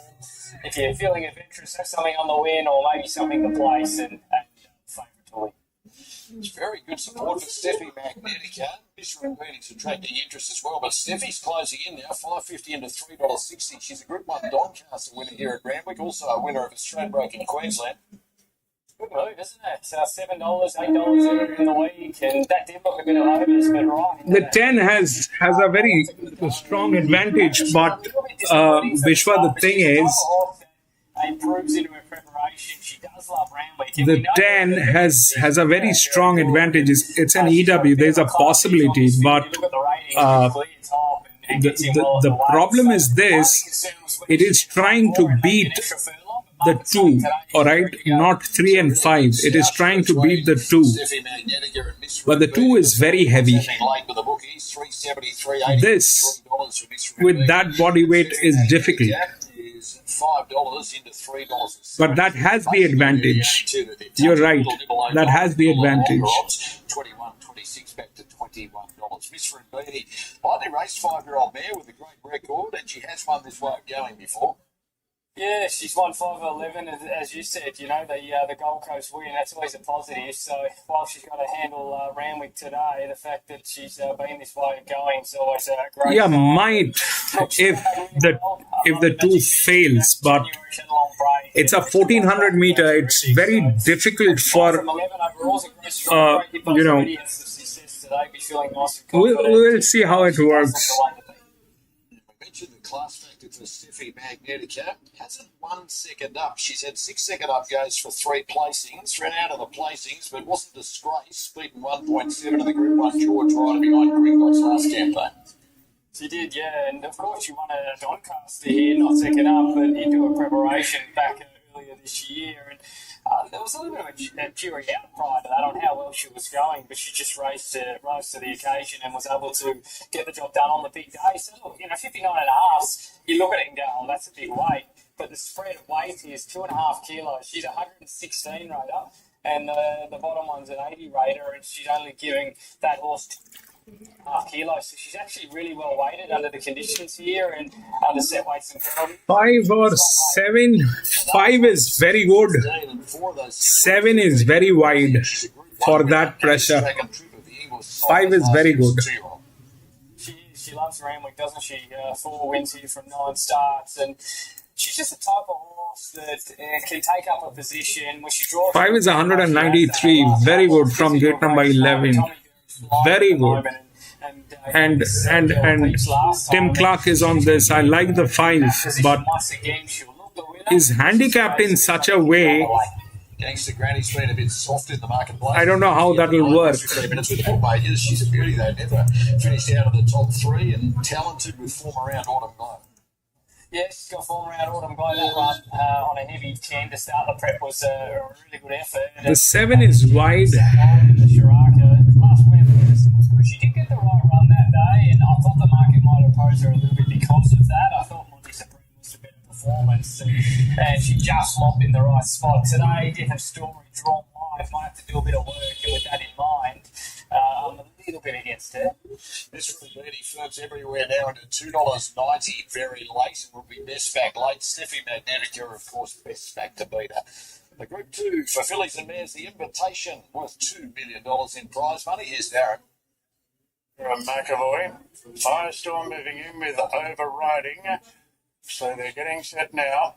O'Diamond Lil moves into line. Along with Gerringong coming up.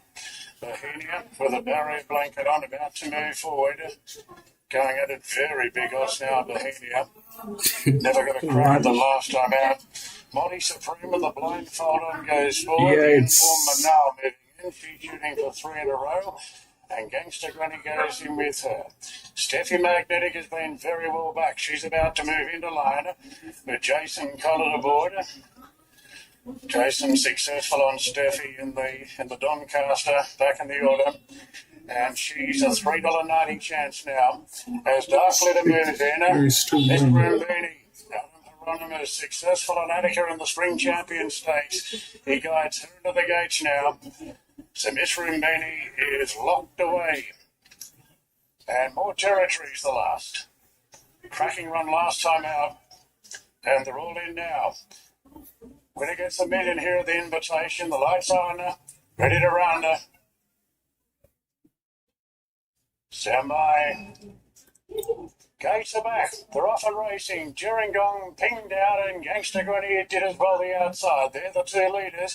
O'Diamond Lil Manal right there. Miss Rimbini jumped well. She's just looking for a spot now. The Henny is right up in the thick of the action as well with overriding a length and a half to Steffi Magnetica. Couple off to Firestorm.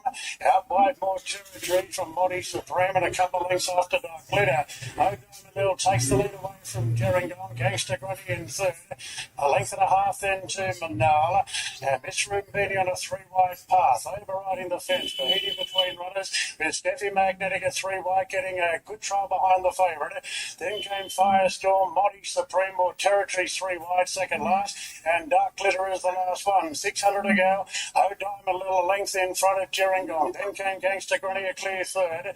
2 lengths to overriding from Manala. Miss Rumbini's been 3-wide from the start, and Bahini between runners, Monty Supreme well back in the field there together with Steffi Magnetica. O'Diamond Lil at the 300, being pressured now by Gerringong. Gangster Granny closing in a length and a half to Manala. Steffi's unwinding with a good run on the outside. Gerringong a narrow leader from Gangster Granny. Gangster Granny, Gerringong, Steffi Magnetica swapping them wider. Steffi, yes, she got there. Steffi Magnetica. One. Last few bounds, beat Gerringong. Brilliant. One. From the back to O'Diamond Lil, Dark Glitter, Miss Rumbini. Yeah, 1. From overriding more territories, and Monty Supreme was one of the last to finish. Class with a capital C, Steffi Magnetica over the top of Gerringong. Jason Collett gets 3 for the day. 1 beats 9. Reckon Gangster Granny's going to run third, number 5, just ahead of number 2, Manal. Suspecting 1, 9, 5 and 2 the results. Steffi Magnetica, dual Group 1 winner, adds another million to the bulging. 1, 9, 5 and 2. None of them got in the 3 and the 5.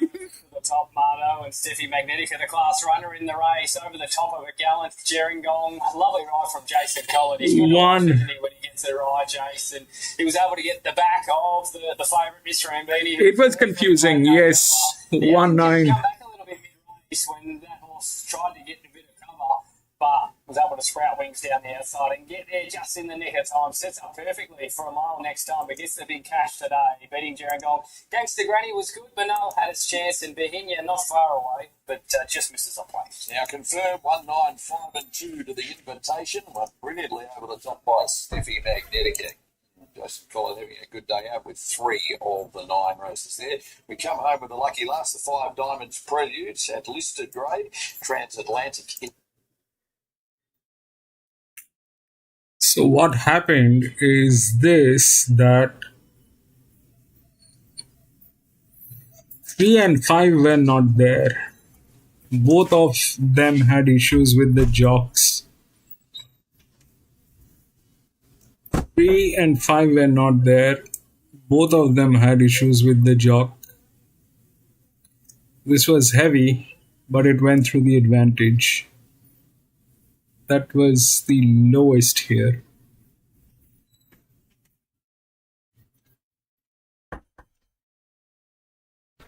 One, 9.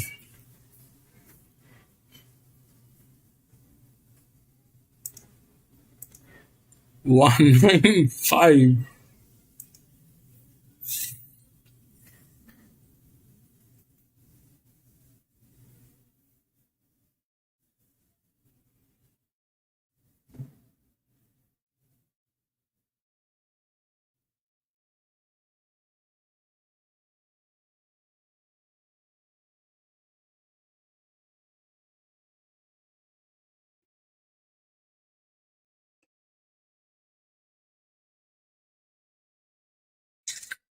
It did not work. Did not work on these guys, but Vishwa, that was a fabulous thing on that one. It was the lowest here. So how that worked is something, because this.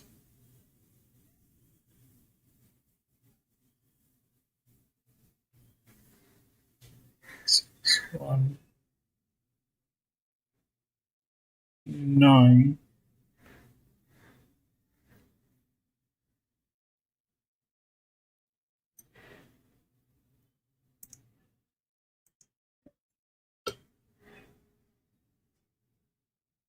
One.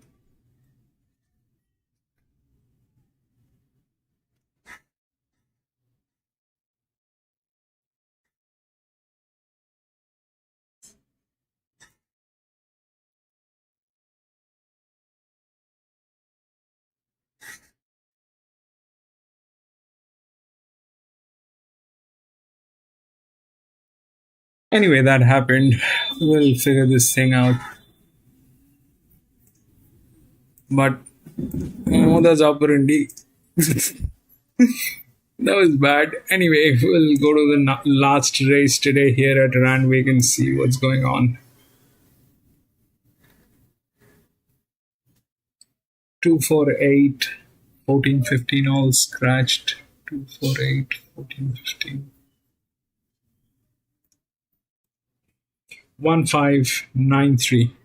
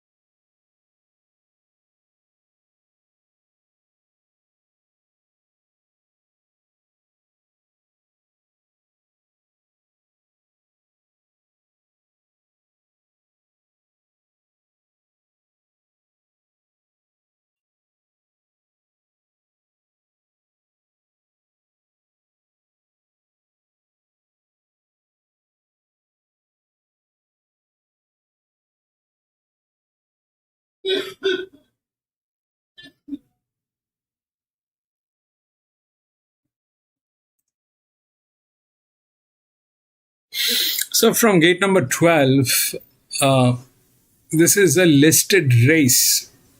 So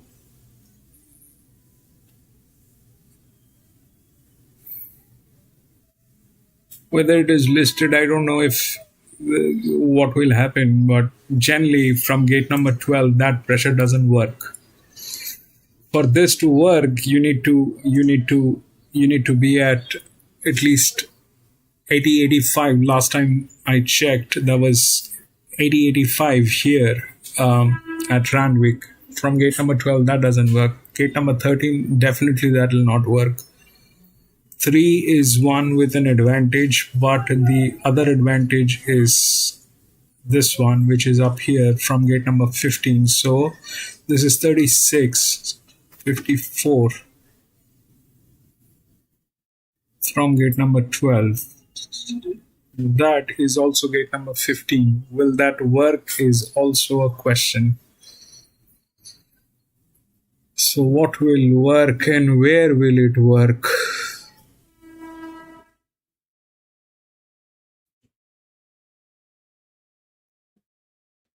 Plus this jockey is not from here, though that's the advantage, but here I think it is this one. 12, that doesn't work. This definitely is not it. This is from gate number 9. So maybe that is gate number 15. This is gate number 9. And this one, gate number 11. It is in a very bad state. So nobody is even talking about it. 45.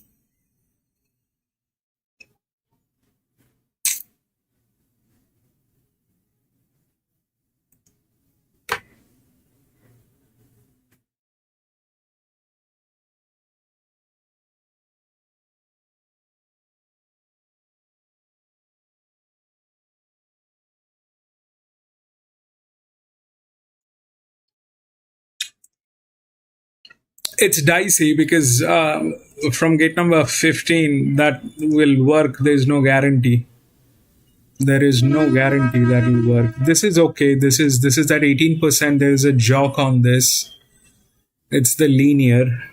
2 weeks. It's not at the tune of that weird. It's just 83 here. That's the highest. 5-4. Do you have a better one?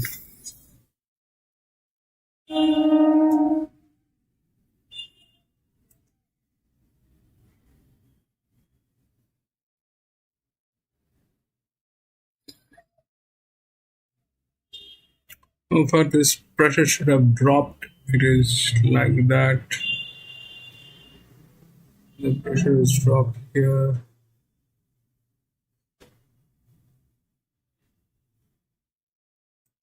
14.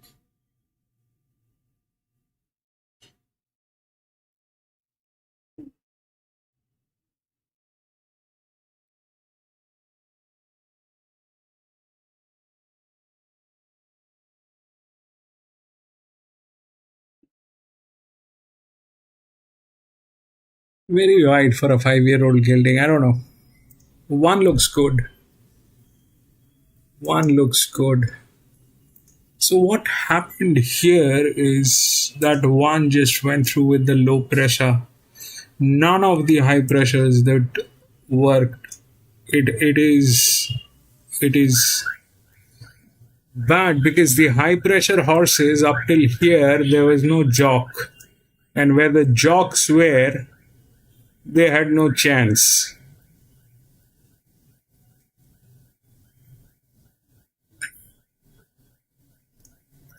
They were handicapped in that way, and they had the handicapping but did not have the horse. In the bargain, the low pressure went through. Anyway, that is it. That's how horse racing is. We always make some mistake or the else.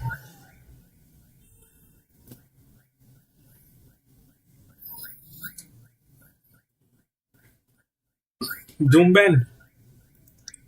No, you did a brilliant stuff, Bishwa. That was a brilliant one. Actually, uh, you know, I get very tired after some time. I mean, after the seventh, eighth, I'm very tired, and that's when I also get lazy. But one thing was pretty clear that these two horses, the jocks are like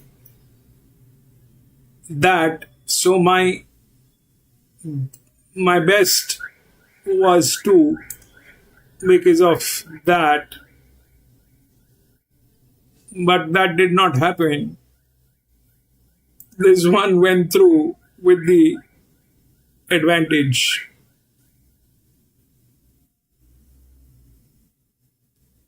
This one went through with the advantage. This one is a pretty bad one. Why? Because look at the thing. The jock is here, but they are 43% bleeding. They will deliver. There is no guarantee. This, and where the horses, the hands are right, they kind of are not in the right frame. They kind of are not in the right frame.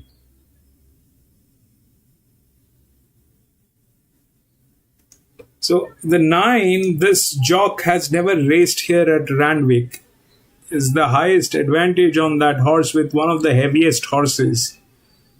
Okay, so that's there. Uh,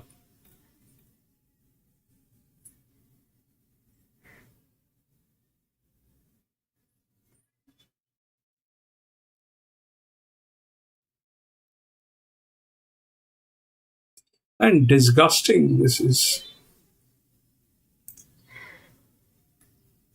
Like,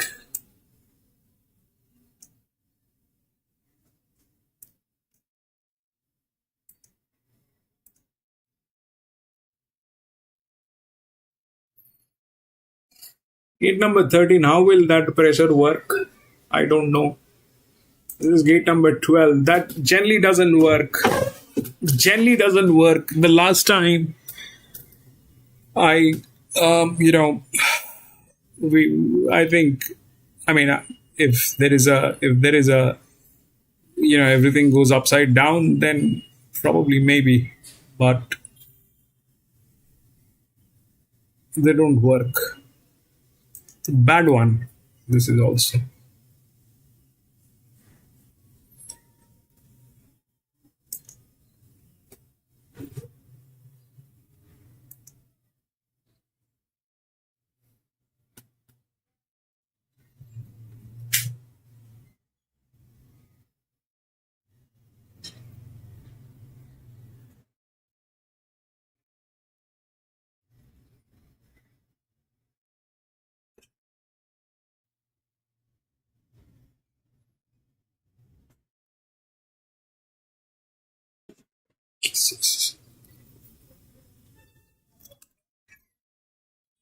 It's a problem when the linears don't work, then it is a problem.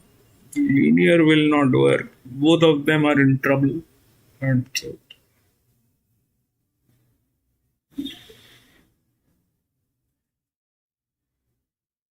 what a and they call it pure class.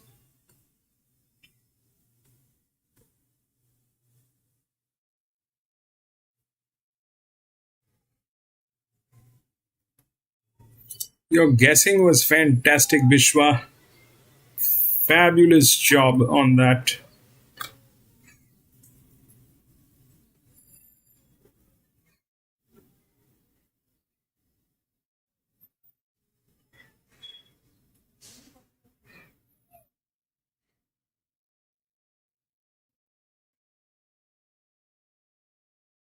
It's a huge confusion.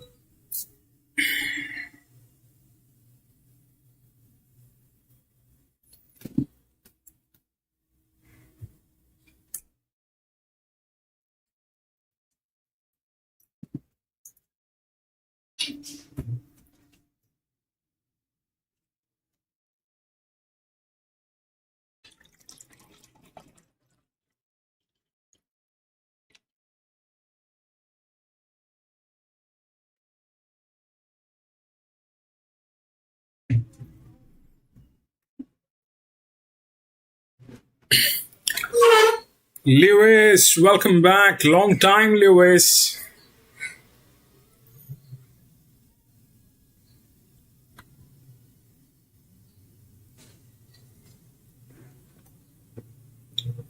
This is Viva Sinister Last Dance.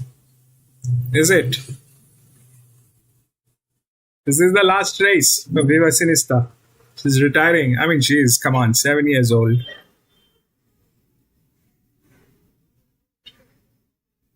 Mooney Valley, right?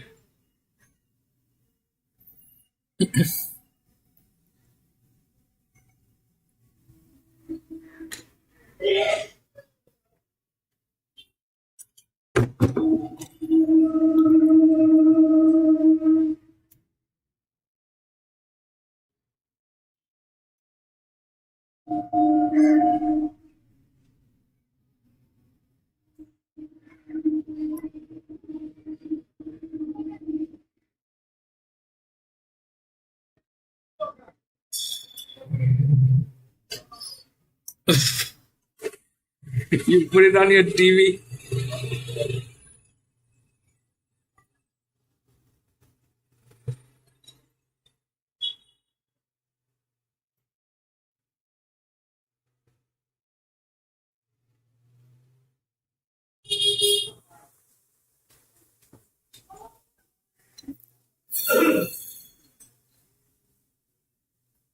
Yeah, on TV you can see the numbers in a much better way. On TV, on my screen, I have a very difficult time. I need to buy a bigger screen. My eyes are like almost on the verge of retiring. I need to get a bigger screen.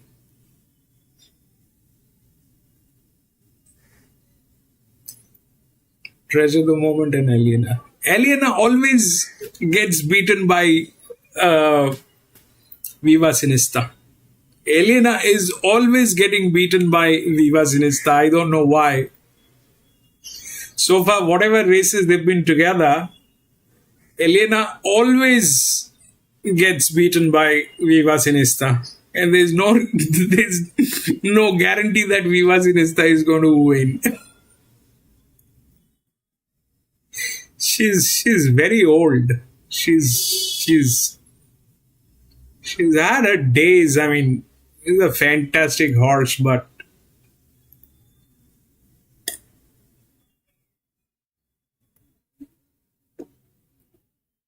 everything comes to an end.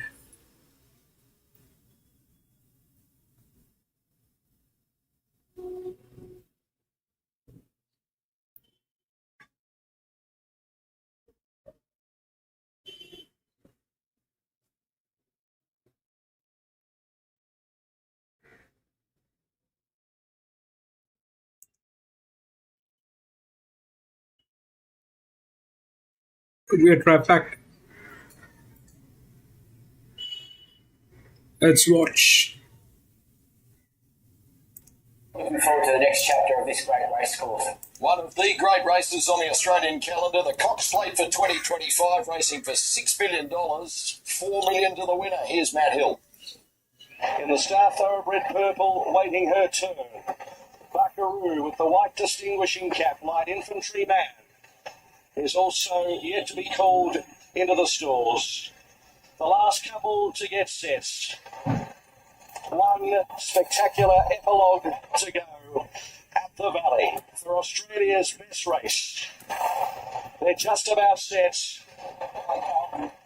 Light infantry man goes in and the field is set for the Ladbrokes Cox Plate. Ready, set and racing, and Via Sistina jumped away pretty well. Treasure the moment over on the far side, beat them out from attrition. Light infantry man's using plenty of the track out past the centre, but is forging on out wide. At the judge, a lap to go. Treasure the moment is the leader with light infantry man. A length and 3/4 attrition. 2 further back in the field, Nepotism, and they were followed by Via Sistina as they string out towards the side of the 1600 metres. Via Sistina has 3 behind her, and they are Buckaroo, Aliana, and last of all is Antino. So with 1500 metres to go, Light Infantryman has taken it up. 1400 metres to go and strung out the field by 2 lengths. Treasure the Moment second. Third is Attrition. 2.5 Nepotism. Via Sistina is 7 off the lead on the outside of Aliana. They were followed by Buckaroo, and at the tail of the field, Antino. To the back section, 1200 to go. It's Ethan Brown and Light Infantryman into a rhythm. 2.5 lengths to Treasure the Moment. 2 further back is Attrition. 2 lengths Nepotism. Then came the inside Aliana, who spots the speed about 7. A length away Via Sistina, followed by Buckaroo, and Antino is still last. So through halfway and beyond, 900 to go. It's Light Infantryman, the front runner in the Cox Plate, by a length and a quarter. Treasure the Moment second. Now the runs are coming. Nepotism out 4 deep. Via Sistina 5 deep is coming now at the school for the final time at the 600. Aliana behind them. Attrition has got back to third last from Buckaroo and Antino. Light Infantryman, 450 metres to go. Treasure the Moment gets her nose in front though. Nepotism going with her, and Via Sistina on the outside. 350 metres to go. Treasure the Moment kicks. A length Via Sistina, Nepotism. Buckaroo around the outside, then Attrition. Treasure the Moment around the turn. 200 metres to go. A length and a quarter in front. Via Sistina and Buckaroo where we're down at the 100. Treasure the Moment. Via Sistina and Buckaroo. Via Sistina.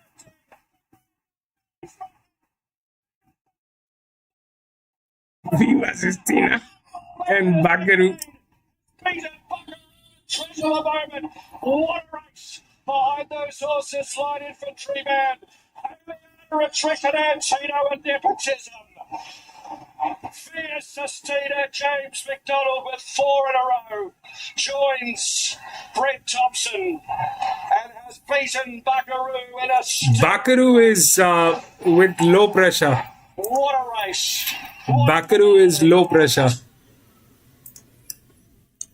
Viva is good. Viva is high pressure. Buckaroo is low pressure. Buckaroo, if I don't know when we raced Buckaroo last, but I remember Buckaroo is low pressure.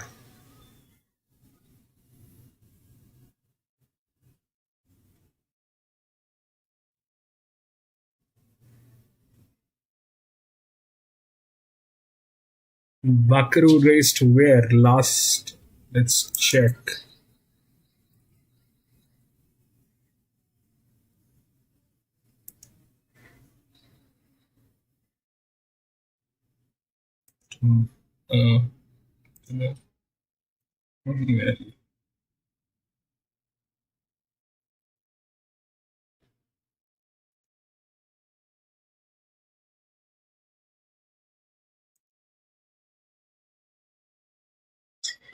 Caulfield.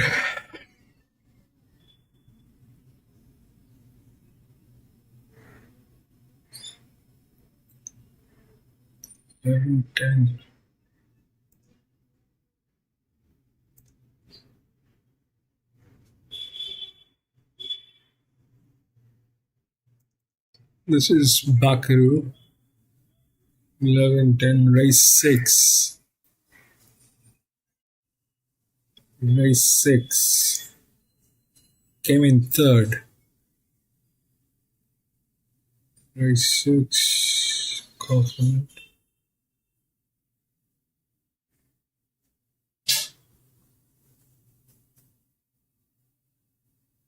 Treasure the Moment.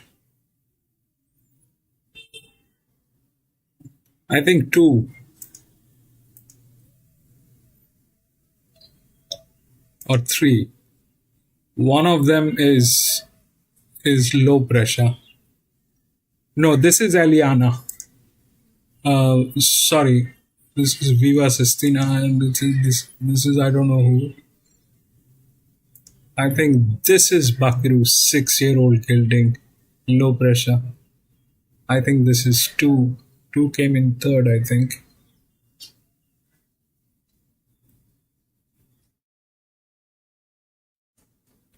Oh, shame.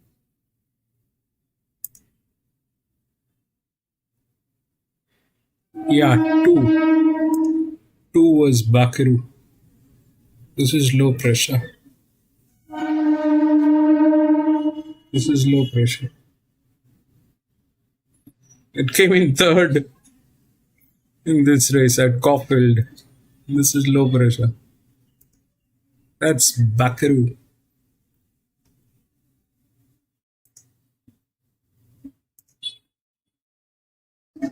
That's 3 of 5.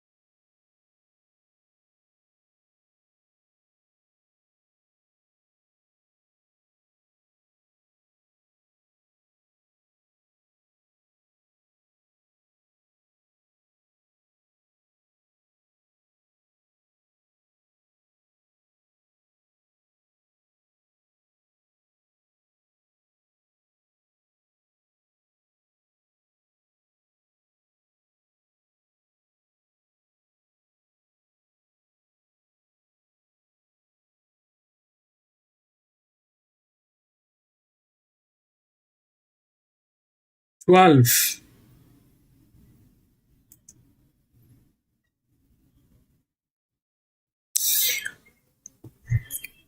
12 is a contradiction, bro, but the way things are, it might.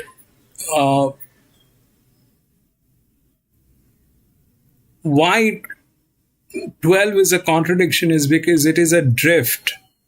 For a drift, it had to go down. It did not go down. It's on pressure. This is a misfit. But having said that, the way things are here, it might, because the rest of the things are very dicey. These guys are from very wide gate. This is very difficult to believe that these pressures will actually work. So this is something which is there. It's a contradiction. It's a misfit. It should not be like this. If like this is also a misfit, cannot be like this. This is a misfit. It cannot be like this. It has to be something like this one. You see that one? Okay. This is a drift. A drift has to drop. A drift has to drop. This was also good. A drift has to drop. This one was also good. A drift has to drop. But they were like 6-year-old mares and all that stuff. The things went upside down here anyways. But that's how the drifts are supposed to be. When a drift is like that, it's a misfit. But looking at the scenario, it might, because rest of them are in dicey position.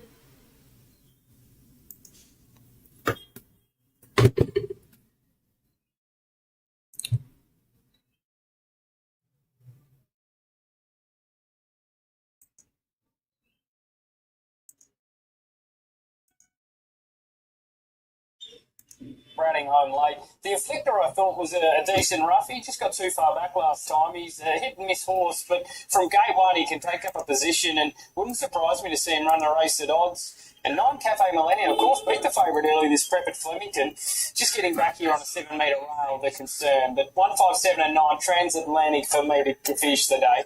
Let's have a look at what's happening late with the bookies. Transatlantic is 2.30 into 2, but there are some being back to beat it. General Salute number 5 is 6.50 into $5. Cafe Millennium 7.50, 6.50, back out to $7. There's support for Shardeezy number 12. Kieran McAvoy and Chris Waller combined. Novo 10, 12, back into $10. Australian Start number 4. He had some excuses at Flemington last time out. Yeah, he did, Marto, and prior to that, I thought the effort was a real eye-catcher too, so certainly building towards something, this horse, and I think it's ready to show something here today. Get back to the start 2 ago at Randwick, and the late sectionals were really good, was checked at the start as well, and my sort of notes were, wait for sort of 1600, so gets to 1500 today and should be closing off the race strong. For those after one at longer odds, it's a little nibble for an end cap off a drift, 10 out to 14, back into $13. Never in the Group 1 Epsom last time out. No, he's the type of horse that needs everything to go right, unfortunately, because he just will not go in the first 400 metres of a race. You watch him.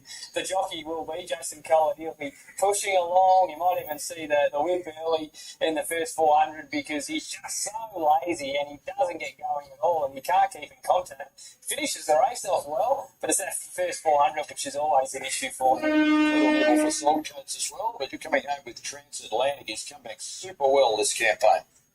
Yeah, I can't tip against him here. He's just going too well this prep. I thought he probably should have won the Sandown Stakes 2 ago, albeit Evaporate had to make that mid-race move, so, fair win Evaporate. But he was closing and wins in another stride or two there, and then was able to take that to the 2-rack and hold them off with 56.5, 59.5, sure, but the weight scale here is actually pretty well in, so back to 1500, no issue, be nice and positive, get him free rolling and be hard to catch here in the last. The $1 million listed 5 Diamonds Prelude with Darren. Media World last time out. So they're moving in well. Soul Coach moves in. Shardeezy, a runner of interest here, has the white cap by 3 or 9. Now, General Salute moves forward, and here's the favourite, Transatlantic, moving in.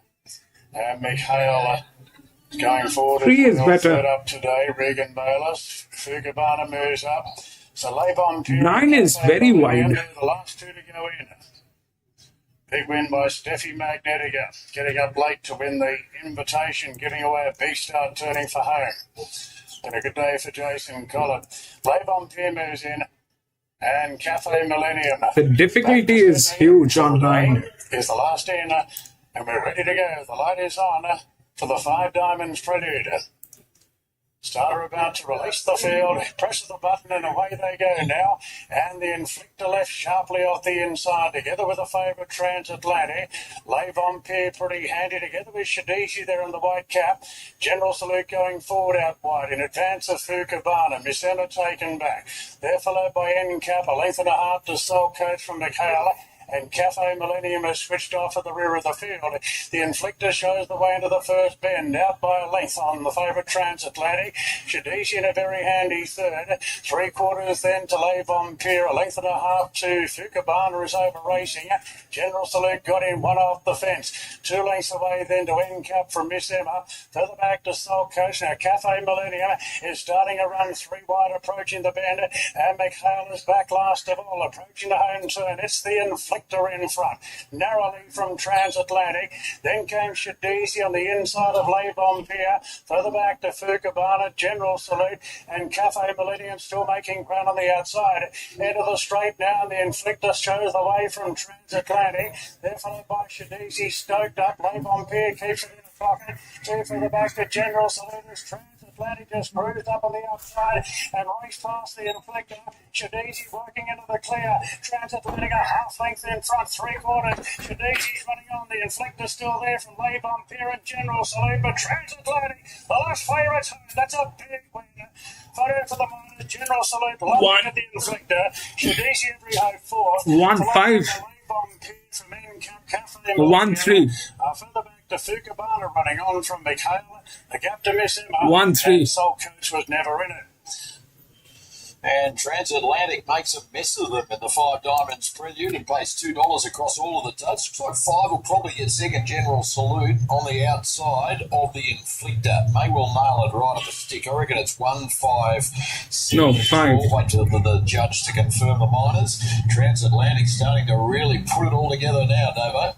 He is, Mutto, yeah. Tony Golan spoke about this horse the last 12 months as, one that's really out of the box. And he's just taken a little bit more time to mature, but hasn't he gone to a new level this spring? And it's just something for Tony to cheer about after obviously being flat after the Cox played. He lovely ride by Berry, got him going, and he just put him to the sword in the last to cap off a good day at Randwick. And punters go home happy here with their favourite winning the last. See you on Wednesday, Davo. Pleasure as always. And we've got the Golden Eagle Day next Saturday at Randwick.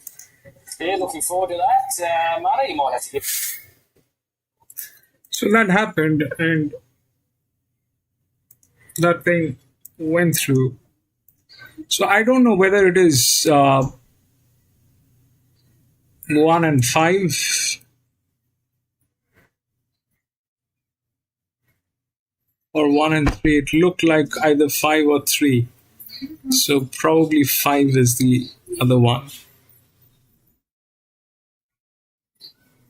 And then I don't know what happened. Let me just check.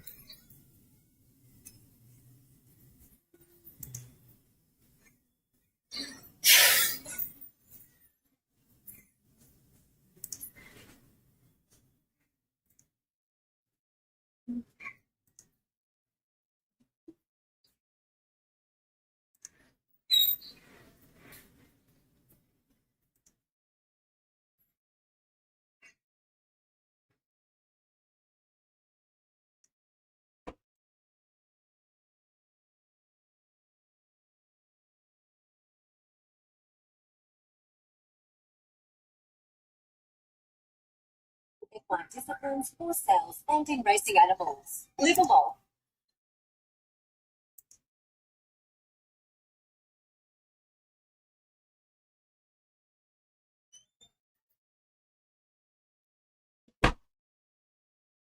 Up from the crowd. See your local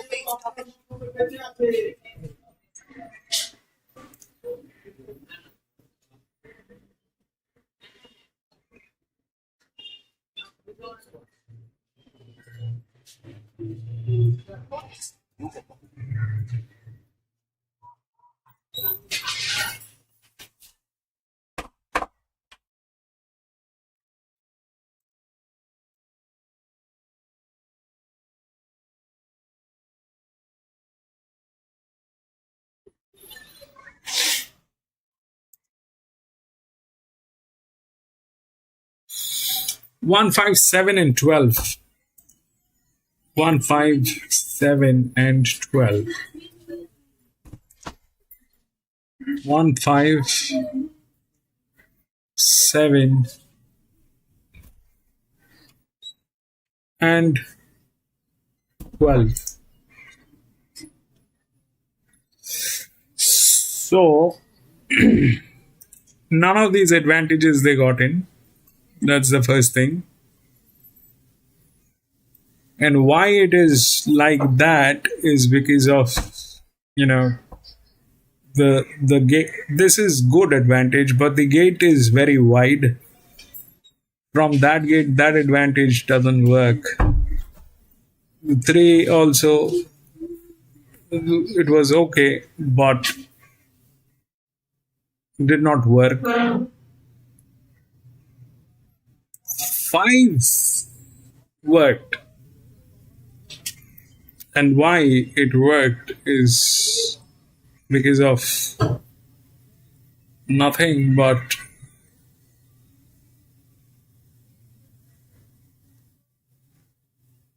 this 10, was it 54, 13, 14. So somehow this thing worked. It dropped here. 5, 7, 30, 36. This is 30. Negative 36, 30. This was gate number 14, 5-year-old. These are complicated stuff, but that is something that happened. And that's 7 from gate number 1. It was like that. It is like, these people are, they don't deliver. They're like that. We're lucky that the 1 got through. Anyway, that is it. That is it, ladies and gentlemen. We had 10 races today here at Randwick. That was the last one. But I'm going to be racing again on Wednesday. So if you have a little time, please come and join me. We will race together, do a little chit chat, and try to have some fun here. And thank you so much for being there, my friend. Lewis, thank you so much, my friend, for being there. Bishwa, that was a brilliant move today on that 1. Thank you for being here, my friend. Dallas, thank you so much for being there, my friend.